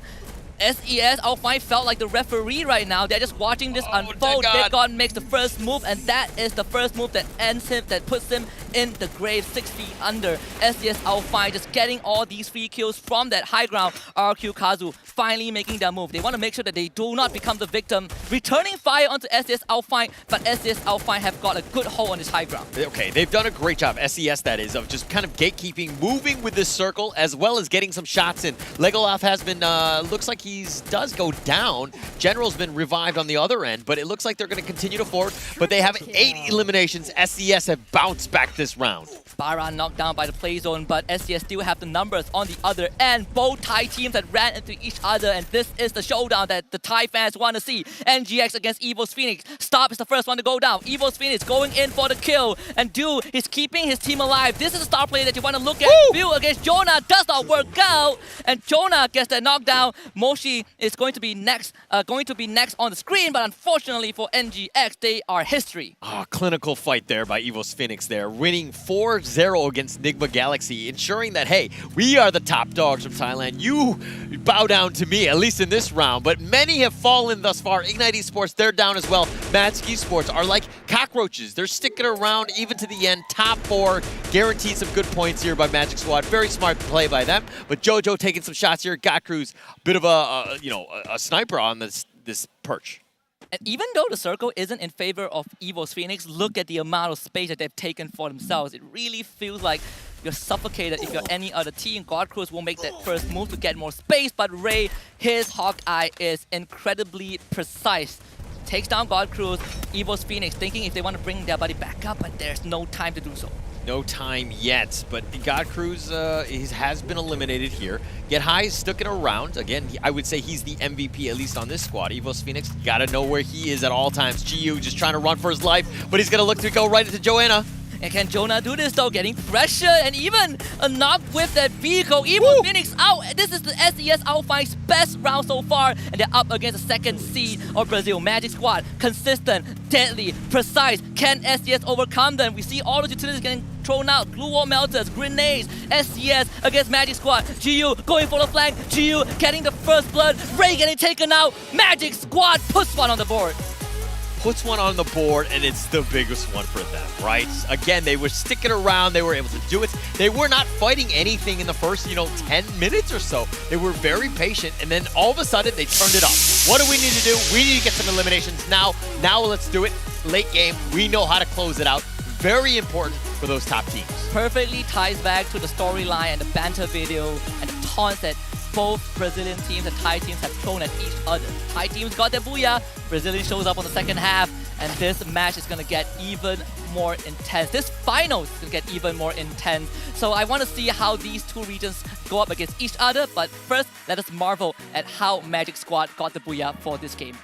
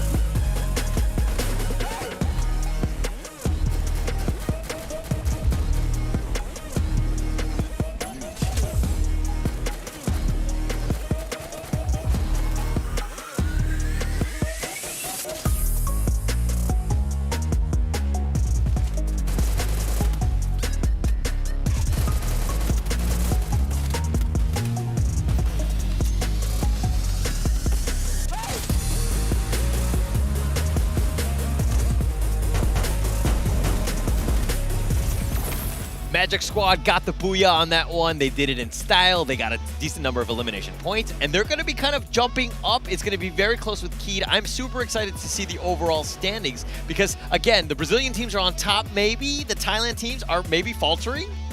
It feels like that way, but whenever we see either Evo's Phoenix or Nigma Galaxy go out, the other will still be in the race until the very end, right? This is a very tight race. It felt like we have been confined in this bubble of just Thailand against Brazil all the way. There are some other teams that are also keeping up. RQ Kazu were doing great. Ignis Esports were also doing pretty decent to keep themselves in the race, but we're seeing that gap getting widened a bit. Yeah, it's going to be super interesting because, again, even for that the match standings on this one of that last game, which is going to be kind of key in terms of how it shapes it up for the next 3 rounds, we're looking at exactly what happens. SES bounce back game. 12 eliminations. They got second point with 21 points. They needed that one. That pretty much guarantees them at least a spot into, the top 7 spots going in. Very crucial as well. This team, they have a reputation to get rid of, and that is the runner-up specialist. And even though they won the local league, this is the best proving ground for SES Out5. But Magic Squad was the team that got the booyah, 19 points for them, followed by Evo's Phoenix with 13 and RQ Kazu keeping tabs on them alongside Kate with 10 points each. Oh my gosh, but look at Nigma Galaxy at 8 points, Ignis Esports with 8 as well. HQ Esports had a decent game with 7, so they kind of bounced back on that one. But look at AV Radicals, Naguara, Vasta Mundo with a donut. That is a travesty. This is a devastating finals thus far for Naguara in particular, right? Because this was a team that came in from yesterday with so much promise. They were dominating the play-ins, then they finished in 3rd place, but at the end of the day, this entire finals thus far have not been their playground. This, the current standings. Kate in 1st place, 80 points, leading comfortably, followed by Magic Squad in 2nd with 72. Oh, there's both. I mean, the Brazilian team seem to look like they're pulling away a little bit. But yes. Nigma Galaxy and Evo's Phoenix, the interesting part in that last game was the fact that they were kind of going head-to-head. Evo's Phoenix ended up winning that one out 4-0. crippling, eliminating Nigma Galaxy. That was huge for them and their confidence going into this one. But they both have 66 points. It's going to be very interesting seeing with those ties teams. What do they do in the future? Like, do they like let their the enemy team go just so they can deal with the Brazilians, or what do you want to do? Without knowing who they are on the battlefield, it's going to be so hard. But I love the fact that you brought up SES having that important round, right? Because it really catapulted them to 6th place. In first page, there's still a lot of work to be done for SES to even have a chance to contest that championship title, but getting close is the first step. Yes, for sure, for sure. It's all about that. It's going to be going into that. But let's talk a little bit about the MVP of the last game. I think this is going to be super key because of the fact that, like, you know, who do you think is going to be the MVP? I think it's going to be Italo. It's either Italo or GU because I think these two have been instrumental in getting Magic Squads to the top. GU was a phenomenal support, and Italo, he was known as the Glue Wall Masters for a couple of times yesterday during the play-ins on that key player screen, and it's good to see that now he's also leading the elimination chart with his Charge Buster. Yeah, and he's got to continue on doing that one, but let's talk a little bit about the match kill leaders. I mean, yes, he's gotten 2 or so eliminations on that one, but 5 eliminations from JoJo. Ray with 4 as well. SES really had that bounce back game. And Italo, we already talked about him in his 3 eliminations, but this is, you know, SES's world. This is what we wanted to have seen from them. They need to continue with that. And the other thing we want to see is no repeat Booyahs, and so far all of them have been very unique. No team has gotten 2 Booyahs yet. We also got to look at the key players of game number 5, starting with SES Alphine's Ray, 6 massive assists, and Jonah from Evo's Phoenix with 16 glue walls erected. Okay, you erect them, but a hand will knock them down, and he's knocked down 6 of them. Pretty good stuff by them. HQ's Esports, Neo as well, Field Medic. I mean, this is one of those things where, yeah, you got the award, and it's great support play, but if you're picking up 4 guys, but it's never really good for the team when you have to pick up 4 people, right? And it's even worse if you can't translate that into something. Right? It's just like how we saw, for example, most damage blocked by Time Turner, but that team incidentally was the team that got knocked out early on. It really shows that you are getting pressured a lot. HQ Esports, they don't have much time left, and they are still biting the dust. It's not starting to get concerning. It is incredibly concerning if you are a HQ Esports supporter, but it's safe to say if you are Evo's Esports fan or if you're supporting SES Alpine, they are still very much in the running. Still within the running, and it's all about just having that good round, right? Okay, yeah, you might not be top 6 or whatever at the end of the day. I mean, unfortunately for some of those cases, I mean, mathematically you still have a chance, but we have a lot of games to go. But it's one of those situations where, hey, let's look at baby steps. All we need to do is just springboard ourselves 2 places to get ourselves up into that next game 6, which is going to be Kalahari. And Kalahari is an interesting map because when we looked at game number 2, I expected RRQ Kazu to gun straight for Refinery and take control of that. But it was Magic Squad that took control of Refinery and took it to the very end. NGS got the Booyah, but Magic Squad is showing us that they're not afraid to contest these key areas. Never afraid, right? I think that's the biggest thing, is that you have to be confident enough to know that wherever I'm going to drop, whatever I'm going to defend, I know what I'm trying to do. The strategy is there. This is it. This is the best of the best. You're in the entire world for Free Fire, right? And you have to know the map. You have to understand what you need to do to make sure that you're playing it properly. And it looks like, you know, Magic Squad has done a great job of that. And there are some patterns we saw in that second game where Alpha taking the initiative to take on Kate. They lost, unfortunately. Nigma Galaxy setting the record for most points and eliminations in a single round. I'm not looking for any teams to break that record, but I certainly am looking for the teams to adapt to what happened in round 2. Definitely, definitely. And we're going to see more of that. Again, it's all about the strategy. We've kind of gotten our, we see how the other teams played it. It's going to come down to this. And how do we react? What is the counter strategy to all of that? It's going to be super key. And I think when we talk about this being crucial, Kate has gotten it to the T. Felt like they have mastered not just being passive, but also knowing when to take that first move to get that Booyah for themselves. Yeah, definitely. And we're going to see 3 more games. It's going to be the end of it. It's going to be coming up. We're going to find out what's going on. But we have still plenty of action to go at you. But first, we're going to take a quick little break.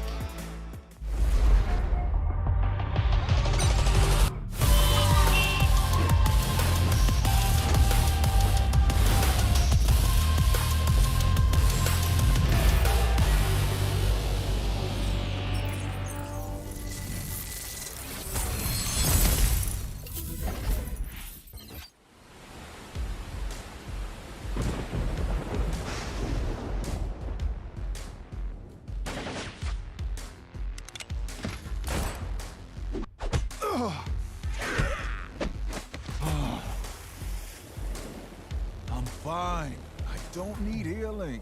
What? Your arm is broken. If I show you I can do a push-up, will you stop bothering me? I dare you. Hate to say it, but I told you so. You don't hate it at all. Oh, my grumpy love of my life. You can be so stubborn. I am strong-willed. I'm not stubborn. Introduce them to their new home. You're the captain of the island. You do it. Fine, fine. Thank you for taking us in. What is this place called?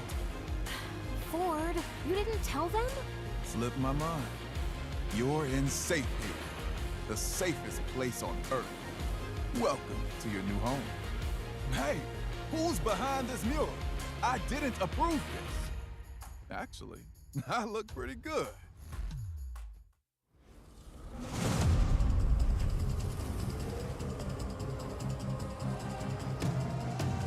I'm very mysterious, unpredictable. If you don't know, we've come a long way, but we ain't done here. Are you ready? Just like the sunshine, we level up. What a great view from the top. It's in our nature, it's in our blood. We can stop, never stop. We don't stop with the squad. Like the sunshine, we level up. What a great view from the top. It's in our nature, it's in our blood. We can stop, never stop. We don't stop, 'cause we turn up in flames.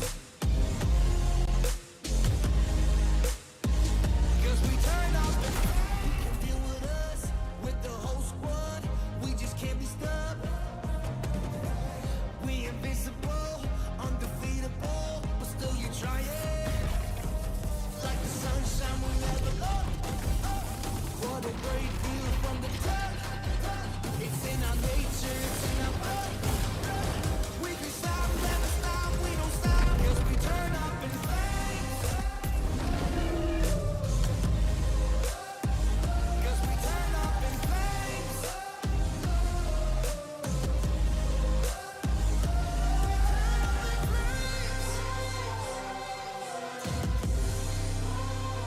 Cause we turn up in flames.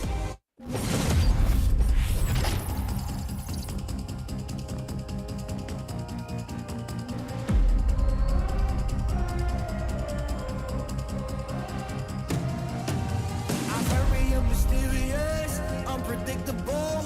If you don't know, we've come a long way, but we ain't done here. Are you ready? Just like the sunshine, we level up. What a great view from the top.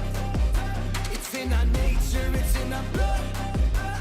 We can stop, never stop. We don't stop with the squad. Like the sunshine, we level up. What a great view from the top.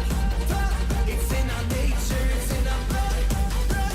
We can stop, never stop. We don't stop, 'cause we turn up in flames. 'Cause we turn up in flames. 'Cause we turn up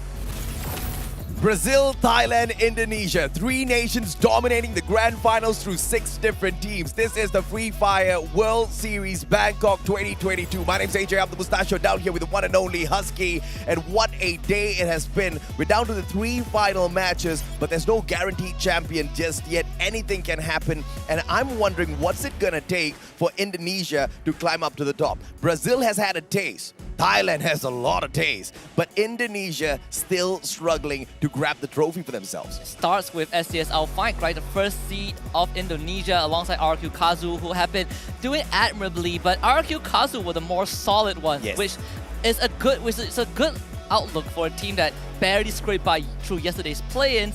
But we also are seeing the possible conclusion of certain storylines where it's between Brazil and Thailand is Godzilla versus Predator kind of matchup. Let's take a quick look at the previous match setup as well. All of the stats from the previous game by Magic Squad as they managed to secure a phenomenal booyah for themselves. I believe this is the first one since the play-ins. They strike it on the grand finals, and it is no better time to get the job done for the Magic Squad, but there's still a lot of work to be done. They're currently about 8 points behind their brothers, Cade, and this is just what the Magic Squad needs. Consistency has been the key of their success, but now they need to secure those extra bit of points that can get them up to the top. And I want to quickly bring up Magic Squad as a team. They went from 6 players to 5 players, and they've been holding all of them since then.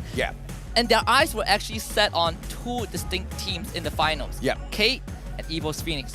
Guess what? They've gotten what they want, and right now there's a huge chance that Magic Squad can stay on top. And this was all off of consistency since the players. They have not dropped a single beat. No, they have not, most definitely not dropped a single beat at all. And you know, one of their winning successes, one of their winning formulas for the previous matchup was always a tight rotation, compound into compound, preying upon teams, and it's always with sending one kind of scout out first to see if anything does go south for him. When the area is clear, everybody comes in there for the backup. Magic Squad just executed that rotation time and time again all the way into that final circle. And into that final circle, it was all about the timing, right? Waiting for that circle to start moving, waiting for that chaos to break apart, because they kind of knew that a lot of these teams love to play the very edge of that circle, especially when it comes down to the final one. And therefore, when that circle starts moving on in, nobody has the time to take pot shots against them. That was just brilliant.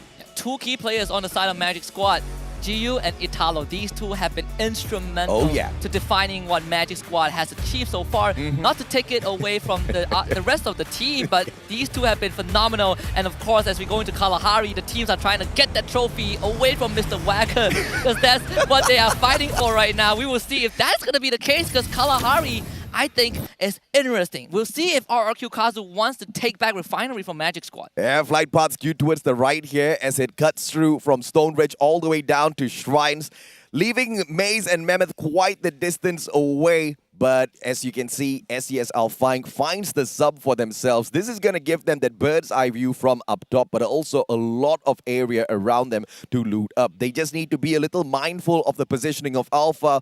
But looking at the performance of Alpha thus far, it doesn't seem like they're going to be that big of a threat for the squad. Well, for my. this esports, it might not be the same. They've hard drop onto that blue tier, the high tier loot zone with AB Radicals. And we talked about this from the beginning, right? These 2, it's not easy to miss AB Radicals. It's not hard to miss them, excuse me, because they always take the high tier loot zone and they're paying for it. Absolutely, man. It's not difficult to find these boys at all. If you want to look for the Filipinos, you look for a blue circle, and there you go. You'll get all of them there. But this is the problem with AB Radicals. They haven't really been able to keep up with the very aggressive gameplay that we usually see out of them in the grand finals in here today. Jason Scar will be able to take down Wine, and if Wine himself cannot get those CQCs completed, there's just no hope for AB Radicals in here today. Wine is their most phenomenal player, but he hasn't been able to strike a beat throughout the whole day. And you can say the same for Ray Miao, the wonder child from the Philippines, right? When he first joined the scene under VPH Velocity, this guy was the absolute Hawkeye of the entire MCPS region. And right now, not really showing up. I mean, you are looking at the pillars of AB Radicals crumbling one by one. And I feel like it's definitely not entirely on them, but it's also these teams understanding what to do against AV Radicals. You've seen this very passive and responsive gameplay that hasn't worked out. Modestia, good drop. Dynamo doesn't see exactly what's happening behind him. Is Modestia going to be able to get this backstab? We will have to wait and see. Enigma Galaxy, on the other hand, holding on to this compound at Foundation and slowly surrounding the players of RRQ. But Phil God manages to dodge that Spaz 12 in hand. He can turn it around, but unfortunately for him, the time turner is just a tad bit too late. Gets taken down. UMP in the hands of Razor, and RRQ the first ones to draw blood. But he's going to get revived instantly by Stop. NGX are not in the perfect position to fight RQ Kazu. So it's understandable why they decided to take that backseat and go for the safe play. But on the other hand, Naguara, they're facing off against Vasto Mundo. Yeah, Naguara, Cole. I mean, Naguara has been having quite the troublesome time out there in the grand finals, but as quickly as they go down, Maxi brings them right back into the matchup. Naguara still alive and kicking, but not much loot on two of their players. Blazer 10 and Faku pulls up a great glue wall, but look at the securing here coming through from Vastamundo. The backstab was just way too good. Faku out for the count. The grappling gun, very crucial on a map like Kalahari. And that is what allowed Vasto Mundo. They knew that the Naguara member was alone. All they had to do was to put pressure and outnumber him on that roof. They did exactly that. On the other hand, Ignis Esports are going to face off against HQ Esports. RRQ brings their team members right back in, all thanks to Pac-Man. Ignis, on the other hand, fighting for a lot here. They want to get the top 6 for themselves first. Ghost goes down. Jason, good backstab. Woodpecker manages to get that shot, and he gets the elimination point for himself as well. Eric Max 7 needs one more shot. Can he get it? Pulls up the glue wall, and what a play! Gets the headshot. Hand goes down. HQ continues to struggle. Eric puts on his dancing shoe and just dances around the members of his opponents. This is this incredible movement. He was in the red, uses the building, uses the structures to protect himself. Phenomenal play. You could have slapped it and he would have gone down, man. I mean, that was just so close for the player from the side of HQ. But Eric's just way too good, man. I mean, happy feet. He danced around that perfectly. RRQ, on the other hand, Razor and Maybe needs to look for a little bit more of those loots. But this danger zone is just going to tease them for a little bit as they run away. They were at the very edge of it. Refinery is the home of RRQ, and they are right back at it. It's good to see that RRQ got control of Refinery, but also partly because Magic Squad decided to not contest it early on. HQ Esports bringing the two fallen members back, but as quickly as we say that, Vasto Mundo, on the other hand, have engaged in with Ignis Esports. No offense to HQ Esports, but the more they bring their team members back, they are just going to feed into some of these teams. 180 by Jason Crusher got crushed instantaneously. Jason's playing this on a whole other level. Ignis on the long side flank doesn't even need to do much, but Kano down on the ground though. Can he get to him? Yes, he can. Jason getting everything done all on his own. IGS is on fire right now. 5 eliminations just on his own. This guy has eyes on the back of his head for sure. HQ Esports, they end up losing Neo after those 2 revives. So it's going to be another tough round. I mean, HQ Esports, we were all agreeing on the fact that they was just responsive, a very passive team. They're relying on that macro, and it's good that they stick to the identity. But so far, that has been overshadowed by all these maneuvers from more active teams. You know, Ignis Esports, Vasto Mundo, the Brazilians, the Thais. It's just proving to us that you have to also make your own active decisions. I mean, if even Vasto Mundo is struggling in this lobby, there's no surprise at all as to why HQ is doing the way HQ is doing right now. But they just need to find a solution. They have to avoid all of those engagements if possible and just take those final circle fights as much as possible, right? But now Ignis manages to sneak on into confinement, but Vasto Mundo meets them from the edge here. Oh no. Timing's just a little off. Eric misses that grappling hook climb, but look at this. It is the one and only Luca who drops by Kano Max 7. Luca's not getting off, and he gets taken off by pure aggression. I mean, that was no way that was going to go his way. Critical mistake from Luca. I understand the maneuver, but Crusher just parachuted down. You do not have the numbers advantage. You do not have the arsenal advantage, at least. Vasto Mundo getting punished a bit, but thankfully IGS are also down to just 3 members, so there is still a chance to fight on even ground. Eric needs to turn the circle around. Crusher has got the exact same gun. It's the Max 7. It's all about who gets the pop first. Ice Grenade will force Eric away. He's not going to be able to make that entrance just yet. Catches up with Carlos. Both of these boys. The 2v1 situation can be set up here as long as one of those players from the side of Vastomundo makes that mistake. Eric on the second floor. He finds nobody though. Vastomundo downstairs. Those glue wall melters ain't going to be doing jack upstairs. And one good grappling hook brings him up to the top. Carlos bites the dust. What a headshot by Blazer. And here comes Eric for the response. Can he trade him right out? Brings out the glue wall. One more shot. Eric gets denied. Blazer with the Kano. hero move, and they might just wipe out the entirety of Ignis Esports. Kano, once more left to his own devices. He has been the clutch master of the team, but can he survive this pressure from Vastomundo? Gets away, buys a bit of space, but Vastomundo are on his tail. Yeah, this is going to be a problem. Kano barely has any room to get away. He can't even pick up his team members. Eric's up top. Kano gets tagged up and Ignis gets flushed out. This is just a phenomenal stand-up round by Vastomundo. We just highlighted them saying that they were struggling in the competition. They realized that as well. This is just a fire round for Vastomundo. 3 rounds, more than enough for them to squeeze right back up to the top 3. That's the kind of initiative I want to see. Blazer 10 rushing the roof, getting 1v1s, winning them. We want to see these from more teams. Vastomundo setting a really good example. But right now, SCS outfight. They see EVO's Phoenix on the slow ground. EVO's Phoenix debating how to maneuver this, decides to take that long route. There's no need to engage SCS. The night is still young. The round is still early. There's plenty more time and plenty more space to go around. The Knight's not that young though. Knight's getting quite old here.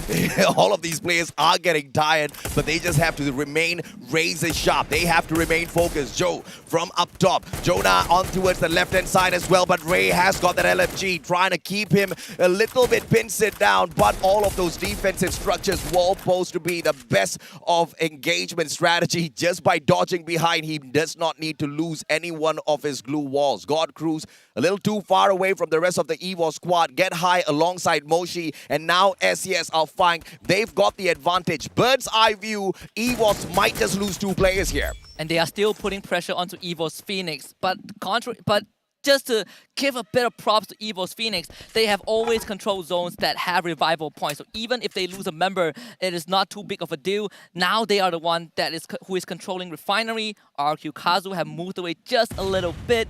But with the state of the circle, EVO's Phoenix might also have to consider moving. Kate playing this slowly, just 2 more players left on their side. They are the #1 ranked team at the moment, but very early engagements has just forced them to struggle just a tad bit here. Apologies, not 2, but they do have 3 on their side. Vastomundo loses Blazer 10. That's going to be a huge shot coming through from the one and only HQ, but they get one traded out instantaneously. Nunes with the backstab should be able to find one. Artemis flies away. That grappling hook is sound, but the backstab's just way too good. Nunes should be able to secure this for himself. Vastomundo does it again. Go on the roof, catch the isolated members that's keeping Watch out, and you gain the numbers advantage. You control the building. Vastomundo have gotten this equation down to a T, and HQ Esports, they're getting picked apart. Han needs to hold his team together, but he's getting pinned. Vastomundo once more stays in this game. This is why I want HQ. Don't revive your players, man. You're just going to be feeding into teams like Vastomundo. Vastomundo thanks them with a huge big smile on their faces, but Crusher, the final remaining player here, needs to find a revival for the rest of the squad. If they can, and if they can get into that final circle as well, this is going to be a massive round for Vastomundo. The likelihood of them finishing things up with a booyah is going to be really low though, because we are already at the halfway point. Even if those team members are brought right back, the kind of loot that they might be able to get their hands on is questionable. Despite that, I would say it is so far so good for Vastomundo. Another round where they're showing up and they have 12 eliminations so far. This is crucial for a team that was placed 3rd in FFWS Sentosa just a couple of months ago. You know, there is some pride in there.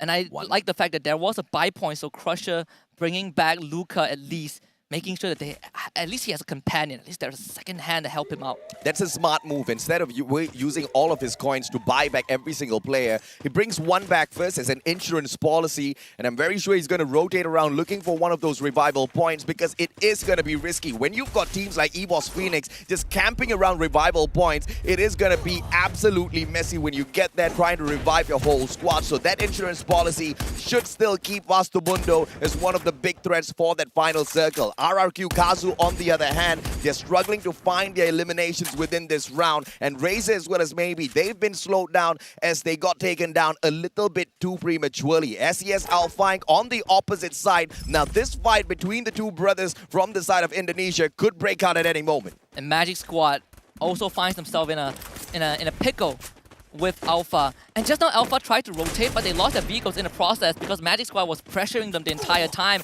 And look at Magic Squad. They know that they have the advantage of the circle, and they are just keeping Alpha at bay. This is crunch time for Alpha. They need to find a way to push into Magic Squad. Does Brazil take the championship back to their country? It all started in 2019. Nade will be able to tag one, but instant pickup will be possible. Bobs now erects that glue wall, but Riptide Rhythm rips it right away. Drax as well as Italo. Zone comes on in as well. Bobs gets taken down. This is Alpha. Finally, they wake up in the competition. Yet another nade can be very useful here, but Raid himself gets taken down. It's all up to Remind. GU way too far away, and Magic Squad sprinkling their pixie dust on the Alpha squad right now. Double barrel in the hands of Rewind, but it is a 1v2. Drax steps on in first, and that ice grenade was just the perfect solution for him. Just unfortunate tragedy for Alpha. The team that helped out Magic Squad coincidentally was K. They were the ones vouchering the kills. They made life incredibly tough for Alpha, and right now SDS Alpha finds themselves taking down members of EVOS Phoenix. And it looks like the Indonesian players want to rise up to the top. And yes, this is the best way to get it done.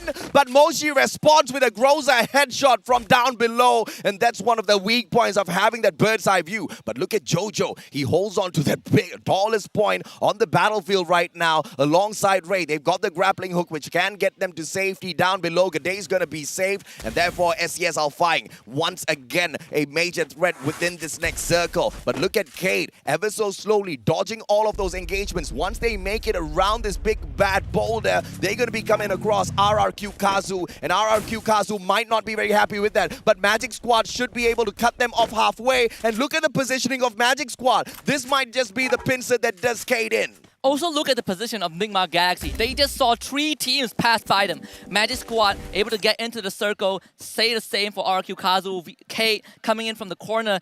But NGX, they watched all of this rotation happen, and it is so easy to get those pickoffs.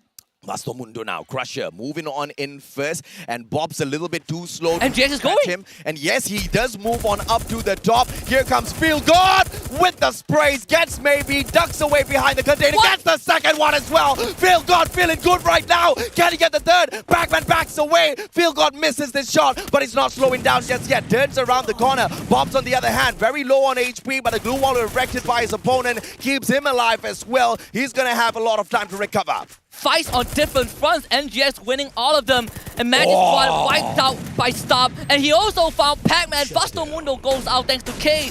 Nigma Galaxy stamping their insignia on Kalahari. And Nigma Galaxy, they lost their #1 spot, but it looks like it's high time they take it right back. Now, once again, high tier. All of this bird's eye view is going to be able to get them the advantage. Question is, do they have a grenade launcher? A couple of grenades, solid on its own, can do the damage against Cade right now. Down below, they've got the time to play around with, and right in front of them, here comes RRQ Kazu for the treasure as well. But Nigma Galaxy backs away for that bird's eye view on that left-hand side. And K gets wiped out. RRQ Kazu. Too good.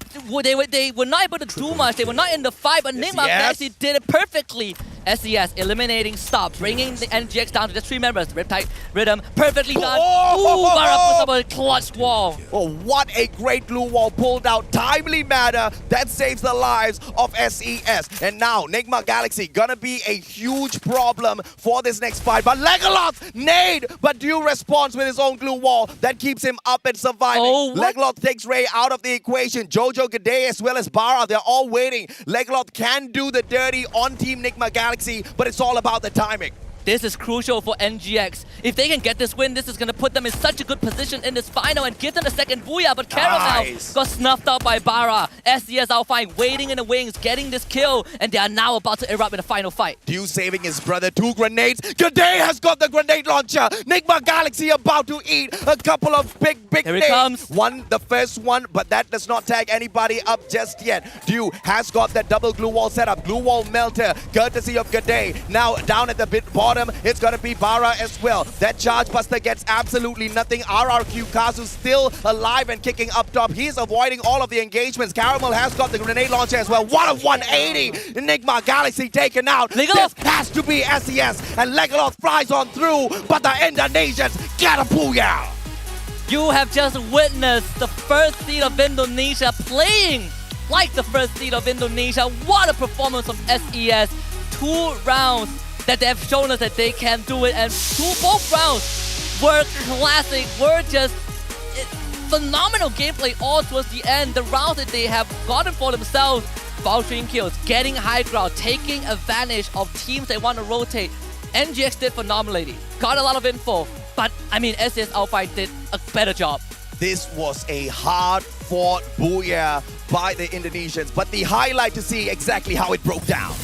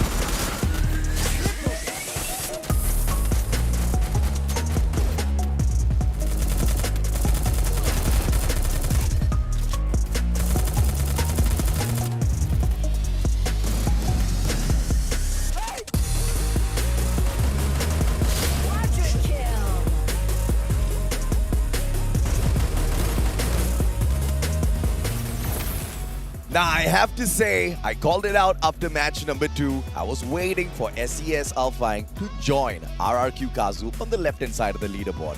Not only did they join them, they were just 1 step below them in the earlier matchup. You called that out. They were struggling just a little bit in comparison to RRQ, but look at where they are now. I mean, SES Alpine, this is the first booyah that they got in the finals, but they also had a previous round where they did very well. Yes. And these 2 rounds have a similarity, right? They have a common playstyle that we saw. SES Alpine playing the vouchering game. They were getting high ground advantage, and they were picking out members from different teams who were rotating inside. And we talk about Ray from XCS, right? He is the rusher for the team. It's great to see him show up, and he really did play his part in this map. One of the highlight plays, in my opinion, also is from the side of Nigma Galaxy. The players of Cade right below them under the platform. There was no line of sight at all. They hop on over to the boulder on the left-hand side. Cade did not see that coming and instantly put them out of the equation. Alpine picking up 21 points for themselves. 12 from the booyah, 9 from the eliminations. Nigma Galaxy doing phenomenal as well as they shut many of those teams up with the 19 points to their side. And Vasto Mundo, this was a breakout run from them. It's just unfortunate that they only managed to sneak away 5 of those placement points. This is the second round for Vasto Mundo where they had an incredible performance. I mean, they took out both, I believe, HQ Esports and Alpha in the same manner, where they were just pushing, they were just going for the rush, and they completely caught these 2 squads off guard. You can say RQ Kazu in 4th place with 14 points. Kate also did fine with 13 points in 5th. Esports kind of rounding out the first page with 8 points. If Vasto did not pick up absolutely nothing in the previous round, they would most definitely be in the top 4 right now, looking at the kind of massive points that they can pick up for themselves. But of course, here's the overall standings and how the leaderboard has been shuffled. It is still going to be dominance from the Brazilians up top with the 93 points, but Nigma Galaxies quickly catching up, 85 in that second place. Magic Squad wants to sprinkle that pixie dust to slow them down, but it's not going to be possible because Nigma right now is on fire. The Shooting Stars are about to bust through the Brazilians in this next matchup, unless, of course, something messes up for them. We have 2 more rounds left, AJ. It is not a far cry if we say that NGX might win or even Kate taking the trophy back. Yeah. The trophy was first claimed back to Brazil during FFWS Rio, and maybe after 3 years it would be brought back again. Kate is leading that charge.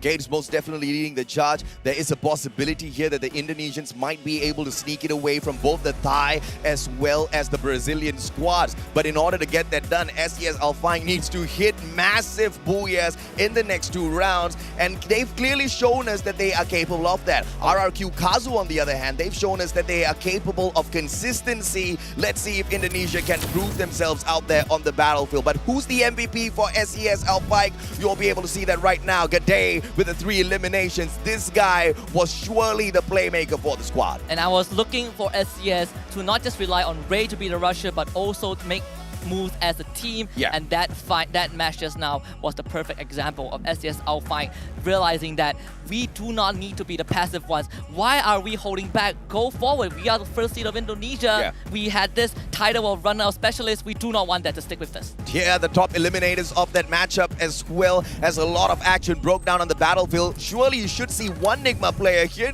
Yes, you do. Dew picks up the total of 6 eliminations to pick up the top spot for himself. Jason and Modestia tied for the 5 eliminations each. Ignis, though, it was really unfortunate for them. They had an opportunity to run away with this game, but the gameplay crumbled a little prematurely. And it's very tough in those situations, right? These 2 teams, both Ignis Esports and K, were caught out in the open a bit too early, but we also gotta look at the key players from game number 6. We have Basto Mundo's Crusher, 4 assists, and of course, Ignis Esports' Kano with 11 glue walls built. Yep, and of course, the glue wall destroyer, the one and only Dew, he takes them down with a Riptide Rhythm. Not only that, he just shoots down some of these glue walls just so that he can get access to the elimination point right behind those glue walls, and he got the job done for sure today. 6 eliminations in total, all thanks to those plays. Jason, on the other hand, he was super accurate today, wasn't he? Yeah, he was incredibly on point. At least this is one of the rounds that he was able to do so. Remember, Ignis Esports, they did get a booyah, and that booyah came from them being able to sneak into the circle. We were looking for Ignis Esports to put on a bit more of a proactive move. This round was one of those rounds. And of course, thus far, we've gotten 6 rounds all sorted out already. We've got Purgatory and Alpine coming up for you guys. But a quick recap on all of the booyahs from the start of the day. When we kicked off Bermuda, it was the home ground, the Titans, EWOS Phoenix, Undying, Comeback Kings, but they have already gotten silenced just a tad bit. Nigma Galaxy picking up that booyah at Kalahari proved that the home ground advantage is a real thing, and this was the round that you mentioned from Ignis. Purgatory Game 3 was where they stood up, and they stood up tall. Perhaps in this next matchup at Purgatory once again, we can see Ignis shine through. And I hope that's the case. I mean, for the side of EWOS Phoenix, they have not done well for the past 3 rounds, and it is going to be a worry for them with 2 more rounds left. How you wish it's just 6 rounds, because Kate would have ran home with the trophy, but we have 2 more to go, AJ. Yeah, absolutely, man. I mean, the past 3 matches, I believe they barely picked up a lot of points for themselves. Ignis got a total of 20 points from 3 games. Oh, yeah. That's not Ignis quality at all. That's not the usual Ignis that we see out there on the battlefield, but it is what you can expect when you've got a lobby like this. It's stacked with pro players. It's stacked with pro players that can eliminate you on sight. The moment they lay their eyes on you, you're pretty much gone from the equation, which is why some of these open rotations on those hills are just not the best of ideas. One thing I like about Ignis Esports right now is they were sticking to the identity, just like AB Radicals, just like HQ Esports. Honestly, just like the rest of the team, Ignis Esports continue to play that 4v4 rushing playstyle, and that's what defines them in the Latin region, and that is why they are so feared. Even though they're not really the front runners right now, I want to see them continue this pressure, make these teams unsettled about whether they can get the booyah or not. Yeah, and you know, Ignis most definitely has an opportunity to continue climbing up the leaderboard, but getting that #1 spot might just be a little bit too difficult for them. We have to take a quick short break. When we come back, we head right back into Purgatory. We'll catch you in a bit.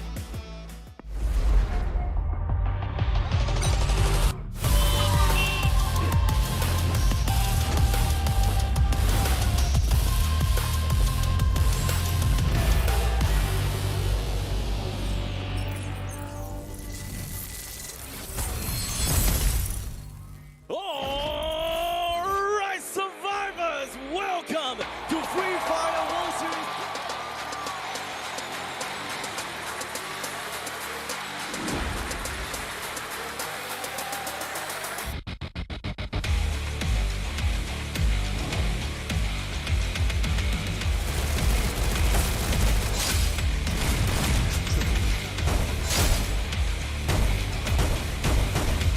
Going up against the other planned champions of Echo Esports, that was a super dangerous one for both teams. High risk, there was so much at stake right now.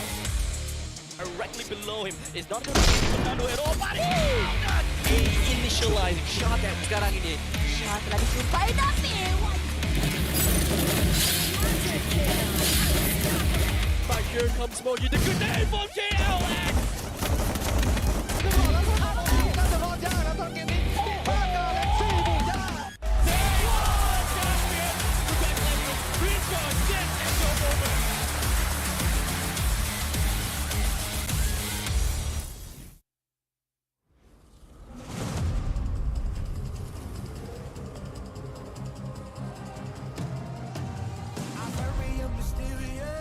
Unpredictable. If you don't know, we've come a long way, but we ain't done here. Are you ready? Just like the sunshine, we level up. What a great view from the top. It's in our nature, it's in our blood. We can stop, never stop. We don't stop with the squad. Like the sunshine, we level up. What a great view from the top. It's in our nature, it's in our blood. We can stop, never stop, we don't stop. Cause we turn up in flames. Cause we turn up in flames. You can deal with us, with the whole squad. We just can't be stopped.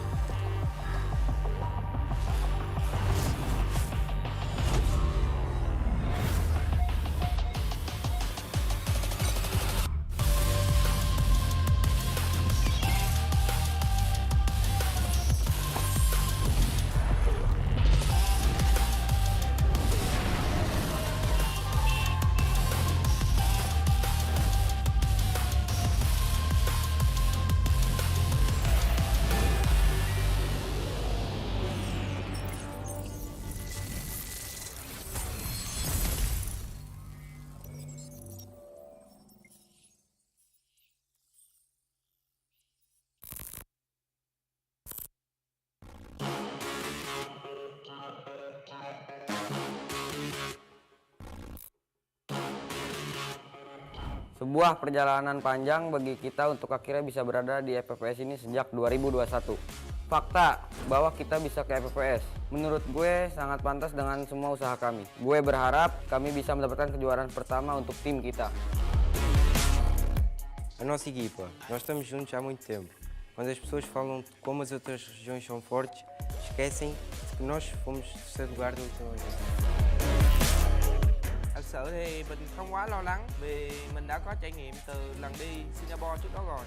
Chỉ cần team mình giữ vững phong độ thì có thể nói là hắc quy không ngán một ai hết.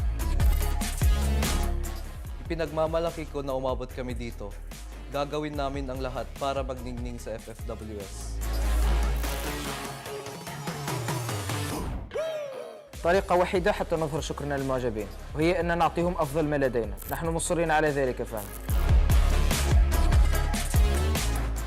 La última vez nuestro camino acabó en play-ins. Esta vez seguiremos peleando y acabaremos con todos. Eu penso mais como uma vingança. Nós vamos provar que os times da Tailândia não são imbatíveis. Nem o time tailandês ganhou 2 vezes seguidas. E nós estamos aqui para que não ganhem novamente. Vamos levar esse orgulho de volta ao Brasil. ผู้คนต่างสงสัยว่าเมื่อไหร่ยุคของทีมไทยจะสิ้นสุดลงสักที เราจะทำลายขีดจำกัด และรักษาแชมป์ที่ประเทศไทยไว้ เพราะเรานี่แหละทีมม้ามืดตัวจริง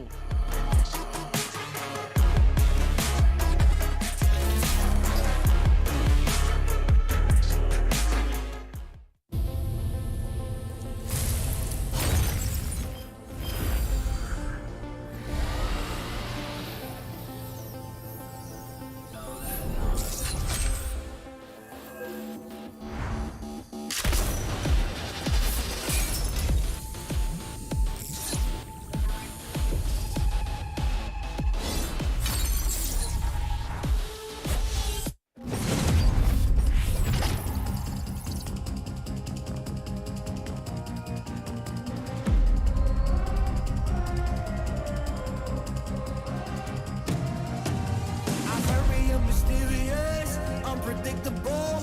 If you don't know, we've come a long way, but we ain't done here. Are you ready? Just like the sunshine, we level up. What a great view from the top. It's in our nature, it's in our blood. We can stop, never stop. We don't stop with the squad. Like the sunshine, we level up. What a great view from the top. It's in our nature, it's in our blood. We can stop, never stop. We don't stop. 'Cause we turn up in flames. 'Cause we turn up in flames. 'Cause we turn up in flames. You can deal with us, with the whole squad. We just can't be stopped. We invincible, undefeatable, but still you try it. Like the sunshine, we level up. What a great view from the top. It's in our nature, it's in our blood. We can stop, never stop, we don't stop. 'Cause we turn up in flames. 'Cause we turn up in flames.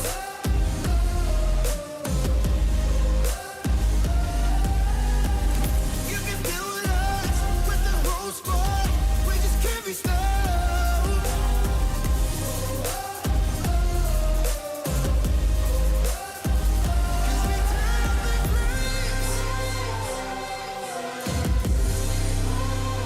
'Cause we turn up in flames. 'Cause we turn up in flames. You can deal with us, with the whole squad. We just can't be stopped.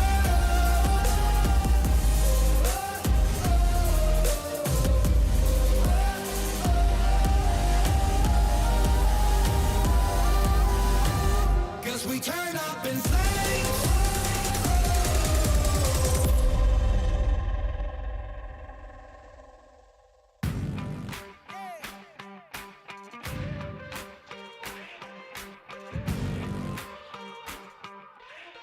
Time to level up and pay attention. Only the best can win, and I got a vision. I'm gonna be everything you said I couldn't be. I'm gonna leave my footprint P.S. I know you see. I do believe that some things might be destiny. I do believe that I'm gonna get the best of me. I know you can't see, but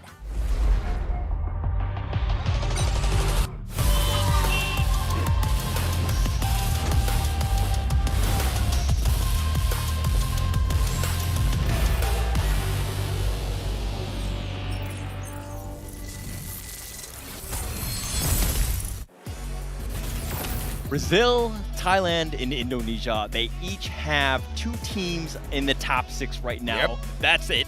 All those teams.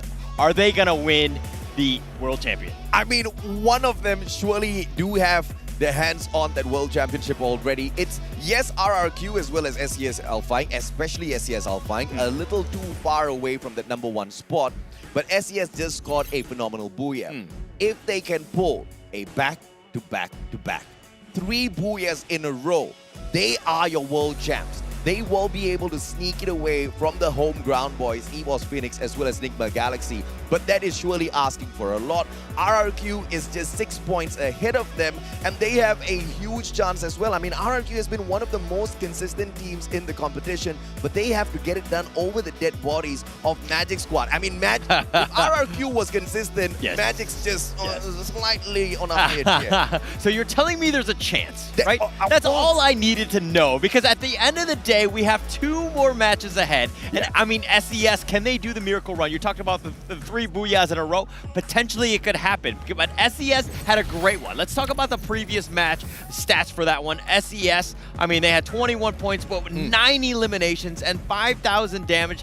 SES, we liked what we saw. Yep. Can we see more of this? I mean, okay, it's asking for a lot. It's asking for a lot, right? But the SES has proven they can get this done. And we did discuss this just before heading on into this matchup as well, just during the break, that whenever SES was playing it a little bit slow, whenever they looked like they were a little scared to get into an engagement, they did horribly. On that round where they secured the booyah, that was the kind of aggressive SESL flank that we have been expecting throughout the whole competition, where we finally saw them. Now, we just need this Indonesian squad to go ham. We need them to go all out. If they do, Indonesia stands a super strong chance. Okay, I love the fact that you're bringing up SES. It's funny that we're like putting up so much praise and so much pressure on the 6th place team right now. You know what I mean? Like, they have such a hard journey, but we're like, no, SES, all you need to do is just triple booyah. Yeah, triple? Easy, right? I mean, RRQ at this point is like, hey, am I not standing here? Have I not performed enough for you guys to talk about us just a little bit? I mean, RRQ has been amazing, but we want to see the hustle, right? I mean, SES, if they secure yet another booyah back-to-back, they're going to be putting on a phenomenal amount of pressure on teams like Cade. They're going to be putting on a phenomenal amount of pressure on teams like Nigma Galaxy as well as Magic Squad. And talking about Nigma Galaxy, this team has been quite strong, right? Cade as well as Nigma, both of these teams have got the most number of eliminations out there on the battlefield right now. RRQ Kazu, on the other hand, currently sitting down in that 4th spot with 73 points, just 6 points behind Magic Squad. Now, this is just a situation where anything goes. None of these teams, none of these top 6 teams are going to be happy if they do not find this next final circle. It's going to be huge, right? And I think that this is the drama, right? Yeah. We're coming down to it. We've extended the World Series. We went from 6 rounds to now 8, completely changing things up, throwing in an Alpine, doing whatever we can to make it harder for the teams to really show up, show that consistency, and make sure that, hey, if you're going to win out, you got to get the top 3 and you have a chance. And don't think that this last 2 fights are all about the top 6 teams in here.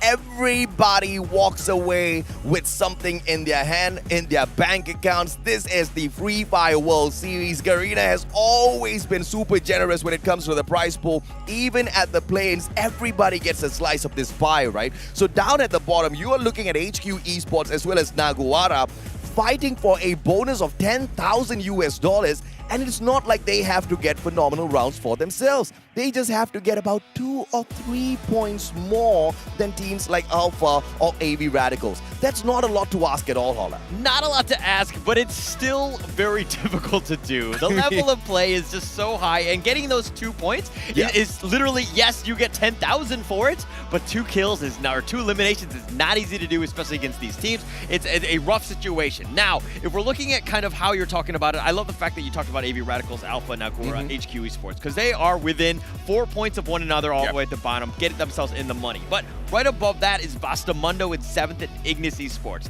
Let's talk about Ignis Esports. They've got 1 Booyah, they have 53 points, and this is a different tier, right? 53 and 55, that's a bit of a rat race. They do have a chance at the top 6, but they gotta make moves. This is pretty much it. If they bomb out this one, they're pretty much eliminated from probably top 6 qualification at this point. Basically, what you're asking for, Holler, is for Vasto or Ignis to secure a good Booyah in this next round, or at the very minimum to be placed in the mid-segment of the round match standings by the end of Game 7 as well as Game 8. Now, that's the kind of performance that is going to be able to bounce them right up to the top, or at the very least to climb a couple of ranks, but that's also dependent on these top flight teams not making it into the final circle, which we have come to find out is very difficult to prevent, right? I mean, these guys are on fire. Cade has been phenomenal as they leapt into that number 1 spot. They have refused to let it go. Nigma Galaxy desperately is trying to take it back, and they're 8 points behind, and that kind of motivation is not easy to go in there and disturb, right? You know Nigma Galaxy is going to go for gold after this. Of course, and they want gold. I mean, that's pretty much what they want. I mean, RRQ right now, the only top 8 or top 6 team, excuse me, without a Booyah, they're going to want it. But look at that spread.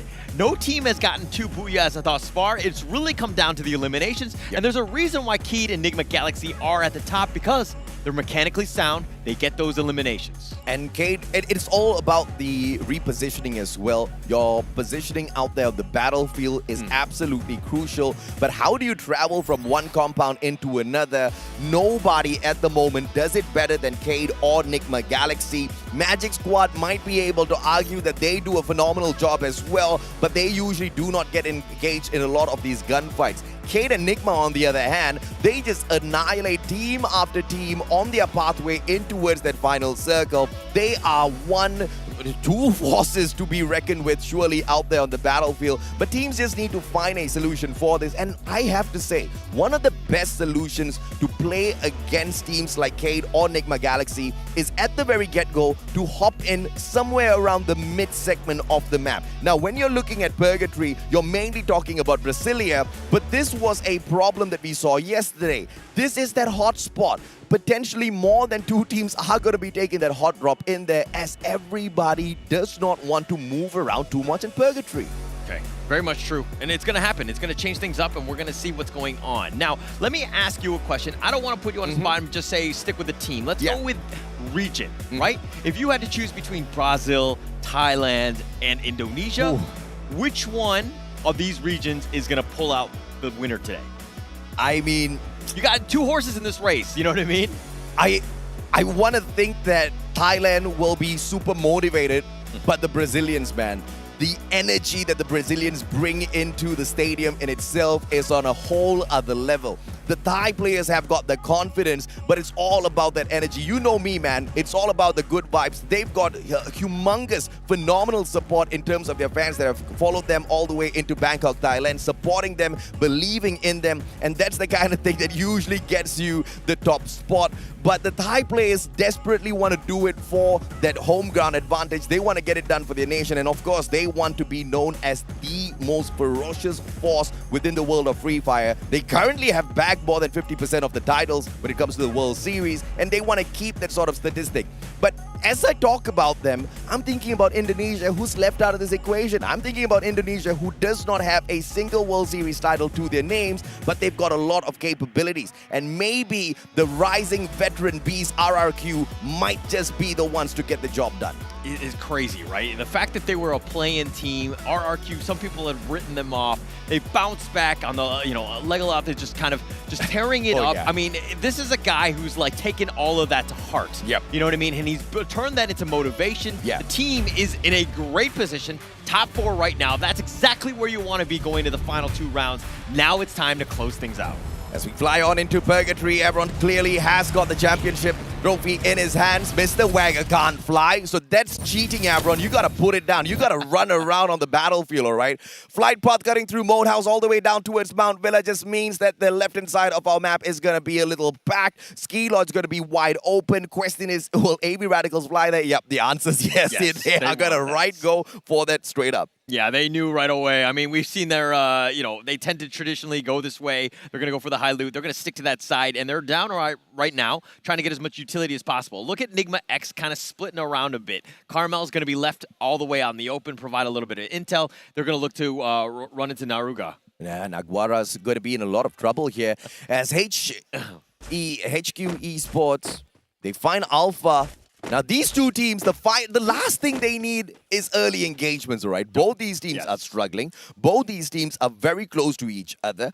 HQ Esports just needs 4 points to catch up with Alpha. And if they can do that, they get a bonus of $10,000. Alpha's fighting to hold on to the extra bit of 10,000 USD. They can't lose it. And a great shutdown onto Maxi from afar from HQ. But look at this, Ignis! They're on fire! RRQ bites the dust! Ignis is hungry!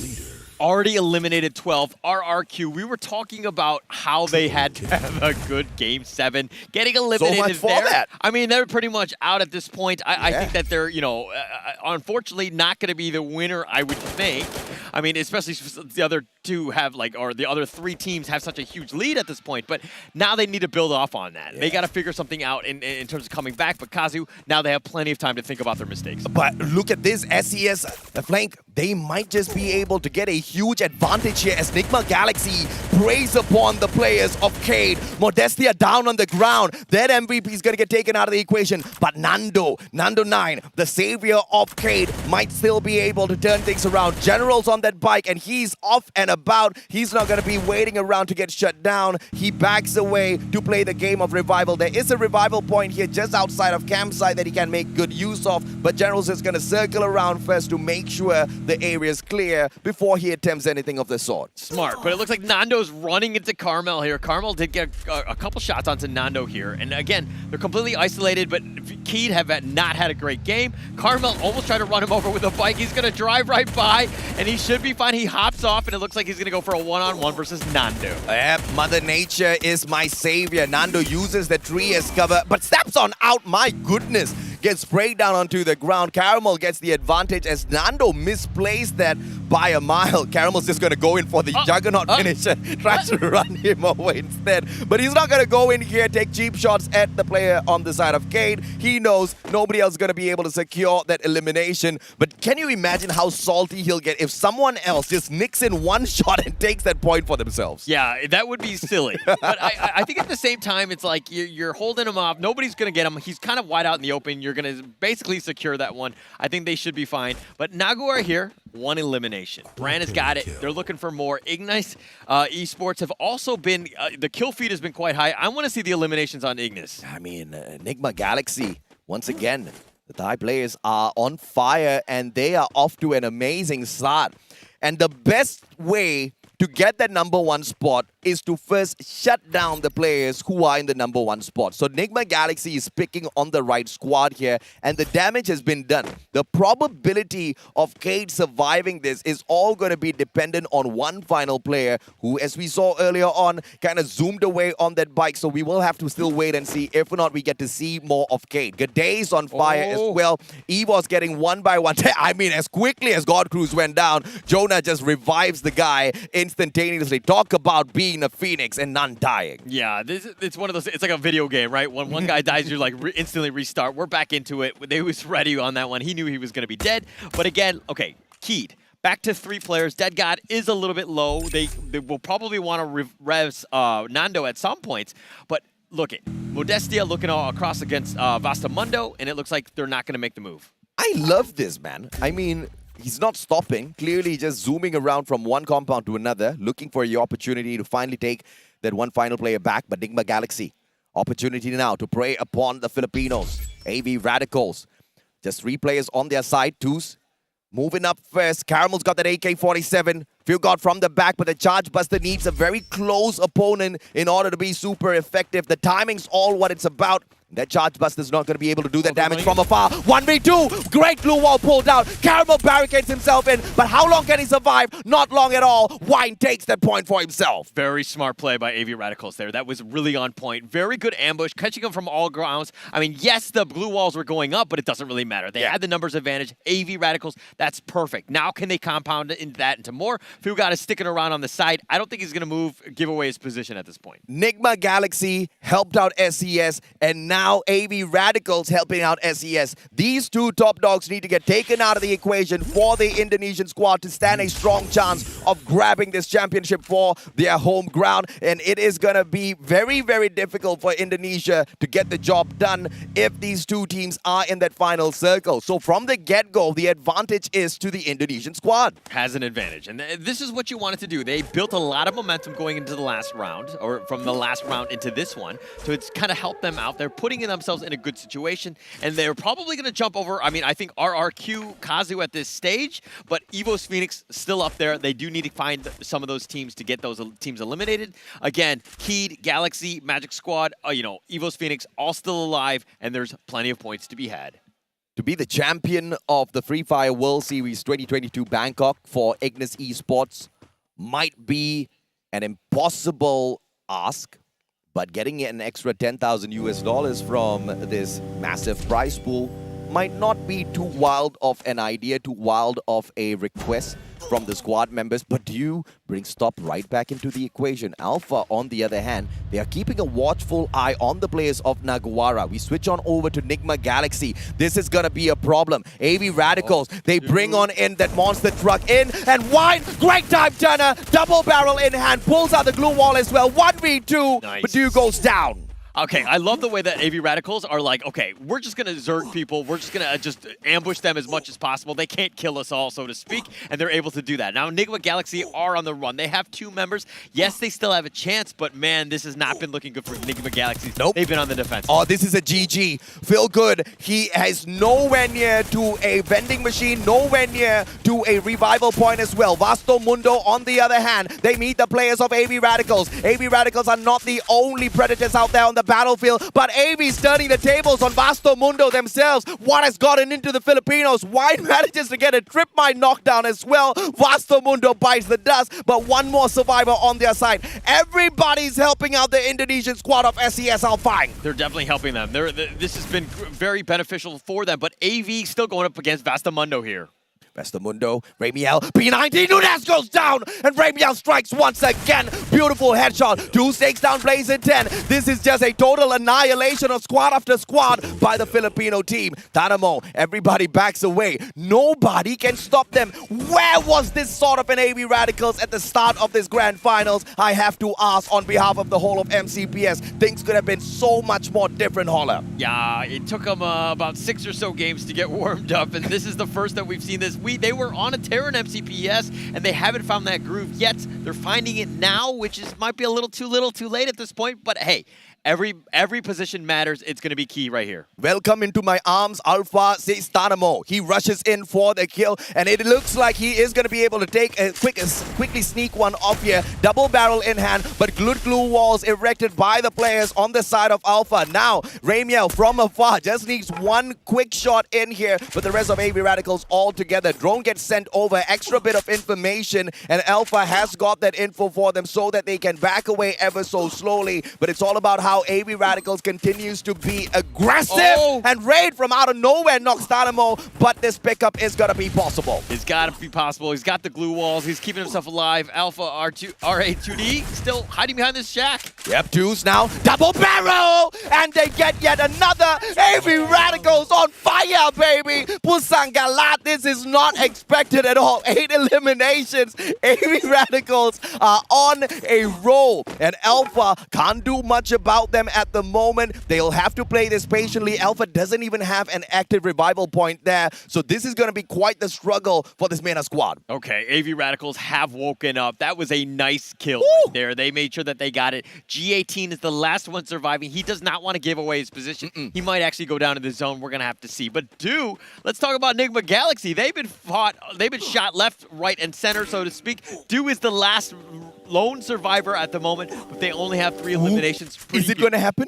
Is it going to happen? I just saw the player from the side of Cade just driving past, but EVOS now will be able to meet the Magic squad. Good glue wall pulled out. Jonah now, premature, hopping out of his vehicle. He gets surrounded by the players of Magic squad. Drax gets knocked down instead, and Dew brings back Field God. So that means Enigma Galaxy is still going to be alive and kicking as MGS now meet a very strong team out there on the battlefield. The Thai players want to take them down, but God Cruz goes down as well. Moshi the survivor from the backstab, but can he get there? Get High gets the job done instead. Get High is on a roll. He's trying to find it. He's going to look One more. Pops.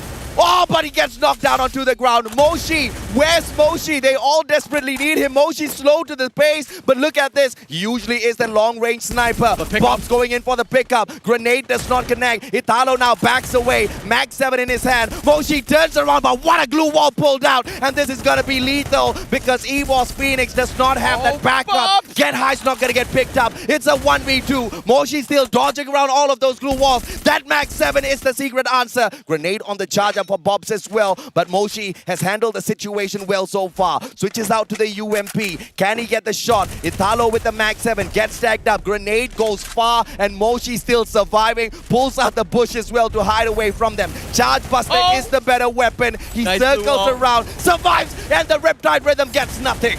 Oh, Moshi looking to go down here. They want to get this. They can't draw a beat on him. They're One trying more. to make a round. Oh, the guy's just surviving. Oh, he survives. Moshi! Oh, Moshi to the LA. What a clutch for EVOS Phoenix Moshi! 1 versus 2, dashing in and out of glue walls, keeping it alive, and Moshi somehow makes the miracle play, clutches it out, gives them more of a chance to move in.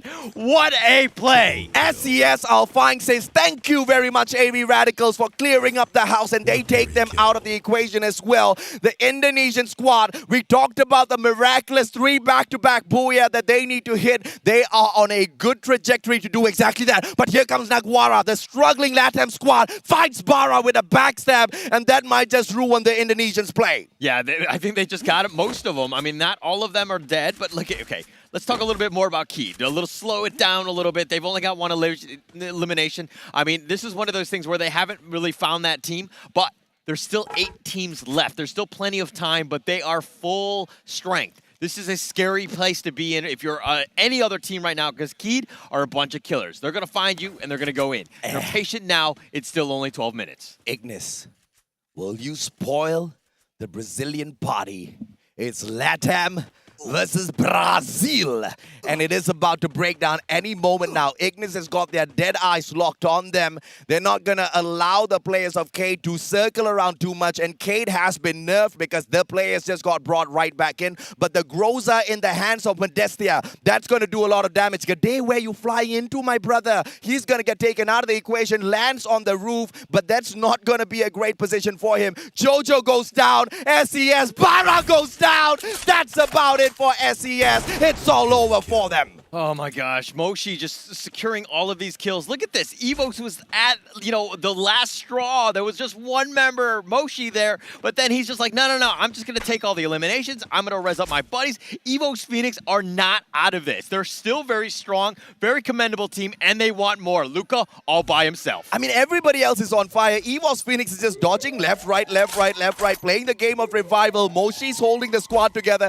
Can we still talk about that Moshi 1v2 super dodge, running those mazes around the glue walls, and the guy manages to take the time to switch out into a charge buster as well to finish the job off. I mean, Moshi, if he doesn't get the MVP title, I tell you, I'm going to cause a riot here. That was an actually crazy play, and that will be highlight. I mean, we got to clip that. We got to make sure that goes on every single highlight, because that was amazing. But the fact is, EVOS Phoenix still have a chance. If they pull off that booyah, which started with that initial 1 versus 2 fight with Moshi, I mean, that is just speaking volumes of this team and the resolve that they have. They really want this. Mena's gonna cry a river as Alpha gets taken out of the equation. Now Naguara. This was the encounter in that second matchup. Remember, EVOS Phoenix got taken out by the players of Naguara. God Cruz goes down, and the grenade launcher is for naught. Jonah as well as Moshi. Are we gonna see another 1v2 from Moshi as Yeko gets taken out of the equation? It's now 2 players on the side of EVOS Phoenix outside of the circle.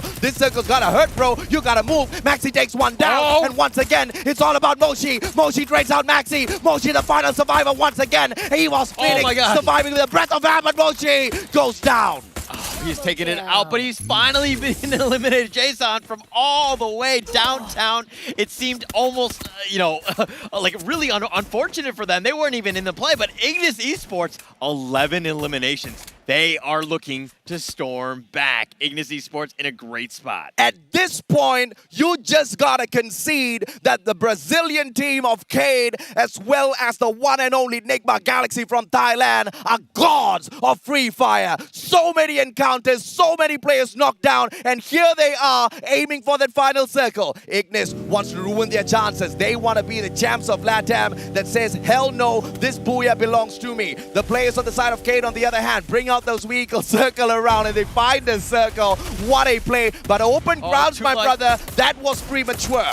Yeah, Modestia with literally 2 HP, but they're wide out in the open. The glue walls are there. Ignis what? In a decent spot, but he gets sniped. Nando, he's a pro with that sniper. Come on, Nando. How did he hit that? Phil God goes down, though. Eric trades him out. Great headshot. Secures the elimination as well. It's going to be Ignis aiming for that Booyah. But can they get it done over the crawling bodies of the players on the side of Cade? Nando and General, they flank from the right. Good grenade is going to tag up those players. Yet another comes through. Riptide Rhythm misses by a mile. NGX gets taken out of the equation. But General, he's got the grenade launcher. It's Cade! It's all about Brazil this time round. But Dead God loses his standing. Ignis Esports still sticking around. They're going to be all the way on that side. They're going to use the glue wall to their advantage. But General's looking to fight with this one. He goes down. Ignis Esports are looking to clutch this out. It's a 2 versus 2. I can't believe I just saw a side takedown in a situation like this. Modestia as well as Dead God taking on Eric and Kano. Glue wall melters get popped out first, and the players of Cade, they have to reposition. Dead God! What are you doing? And it is Ignis! LATAM squad survives, and they rise up a couple of ranks. Oh, Ignis Esports, they get the outplay. They had a huge, it was one of those moments where there's 4 versus 4, but Vivo Key was like, no, we're going to take the fight to them. They went two inside. They tried to go for the assault or whatever. They got blown up. Ignis Esports, perfectly defensive, and then they were sticking together. They're playing very well as a team together. What a game, bro. We've got so many crack teams in the grand finals in here. It's not gonna be easy, but the LATAM squad just maintained their composure no matter what. They allowed everybody else to do the dirty work. They just played the safe placements. Let's take a quick look at this replay and see how it was done.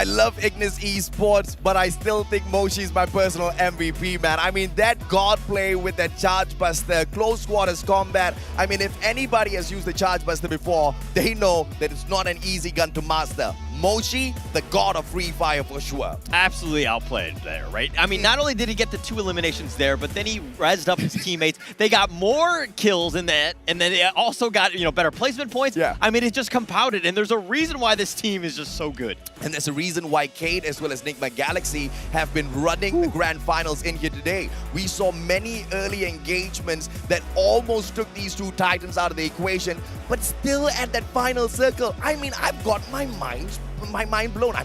I wish I had minds, but I've got my mind blown by these plays. This is crazy, but here are the standings of that matchup. 29 points by Ignis Esports. Phenomenal run. They are looking for a $10,000 bonus, and my friend, I think they found it. Yeah, it's not just that, right? I mean, literally almost 30 points on that one. 83 or 82 points, I think, at the end of the day, in terms of the overall standings. That's going to really springboard them. Now, you were talking about SES maybe going for the miracle run with 3 booyahs in a row, but hey, if Ignis Esports gets another 29 points in this next game, I mean, that's gonna shake up the entire standings. It is gonna give Ignis a good bonus. It's gonna be a good payout. But is it gonna be great in terms of them having an opportunity to pull the championship away from one of the Thai or one of the Brazilian squads? I don't think so just yet. But Nigma Galaxy bombing out a little bit too early here makes me worried for their overall standings on the leaderboard. But the saving grace here is Vivo Kid. They are on the exact same point with the 12. And Cade still maintains that #1 spot. Nigma Galaxy right behind them. And guess who's there? EVOS Phoenix. If you ask me who's my favorite right now, I'm sorry, Kate. I'm sorry, Nigma. It is the one and only EVOS Phoenix, and you can thank Moshi for that. Yeah, just that was a miracle play right there. But look at Ignis Esports. Ignis Esports so close. Now, again, Keed, this is their thing. They've been scoring, 10 plus points almost every single match. Yeah. They've been on a tear if you think about it, right? This is through 7 games. They have 105 points. Right? They're averaging quite high. I mean, it's more than 10 points a game. Obviously, I don't know the exact math because I don't have my abacus with me, but that is consistency. That's exactly what you want to do. If any other team really wants a chance, they need to eliminate Keed early. This is just so sad for Ignis, man. I mean, where was that firepower a little bit earlier in the competition? Because we needed at least 1 more extra round before we head on into Alpine. That would have been the possibility for Ignis to grab the championship, bring it to LATAM, and make this into a all-out party. But unfortunately for them, that journey is going to be very difficult. But here is the MVP of that matchup, ladies, German boys and girls, as Ignis Esports picks up the victory for themselves. Eric is the guy that picks up the MVP title with the MP5, 6 eliminations. Monstrous round for Ignis. I kind of felt like that was Keed's match to lose, right? Yeah. Because they had, okay, the reason being, I mean, the numbers are the same, but Ignis Esports were actually damaged after the last fight. Yeah. And the fact that, Vivo Keed, if they went in together and they kind of hit it from all the different angles, they would have had a much better chance. But let's talk a little bit about the match kill leaders, okay? I think that this is going to be quite telling in terms of what happened in that last game, because literally kills were happening galore. Look at this. Whoa, Carlos wow. with 6 eliminations in addition to Eric's 6 already that we talked about, but Moshi, the man, the MVP, the 5 aliens. I love seeing Moshi up here at the very least for our top players of the round. He was a monster, single-handedly making sure EVOS does not bow out a little bit too early, gets them an extra 3 elimination points before he himself gets taken out of the equation. What a play by the guy. But EVOS Phoenix, the run is not over just yet. Let's take a peek as well at the key players of this matchup at Purgatory, as Curry manages to get the total of 171 penetration damage. I mean, this guy, just with the AWM, he's just way too sneaky, man. No glue wall can stop him. Yeah, no glue wall can stop him. Ramiel tried to stop it, but with 17 glue walls that were created. Tanamo, on the other hand, Skylar, the glue walls destroyed, 6 of them on his own. But Eric, this is the biggest thing, right? Because yeah, you can kill glue walls, but you don't get any points for that. You do get kills, or you do get points for the eliminations, and with the headshot killer, it makes it very easy. It was a massive round for AV Radicals, no doubt whatsoever, but it was a waste of an opportunity for the Filipino squad because what they showed us in Game 7 should have been shown from Games 1 until 6. I feel like they were a little bit too reserved. I feel like they were just a little bit too scared to step out of their comfort zone because when they do step out of their comfort zone, look at what they can achieve for themselves, Holla. Yeah, they definitely have a great chance. But okay, it's funny because AV Radicals had a monster game. That was one of the best ones. But the funny thing is they actually dropped a spot to Alpha. Alpha actually overtook them. I mean, they have a 1-point lead, but it's going to come down to the very end right here. This is going to be round 8 Alpine. This is for all the marbles. Who's going to be champion? Ignis needs yet another booyah to ruin a couple of people's chances to get that okay, so what's the probability of Ignis now jumping up into that second place and getting a massive payout for themselves? Because currently they are sitting down at that 4th place, which gets them $100,000 right? Second place gets you 250, my friend. But it's not going to be an easy journey. They need almost, what is this, 15, 20, 25, 23 points over the other teams. Is that a lot to ask for? It is actually quite a lot to ask for because you know that those top 3 guys, okay, if they get eliminated early, they pretty much are out of this one. They are going to play super safe. I think that's going to be stock standard, right? Nobody wants to get eliminated. Hot drops are not going to happen this one because it's all about the placement points, making sure that you get those eliminations. You got to give yourself a chance. This is the moment. But maybe the safe place as they try to protect their standings might just play against them. Just like how we've seen all of the safe plays not bode well at all for teams. I mean, take Expand, for example. Take AV Radicals, for example. Only when they go all out can they take some good points for themselves from these rounds in such an aggressive lobby. So, I don't know. Fingers crossed for Ignis that they do have some teams playing it safe. But we're going to take a quick short break so we can catch a breather before we kick off the final match where we will crown the champions of the Free Fire World Series. We'll catch you in a bit.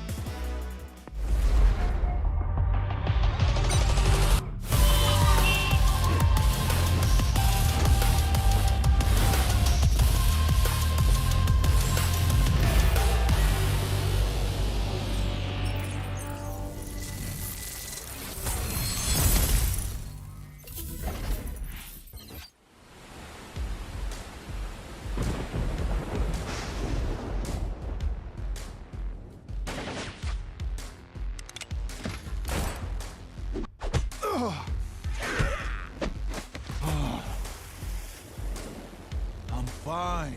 I don't need healing. What? Your arm is broken. If I show you I can do a push-up, will you stop bothering me? I dare you. Hate to say it, but I told you so. You don't hate it at all. Oh, my grumpy love of my life. You can be so stubborn. I am strong-willed. I'm not stubborn. Introduce them to their new home. You're the captain of the island. You do it. Fine, fine. Thank you for taking us in. What is this place called? Ford, you didn't tell them? Slipped my mind. You're in safe here. The safest place on Earth. Welcome to your new home. Hey, who's behind this mural? I didn't approve this. Actually, I look pretty good.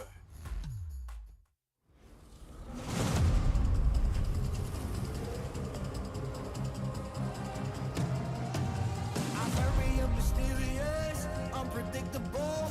If you don't know, we've come a long way, but we ain't done here. Are you ready? Just like the sunshine, we level up. What a great view from the top. It's in our nature, it's in our blood.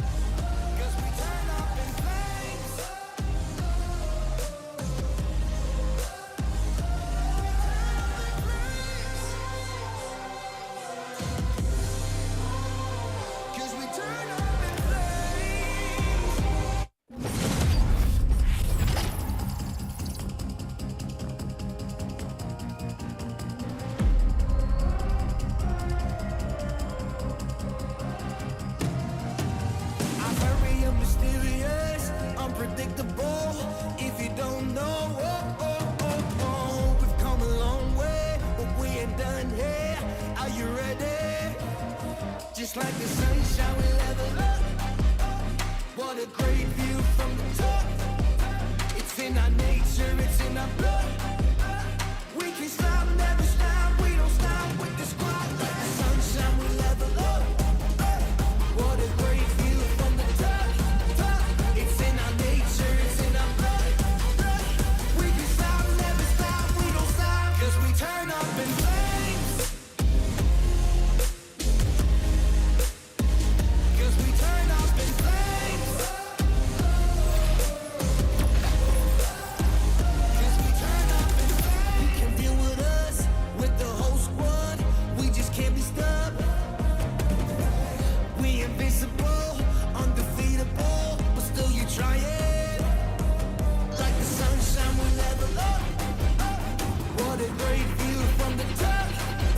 It's in our nature, it's in our blood. We can stop, never stop, we don't stop. 'Cause we turn up in flames. 'Cause we turn up in flames.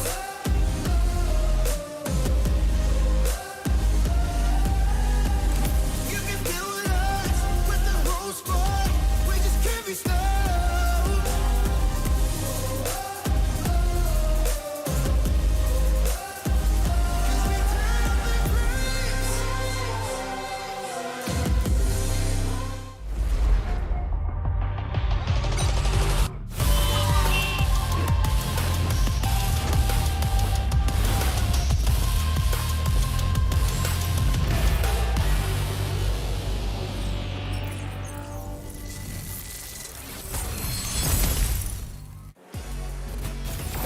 It comes down to the wire. It comes down to the final matchup of our grand finals here at the Free Fire World Series 2022 Bangkok, Thailand. My name's AJ. I'm the Mustachio down here with the one and only Holler to close the show off. But we've got this one final game that will decide exactly who our champs are. And even a team like Ignis still stands a chance. But the conditions are quite tough to meet, Holler. Yeah, so basically the top of the other three teams need to be eliminated like 12th, 11th, 10th. Pretty much they need to be eliminated very early. Super. Gonna be difficult to do. I think the strategy going in is just to play it safe. Yeah. No hot dropping. Make sure that you're as far away from the other teams as possible. Yeah. Get yourself into those free placement points, so to speak. I say free with air quotes on that one because it's not really free, especially at this stage. And, you know, you could take the biggest risks of your life if you know exactly where those players are going to drop on into.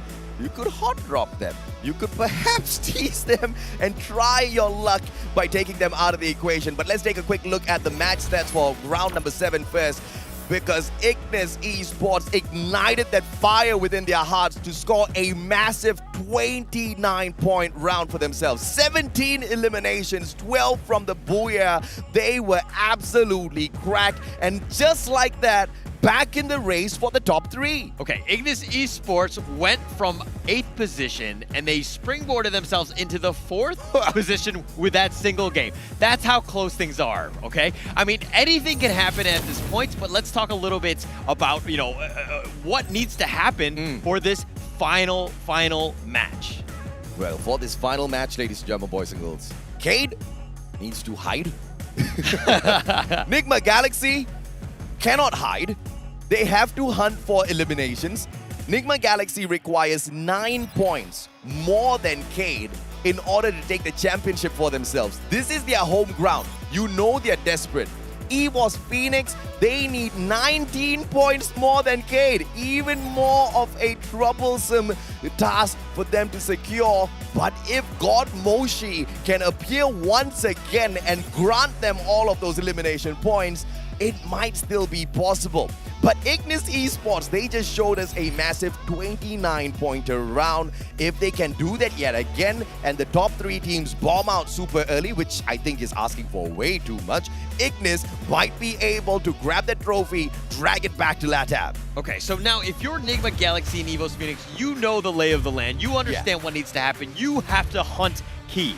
Yeah. That's pretty much your chance. Correct. Are you going to go super aggressive trying to find that team to give yourself that one opportunity? Because literally, look, if you get that first place, you are immortalized, right? It's all or nothing at this stage. And of course, we are not waiting for nobody. Alpine is on your screens right now as the flight path cuts through dock all the way down to Fusion. It's just a party all across the map. That high tier loot zone is going to be the aim of AV Radicals, but is anybody else going to drop by? Yes, Naguara might just say hello. Magic Squad is here as well. This is just all centered towards the middle part of this map. Everybody wants a piece of the action. Okay, look at Keed going straight top. This is the team to watch just to understand what could potentially happen. Yep. We follow Keed throughout and Nigma. see exactly what's going to happen. Nigma, bro. Galaxy. I do not think this is a smart choice for them because Magic Squad, they are there to sprinkle the pixie dust on them. Nigma Galaxy as well as Magic Squad, both in the exact same compound. Things are going to go south for one of the two. Magic Squad doesn't have a lot to lose, but Nigma Galaxy, under no circumstance whatsoever, can they afford to lose this next gunfight. They are looking for the championship, and in Magic Squad might just be able to help Cade out here. Yeah, it would be actually huge if they could do that, but he's throwing with a frying pan, wet it down, but he gets my shot Lord. here. Artemis is like, nay. I mean, come on, that was just way too cheeky, and I think SES deserved to get taken down in that manner, right? I mean, Ray's there. He could have just tried to run away. He could have tried to go and look for a gun, but instead, no, he wanted to go for the flashy plays of the pan in the face, smacking kind of attack takedown. Yeah, that's not going to check out. Yeah, sometimes you look foolish doing some things like that, and that's not a great play. That's going to put your team at a disadvantage. And of course, everything matters, right? Again, if you're just watching, if you're tuning in right now, every 2 spots will get you another 10K USD. Every placement point matters. I may not be able to grab that championship and bring it back to Brazil, but guess who can? My brothers most definitely can, in the name of Cade. And in order to get that done, Nigma Galaxy, I need to take you down. This is going to be a tall order. And Cade, on the other hand, they're going to town on the Mena squad. They shut down Alpha players one after the other. Just a single elimination, though. And SES moving straight in towards them. This might just be a party house for Cade, as they just need to sit down in the same spot, picking on player after player. Okay, you're calling Cade your brother, right? Because they're the favorite going into round 8, and you're just trying to jump on that bandwagon now? No. Cade's not my brother. Cade's the brother of Magic Squad. Okay. If Magic Squad ruins the party for Nigma Galaxy, it's just so much more easier for Cade to secure that number 1 spot. All right. I thought you were trying to be brothers, trying to get in the still goes back to Brazil, my friend. Understood. My bad. I wouldn't mind a couple of Brazilian brothers, though. I surely wouldn't mind.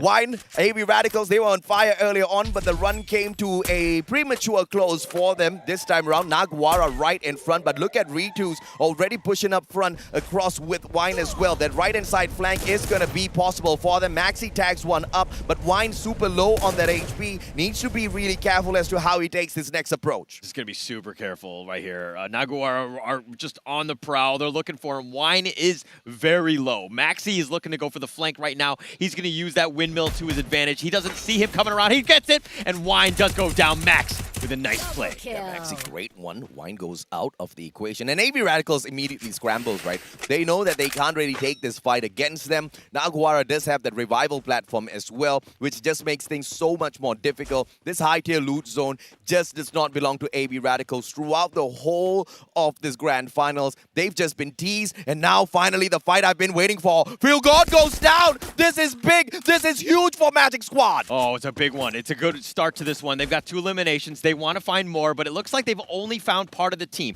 This is the hard thing, is that if you can't eliminate everyone else, they come back like a bunch of cockroaches. They're going to come back and they're going to infest your house. I mean, just imagine, man. Magic Squad takes Nigma Galaxy out of the equation, and they themselves continue to climb up the leaderboard and sneak on into that 2nd and 3rd spot. I mean, Brazil wins big here at the Free Fire World Series 2022 Bangkok. Diu backs away. Stop with the flank, but GU has got his eyes on him, and Stop might be able to distract the players of Magic Squad to allow Diu to get away and rest the whole squad up. This is a sacrifice from Stop. Everybody, moment of silence for this guy as he sacrifices himself for the greater good of Nigma Galaxy and Thailand.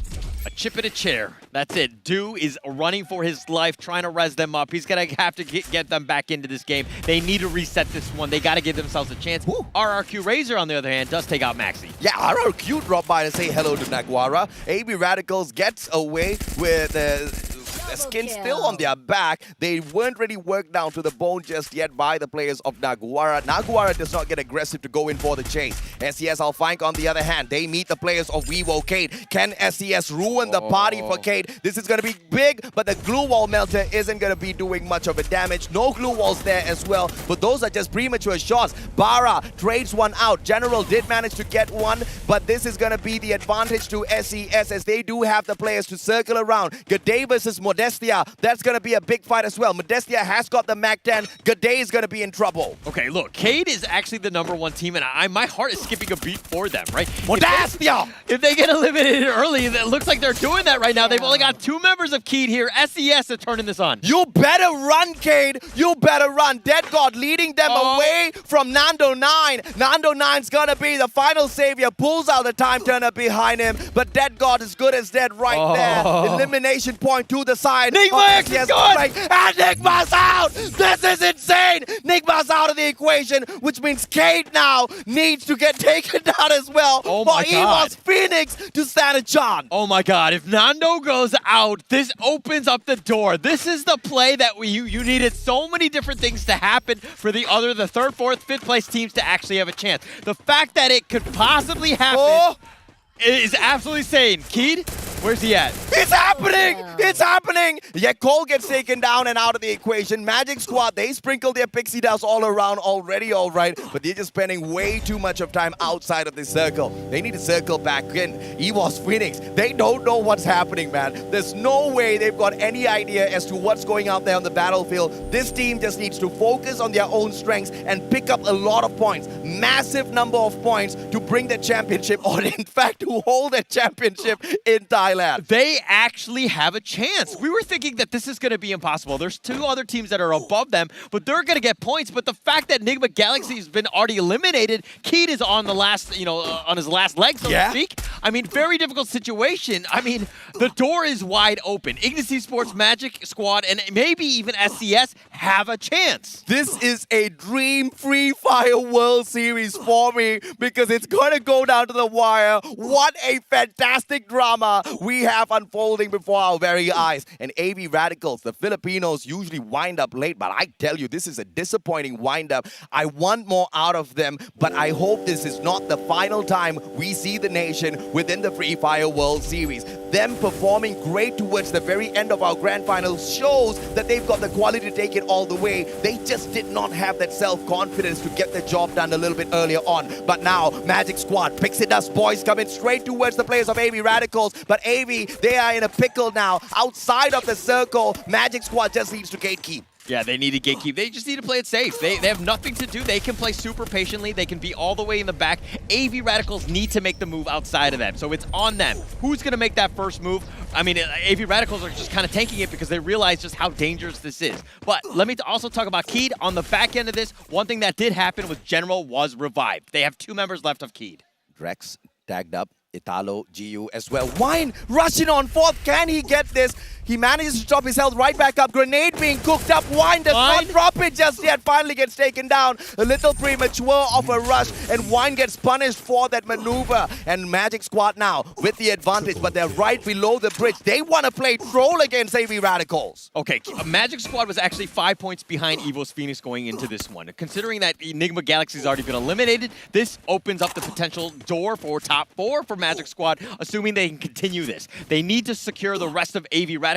AV Radicals are being very difficult. They don't want to give away any free points. They'll happily tank up the Storm for now, but they're going to stick around there and they're just going to wait this one out. There's nothing for AV to lose. Magic Squad has got a lot to lose. To the point that you just brought up, Magic Squad still can continue climbing up the leaderboard. They need no points they don't need a lot of points to get an extra $10,000 US, right? They literally need 1 point more than Ignis to secure that bonus for themselves. But now getting stuck outside of the circle, RRQ dropping by to say hello, my friends. Maybe with a backstab, Italo goes down. Gio trades out Legolas. That's gonna be a good trade back, but he himself gets knocked down by Maybe. Bob trades out Maybe. Bob takes that elimination as well. Razor and Pac-Man for the side of RRQ. But Magic Squad grenade out. Tadamo strikes finally, and AB Radicals still stay alive. But Bob's the final survivor, the final hope for Magic Squad. Oh my gosh, RRQ completely saves AV Radicals and changes things once again. Vivo Keed back to full strength. This is scary. They had an opportunity, but now that they're all alive, I mean, this is one of those things where you're like, for the other teams, do they actually have a chance? My God. That was low. Yeah, that got way too close, Nando. Don't give me no heart attack like that. Dynamo gets yet another grenade knockdown. Pac-Man's elimination point has been secured by him. AV Radicals is on a roll, although they got stuck in quite the pickle earlier on. Cade, on the other hand, come on. Can we talk about a couple of survivors here? I mean, this is the way they needed to do it. They've been doing it all day today. They've just been surviving. They've gotten all the eliminations. I mean, they were down to their last member. That was the closest for this one. They had a chance. Now, who can find Keed? RRQ eliminated 9th. RRQ's out. And earlier on, we saw Magic Squad do a number on Nigma Galaxy to help their brothers out. Cade needs to buy them dinner, breakfast, lunch for 3 years to say thanks.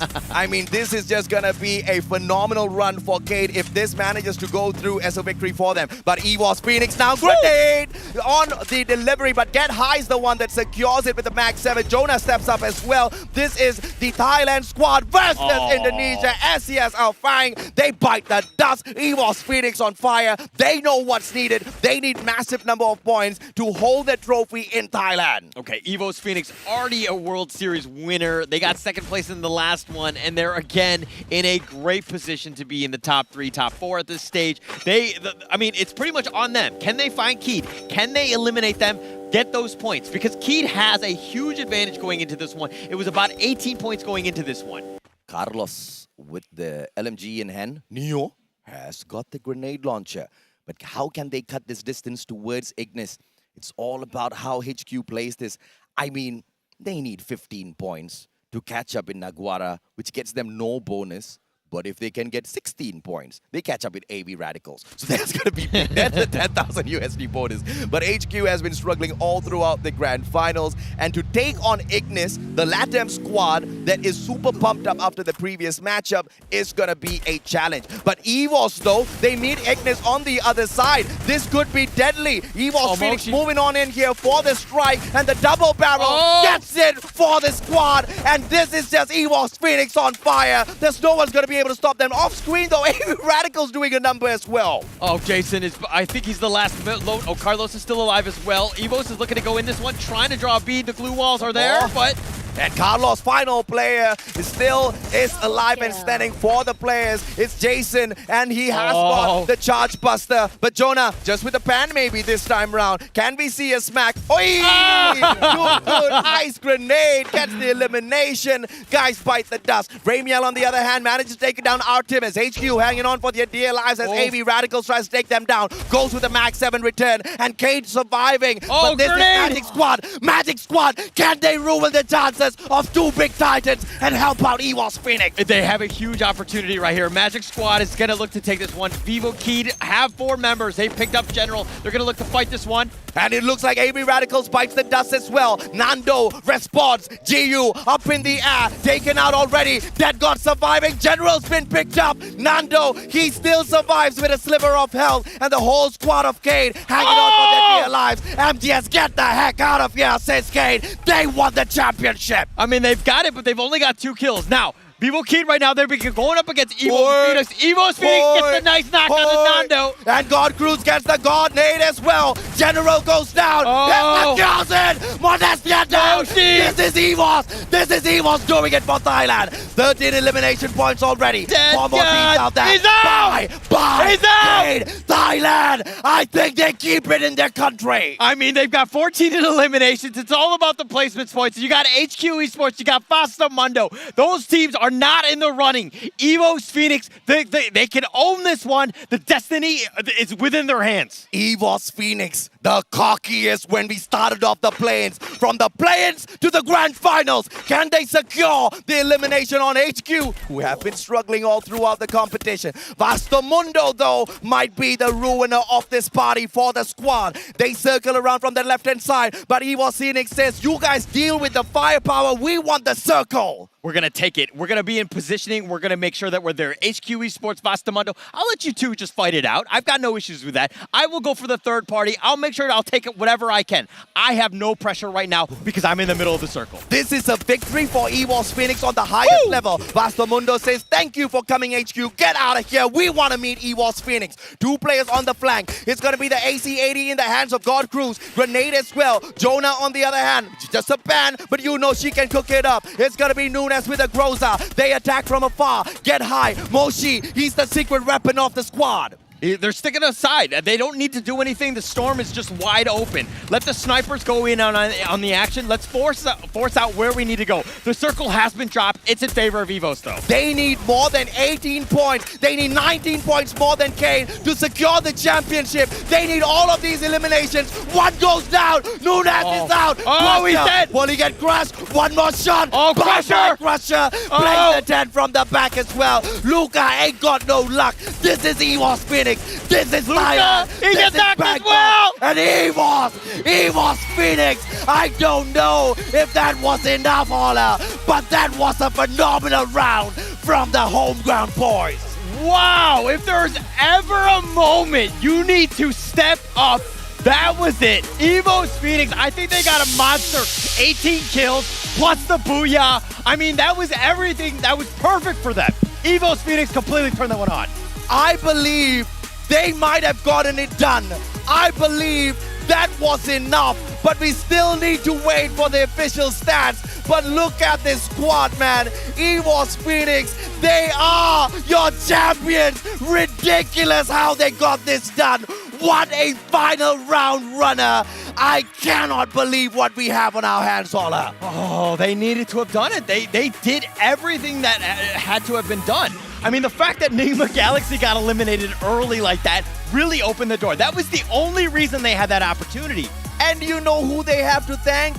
Magic Squad Brazil helped Thailand out in the most unfortunate of ways. And just when Cade was about to strike right back, EVOS themselves stepped up to the plate. I cannot believe the kind of drama that it had to boil down to, all the way down to the last match. And EVOS Phoenix, the undying EVOS Phoenix, the kings of comeback, have gotten the throne and they keep the trophy in Thailand. Okay, EVOS Phoenix don't know how to lose. Let's be honest. At the Free Fire World Series, they've got to the play-ins and they've done really well and they've got it in here, but I mean, it's pretty amazing stuff. Bam, welcome back. Give the trophy over to the boys. They deserve it.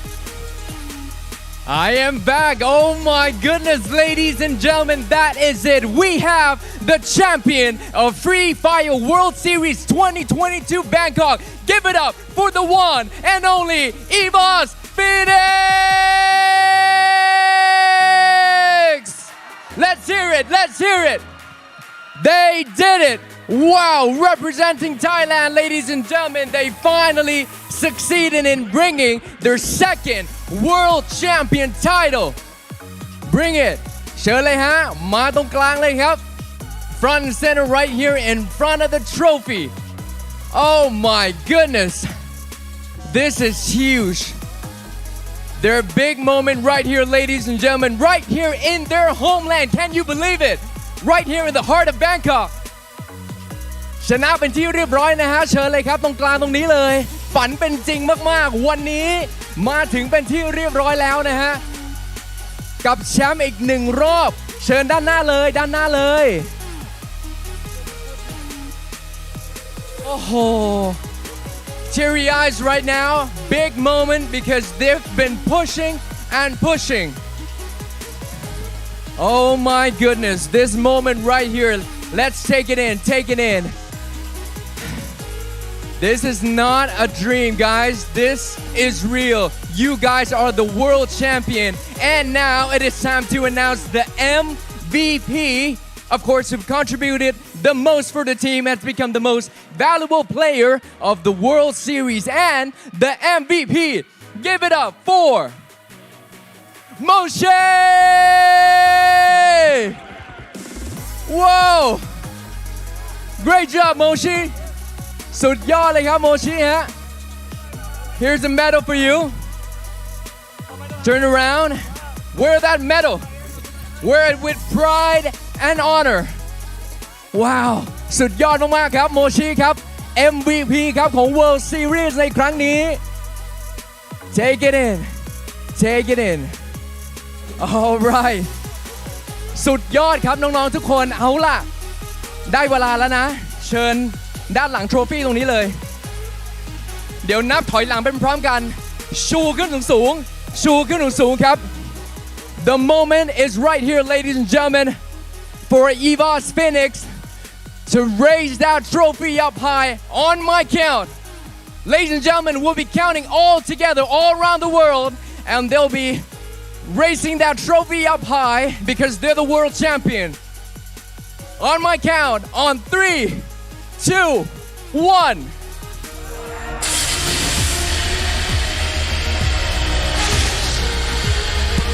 Wow! There you have it, ladies and gentlemen, the champion of Free Fire World Series 2022. Give it up for Evos Phoenix! Wow! What a beautiful, beautiful moment. Congratulations on your incredible, incredible success. Sensational play. Sensational play. You've made Thailand proud. นี่คือช่วงเวลาที่รอคอยมากๆเลยจริงๆครับและยินดีด้วยกับ Evos Phoenix นะฮะที่คว้าแชมป์โลกสมัยที่2ครับและสมัยนี้อยู่ที่ประเทศไทยด้วยครับเจ้าภาพที่ประเทศไทยอย่างนี้โอ้โหภูมิใจแทนคนไทยเลยจริงๆครับเอาล่ะพูดคุยกันหน่อยดีกว่า Alright เชิญด้านหน้ากันหน่อยครับน้องๆโอ้ยทำให้ประเทศไทยแบบว่าสุดๆไปเลยตอนนี้เราอยู่กับล่ามแล้วพูดคุยกันหน่อยเป็นไงไหนพูดไม่รู้เรื่องใช่ไหม One of the players were like, oh, I cannot do interviews right now. So many emotions right now. Overwhelming. Okay, take it easy. Take a deep breath. Take a deep breath. หายใจก่อนนะหายใจนะโอเคขอตัวแทน1คนครับรู้สึกอย่างไรบ้างตอนนี้ How you feeling right now with the title of World Champion ดีใจมากครับดีใจมากจริงๆเลยครับทุกทีมเก่งมากครับทุกทีมเก่งกันมากเลยครับดีใจอย่างเดียวเลยพูดไม่ออกเลยครับมันจัดขึ้นที่ประเทศไทยด้วยครับผมอยากได้แชมป์มากที่ประเทศไทยอยากชูถ้วยที่ประเทศไทยมากเลยครับแล้วทำได้แล้วครับทำได้แล้วใช่ทำได้แล้วสุดยอดจริงๆครับทำได้ครับโอ้โหสุดๆกันไปเลยนะฮะเชิญเลยฮะ Okay, he says he's very happy and very excited because this time we have in Thailand every team done the best performance and he was very happy. That's all he say. Yes, they pulled it off and they really want to hold that trophy up high right here in Bangkok and they did it. Evos Phoenix, guys. All right, so what was the biggest challenge? What was the biggest challenge in the entire tournament?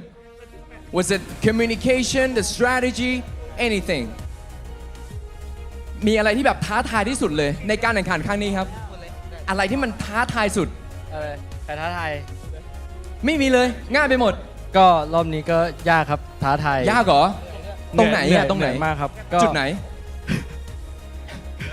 พวกผมแค่ทำให้มันเสียวเฉยๆครับจริงๆแล้วแบบมันง่ายอยู่แล้วแหมแซวเล่นไหนมีแบบจุดไหนไหมเกมสุดท้ายครับก็เราเกมสุดท้ายละยากใช่ไหมใช่ครับต้องตามแต้มครับโอเคก็อย่างที่ว่าครับนกฟินิกซ์ไม่มีวันตายครับโอ้โห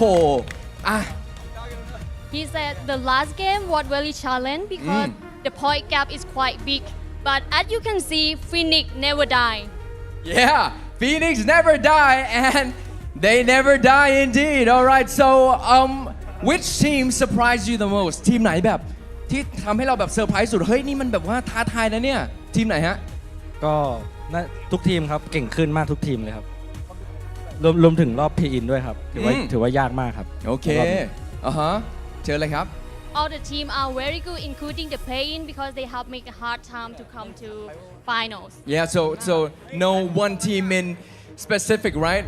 Every team was challenging. Every team was a great competition. All right. Any last words you want to say to the fans? So many fans all around the world watching you, supporting you from the very beginning. มีอะไรอยากจะบอกกับแฟนๆไหมฮะที่ดูอยู่ตอนนี้ว่าเราเป็นแชมป์แล้วเชิญเลยครับที่ดูทั่วโลกด้วยนะและด้านนอกคือกรี๊ดแบบกรี๊ดหนักมากอ่ะจริงๆเชิญเลยฮะก็ขอบคุณนะครับที่เป็นกำลังใจให้พวกเรามาโดยตลอดครับทั้งทุกเรื่องเลยครับทีมงานหลังบ้านเลยครับซัพพอร์ตดีมากครับขอบคุณทุกคนครับผมที่เป็นกำลังใจให้พวกผมมาโดยตลอดขอบคุณทีมงานกาลิน่าด้วยครับขอบคุณพี่มุ้ยด้วยครับครับผมขอบคุณครับและนี่เลยครับแชมป์ของโลกครับ congratulations once again give it up all of you guys right here and all around the world give it up for EVOS Phoenix wow it's a wrap ladies and gentlemen thank you all of you wow thank you for watching thank you for supporting thank you the organizers Garina as well thank you and let's check out all the standings back to casters. At the start of the day, we call them the undying kings of comeback. And what a comeback we have witnessed, Holla. I mean, a miracle play. I mean, it was from the beginning of the play-ins. The first two matches where they had only 9 points, they had to step it up, and they really did just to make it to the grand finals today. And then that miracle run, what are the chances of that going into that final match?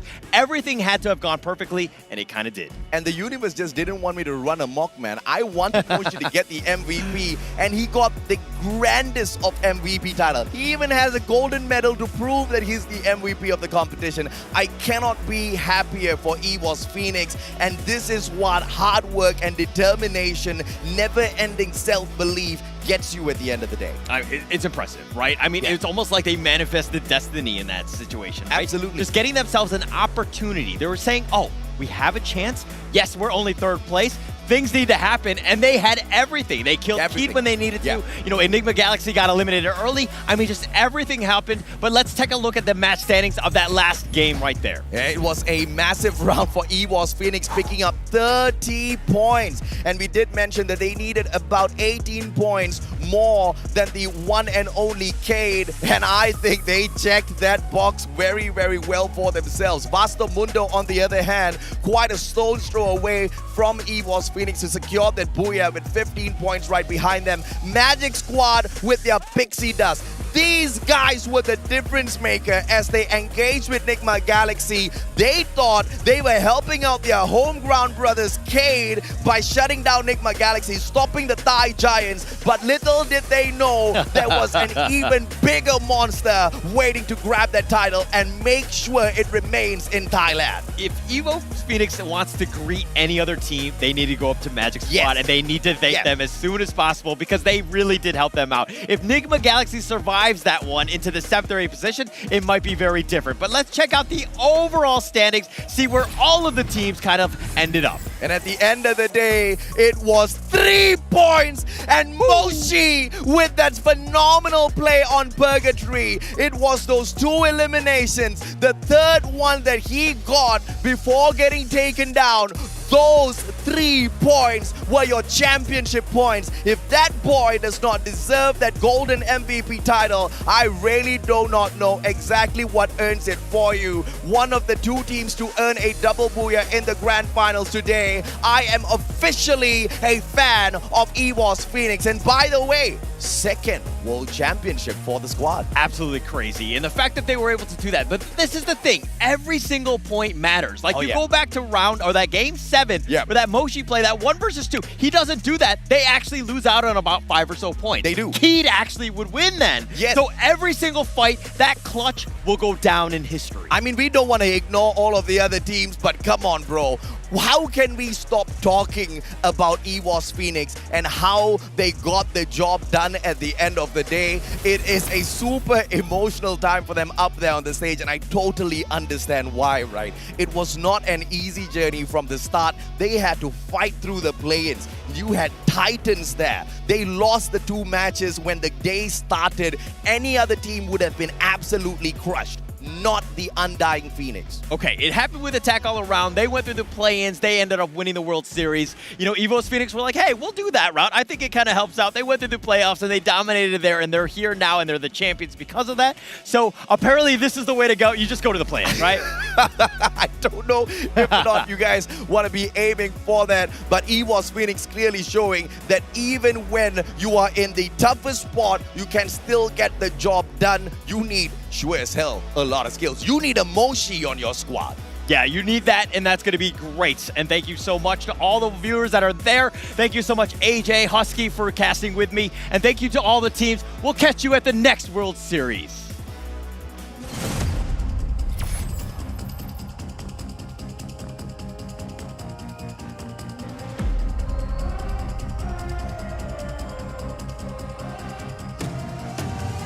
Very mysterious, unpredictable.